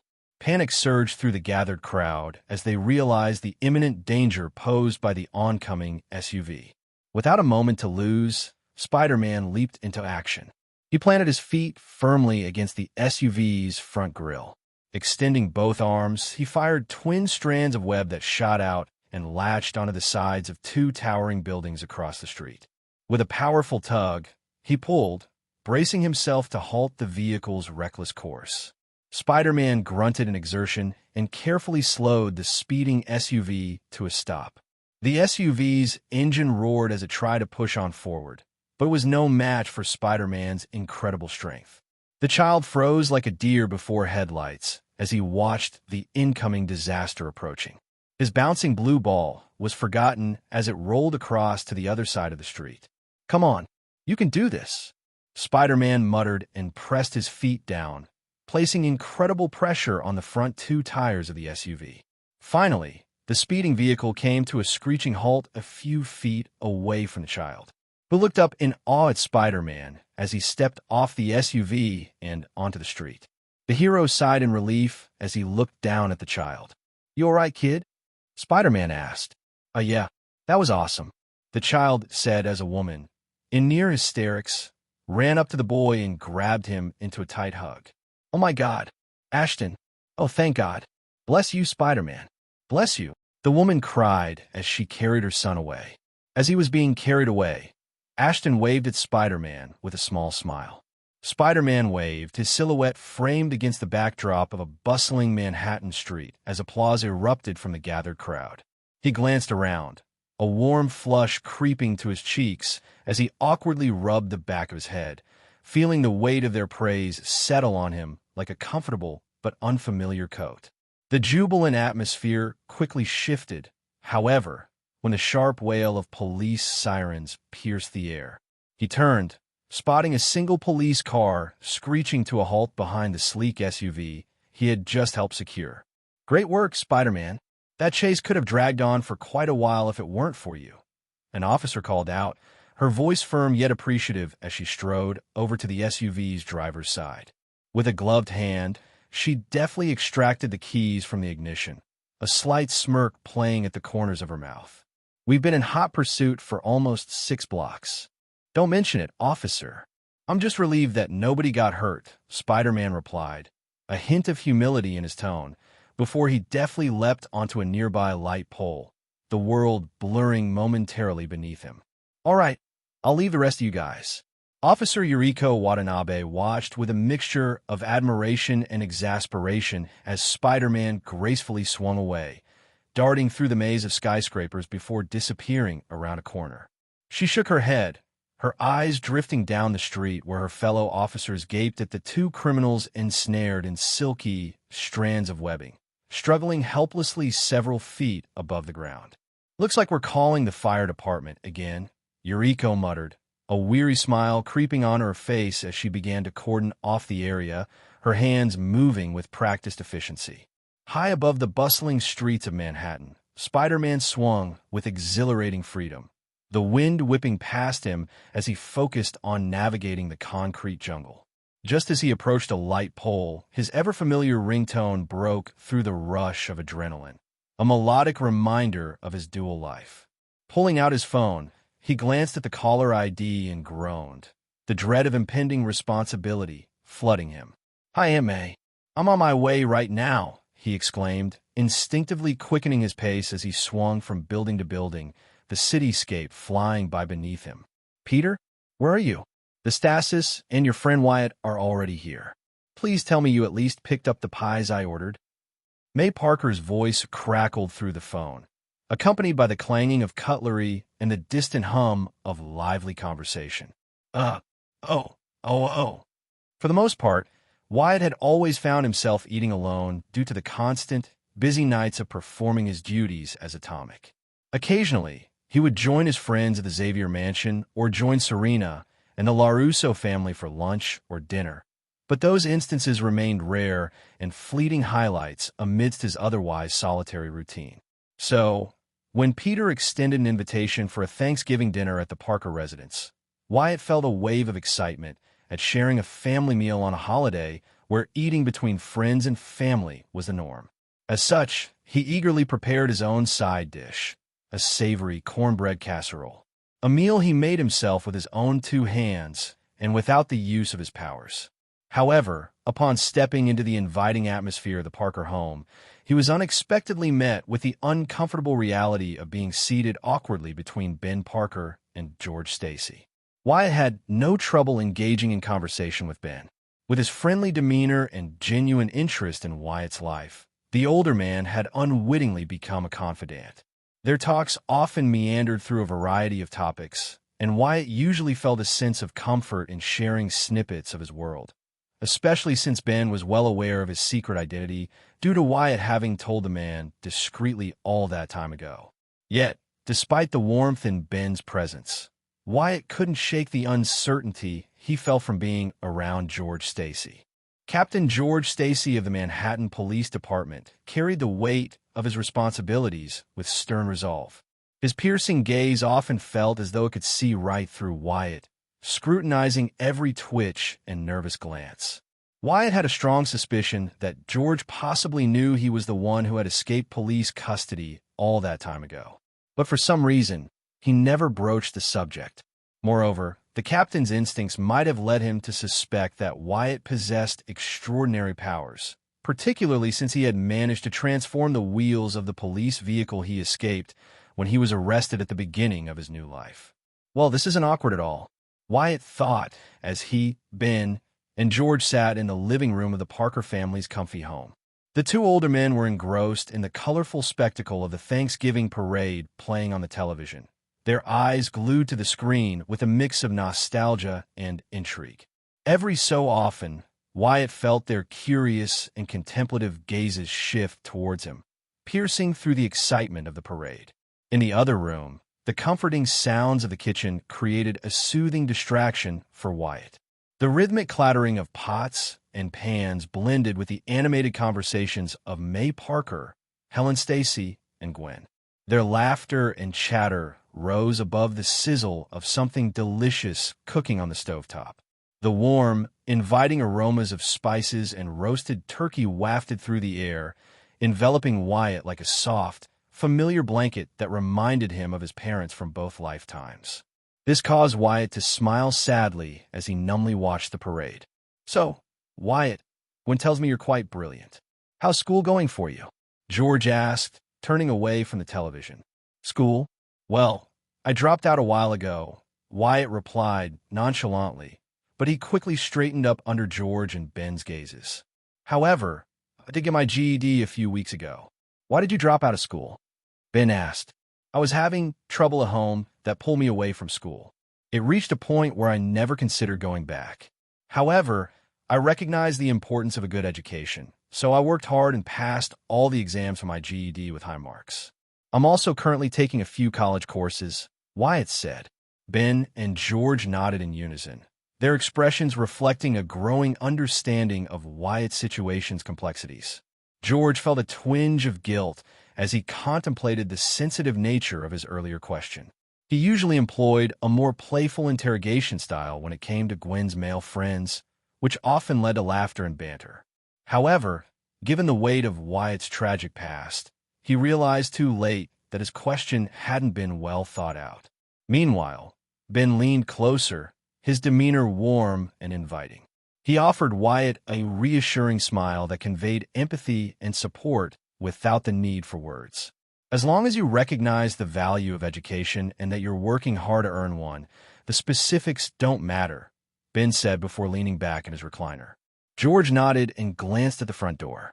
I wonder what's keeping Peter? You don't think he's run into any trouble? George said. May called Peter 10 minutes ago, so he should be here soon. But you know how teenagers can be. They get easily distracted. Ben joked with a small chuckle as he watched large, cartoonish inflatables of Atomic and Iron Man float by in the parade. Excuse me, I need to use the restroom, he said, leaving the living room. The large inflatables caught George's attention, prompting him to turn decisively toward Wyatt. Atomic has established himself as a significant figure in the world. There isn't a single person on this planet who hasn't heard of him, but I'm curious about how he got his start. His powers remind me of an old case involving two of my officers. One day, the wheels of their police vehicle suddenly transformed into cinder blocks, George said firmly, leaning forward. From my perspective, what happened that day is very similar to Atomic's abilities. The power to transform an object into something entirely different. What's your take on this? Wyatt. At George's question, Wyatt felt a bead of sweat build on his forehead. He slowly turned to the man, unsure how to respond. Does he know? Wyatt thought as he swallowed the lump in his throat. Wyatt muttered dumbly before Gwen walked into the living room, a white apron wrapped around her body. She quickly picked up on the awkward energy in the room. Dad, what did you say to him? Gwen said as she gave her father a pointed look while her hands sat on her hips. We're supposed to be enjoying each other's company, not interrogating each other. George smiled and chuckled at his daughter. Sorry, I couldn't help myself. Gwen huffed and walked over to Wyatt. After grabbing his hand, she began leading him to the kitchen. Come on, Wyatt. We can use your help peeling the potatoes. All right, Wyatt muttered as he followed behind Gwen. Wyatt, George spoke up right as the two teens were about to walk into the kitchen.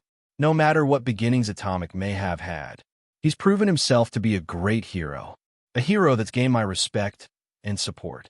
What are you talking about, Dad? Gwen asked. Wyatt. Wyatt blinked at the man's words before a small smile spread across his face. I'm sure Atomic will appreciate knowing that the Manhattan police captain has his back. George nodded and turned back to the television just as Ben returned. What were you two talking about? Gwen asked as they entered the kitchen. Wyatt looked over at the large pile of dishes and cook stations and smiled at May and Helen, who greeted him as he walked in. Not much. We were talking about the silly atomic balloon at the Thanksgiving parade, Wyatt said awkwardly while washing his hands. He then walked over to the counter where a pile of potatoes sat, waiting to be cleaned and peeled. Really? Gwen asked skeptically. Yeah, really. At that moment, Peter rushed into the kitchen with 3 pies in his hands, his face red and covered in sweat. I'm here. Sorry I'm late. I totally didn't forget to pick up the pies. What did I miss? Man, I'm stuffed, Peter said as the chilled air prickled his skin. I don't know. I could eat some more.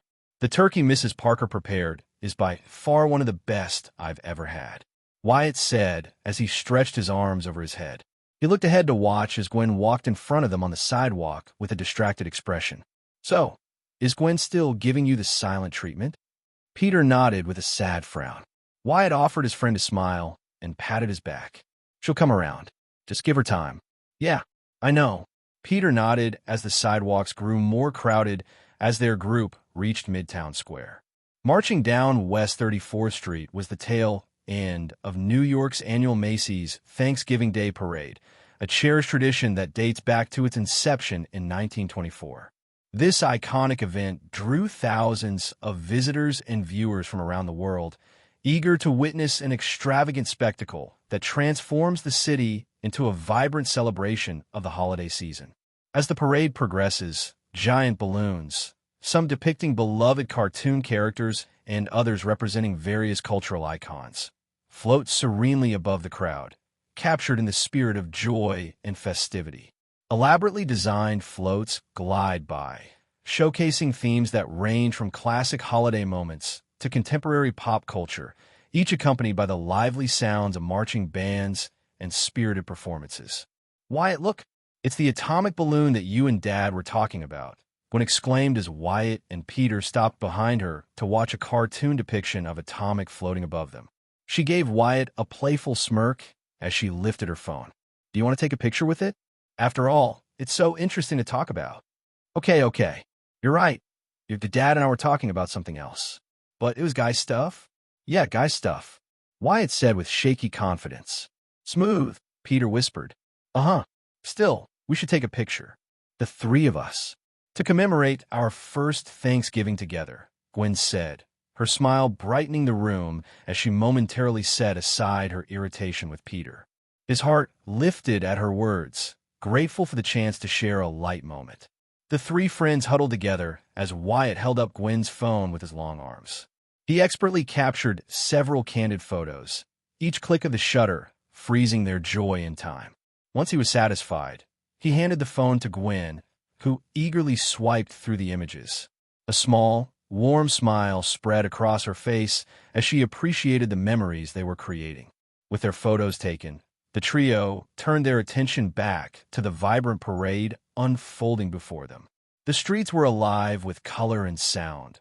Massive balloons floated gracefully overhead, while lively performances dazzled the crowd. They pointed excitedly at the various characters and floats gliding by, their chatter filled with exclamations of delight and shared memories. It's too bad Harry couldn't come, Gwen said as a passing Snoopy float passed over them. I'm sure he would have enjoyed the parade. Yeah, he would. From what Harry told me, Norman is still trying to make peace with several of Oscorp's shareholders about the whole scandal involving how Oscorp got involved with the MRD prison camp fiasco, Peter said as he pulled out his phone to show off a picture of an exasperated Harry taking a sneaky picture in France. I noticed this morning that Oscorp stock is finally beginning to come out of the ditch it dug itself into. Hammer Industries took a hit, too. They almost filed for bankruptcy, Wyatt said with a withdrawn expression. While I feel bad that Harry is getting dragged into his father's mess, Oscorp deserves what it got. Gwen nodded, her mind replaying the events and information that was released en masse when the truth about the secret Nevada mutant prison was released. She could still remember how utterly horrified and disgusted she felt at the revelation. Looking over at Wyatt, Gwen frowned at the deep grimace on his face and at the way his eyes lost the bright light they held moments ago. Sensing her gaze, Wyatt shook his head and offered her a small smile. Okay, I think I've had enough of the parade. I know this great coffee shop that serves the best hot chocolate you'll ever find in the city. My treat. Dude, how can you still eat? Peter nodded as he and Gwen followed Wyatt away from the parade. Do they have any pumpkin muffins? Gwen asked, moving away from the dark memories. She stepped up beside Wyatt with her arms behind her back. You too, Gwen. Where do you guys put it all away? Peter asked in exasperation. At what point did your stomachs get switched with black holes? Oh. After finishing their hot chocolate and muffins, except for Peter, who opted for just a small cup of water, Wyatt said goodbye to his friends at the coffee shop as they headed back to the Parker residence. Despite the late hour, Wyatt wasn't concerned about them walking to Queens alone. After all, Gwen was with the spectacular Spider-Man, making her the safest girl in New York at that moment. With that in mind, Wyatt walked alone through the dark streets of Chelsea. His full stomach was busy digesting the day's meals. Not only was this leisurely walk aiding his digestion, but it also allowed Wyatt to enjoy the nightlife from the ground instead of high above in the skies. Despite New York being the home city of Atomic, a fact that had contributed to an unprecedented drop in the city's crime rate, shameless criminals and thugs still lurked in the shadows. Among them were 4 individuals whose intentions were unmistakably sinister. For the past 5 minutes, they had been trailing Wyatt, moving stealthily through the bustling streets. The cacophony of honking taxis and distant sirens seemed to fade into the background as they expertly weaved through crowds of unsuspecting pedestrians, their eyes fixed on their target. These individuals would have gone unnoticed by any normal person. However, Wyatt, equipped with his mystic eyes and his natural ability to see the atoms all around him, was able to detect them as he walked through the streets easily. A shakedown? Whatever this is, I may as well lead them away from the streets. I don't need to get anyone else involved. Wyatt thought as he continued onward, as if he hadn't noticed the seedy group following after him. As he moved, he discreetly put on a pair of sunglasses and a medical mask he had created in his jacket. Making a show of being lost, Wyatt turned left into an open alleyway and walked all the way down to a wall that blocked his path. "Oh man, am I lost?" Wyatt said as he scratched the back of his head. "Tonight's just not your night," the leader of the pack, Joel, said as he pulled out a switchblade from his jacket. Wyatt turned around calmly and lifted his hands disarmingly. "Whoa, easy, I don't want any problems. What is it that you want? My valuables?" One of the members, Jonas, chuckled and pulled out a Glock 17 from his waist strap. "Sorry, but we don't want any of your crap. We need you to break in a new guy," Jonas said, handing the firearm to a young, nervous-looking teenager who appeared to be a junior in high school. Colin, the high schooler, took the Glock with shaking fingers and aimed it unsteadily at Wyatt. Wyatt frowned, choosing to ignore Colin as he stared at the tattoo on Jonas's wrist. The tattoo featured the emblem of the gang he had once tried to join, a sharp snake with wings on either side and a king's crown perched on its hissing head. "The Golden Vipers," Wyatt muttered. "Oh, you've heard of us." Joel smirked as he adjusted his expensive leather jacket. He held up a hand to Colin as he peered at Wyatt. "If you know about us, then you wouldn't be walking around here like an idiot. So, what crew do you run with? Why are you on our turf?" Wyatt remained silent as he trailed his hand over his stomach, right over the location where he had been stabbed over 2 years ago. Is Hector still in the gang? How's he doing?" Wyatt asked in a small voice, gaining stunned expressions from the group. "Wait, how do you know the boss?" Joel asked, his once overconfident demeanor replaced with one of trepidation. "Hector became the leader? How?" Wyatt thought wide-eyed. Before the fates of his 2 lives became inexplicably intertwined, the younger Wyatt found a rare solace in his friendship with Hector, his only true companion after he had been kicked out of his group home.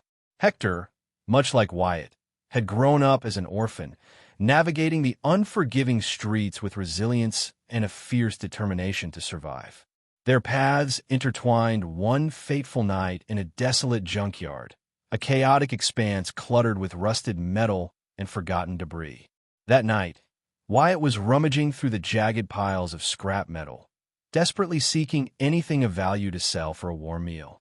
As he sifted through the remnants of discarded machinery, he caught sight of a tense standoff unfolding nearby.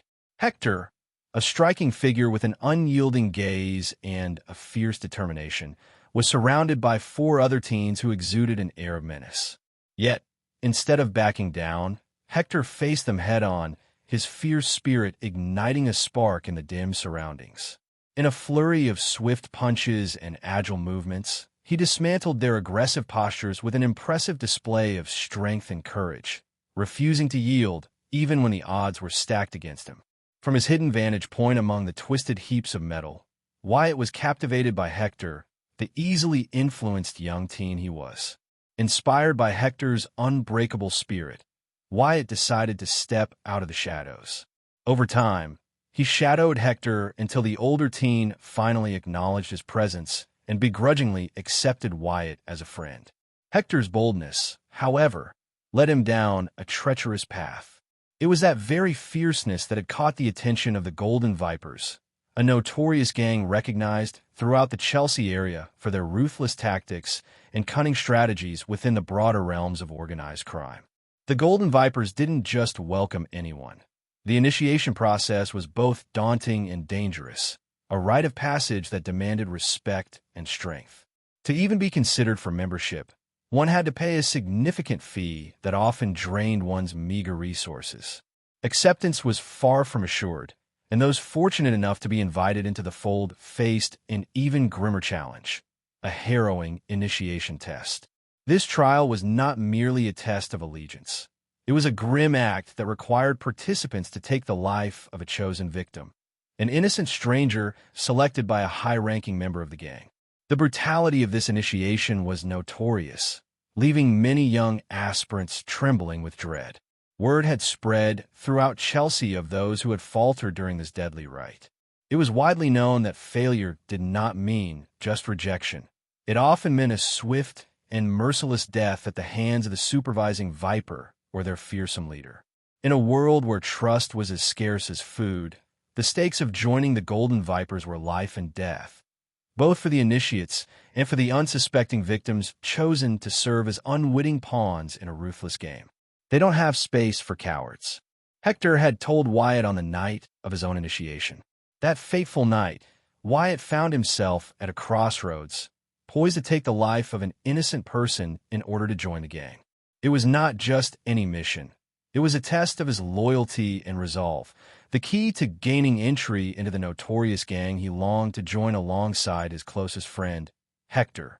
The gang promised a sense of belonging and a way out of the harshness of everyday life on the streets.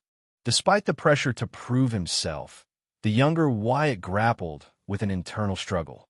The thought of pulling the trigger proved unbearable, and when the moment came, he couldn't bring himself to commit the heinous act. With shaking hands and a heavy heart, he returned the cold, metallic pistol to Hector, rejecting not only the weapon, but the darkness it represented. In that instant of hesitation, Wyatt had sealed his fate. The gang was unforgiving. They viewed his refusal as a betrayal, an unforgivable weakness. Shortly thereafter, he was cornered by his so-called allies, brutalized for his decision. In a cruel twist of fate, he was stabbed to death and unceremoniously dumped into the icy depths of the Hudson River. In the final seconds of his diminishing life, something extraordinary happened to Wyatt. His two lives began to merge inexplicably, awakening his dormant reality-warping powers, which not only saved his life, but also offered him the chance to become more. I can't believe I forgot about all that. No, I didn't forget. I just didn't want to think about it. My life has become so complicated and busy that it gave me the best excuse to not think about how my life could have ended that night. Wyatt thought. Wyatt was so caught up in his thoughts that he missed the annoyed and frustrated looks Joel had been giving him over the past minute. The hardened gangster had been trying to get answers from Wyatt, but had been ignored. Not one to tolerate disrespect, Joel pulled out his pistol and fired. A loud bang echoed through the alleyway, but the loud, ear-cracking noise was quickly forgotten as Wyatt held up a glowing hand. Floating in front of him was a red sphere containing a spinning 9mm bullet.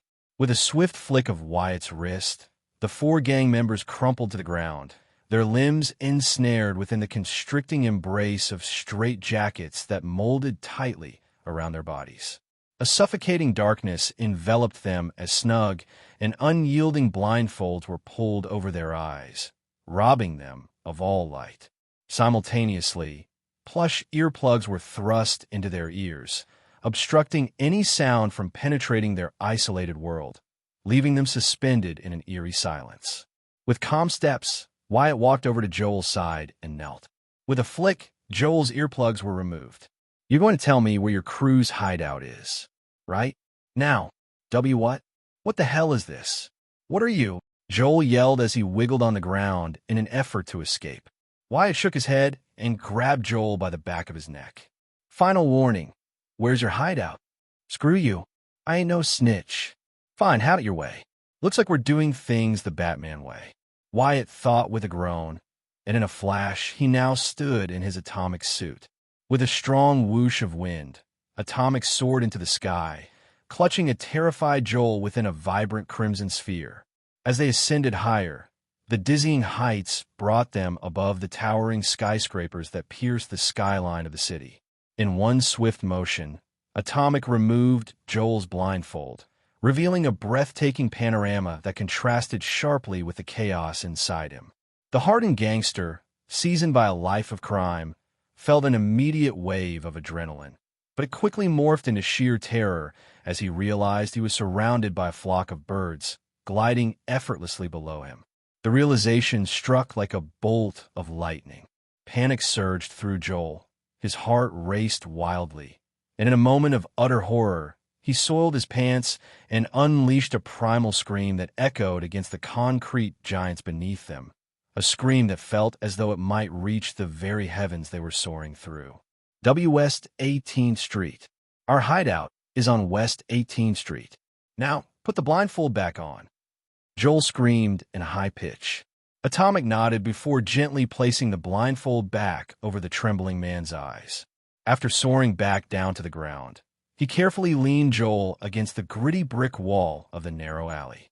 The man's face scraped against the litter-strewn ground, his muffled pleas for his mother barely audible above the distant city sounds. Atomic sighed, shaking his head as he considered flying away and having Eve notify the police to apprehend the gangsters. But just as he was about to take off, his gaze fell upon Colin, halting him in his tracks. Walking over to Colin, Atomic undid the terrified teen's blindfold and knelt over him. "You were Atomic?" "I," Colin muttered as he began to cry. "Easy, kid. It's all right. Look, I'm going to give you a choice. You can choose to stay with these men and go to jail alongside them, or you can give up on this fool's pursuit and do something with your life," Atomic said. "What will it be?" Colin blinked in confusion at his situation and turned over to look at the 3 Golden Vipers members on the ground alongside him. The young teen closed his eyes and grimaced. "What choice do I have? I don't got any money. I'm not smart. I'm not talented in anything. I have to fight to get through each day. What future do I have? This life is all I got, man. It's all I got," Colin said as he tried to bury his face into the ground, as if to hide his shame. "I'm no good. I don't have a future." Silence fell over the two as Atomic took in Colin's words. In a flash, the straitjacket over Colin transformed back into his clothes, confusing the teen as he was now able to move. "You always have a choice, kid. You can choose to rise above your situation and become the best version of yourself, or you can give up and fall into an abyss of hopelessness that you think you're in. No one can make that choice for you. Not me, not your friends, not your family. Only you. But if you choose this life, then there won't be a future for you. Trust me," Atomic said gently and stood up. "I'm giving you a chance. What you do from here is on you." With his piece said, Atomic took flight into the night sky, leaving behind Colin to stand over his potential future. As Colin's trembling hand delved into the fabric of his pants pocket, his fingers brushed against the familiar, worn surface of the small pocket knife left to him by his absentee father. He froze, the weight of its presence igniting a storm of conflicting emotions within him. With a breath that trembled almost as much as his hands, he drew the knife from its hiding place, the cold metal glinting under the dim light. His gaze flickered over to the frantic figures of Jonas, Joel, and Samuel, their bodies straining against the unforgiving confines of the straitjackets that bound them. It was agonizing to watch their desperate writhing, and Colin knew that with a single swift movement of the blade, he could set them free. After a moment of reflection, Colin turned and ran. Hello, everyone. As we wrap up this video, I want to share a quick note. I have a Patreon account. If you'd like to support me and enjoy on-demand audiobooks, you can become a Patreon member. Alternatively, you can check out my Google Drive link, which has 500+ novel audiobooks available through my Ko-fi or Patreon shop. I appreciate your support.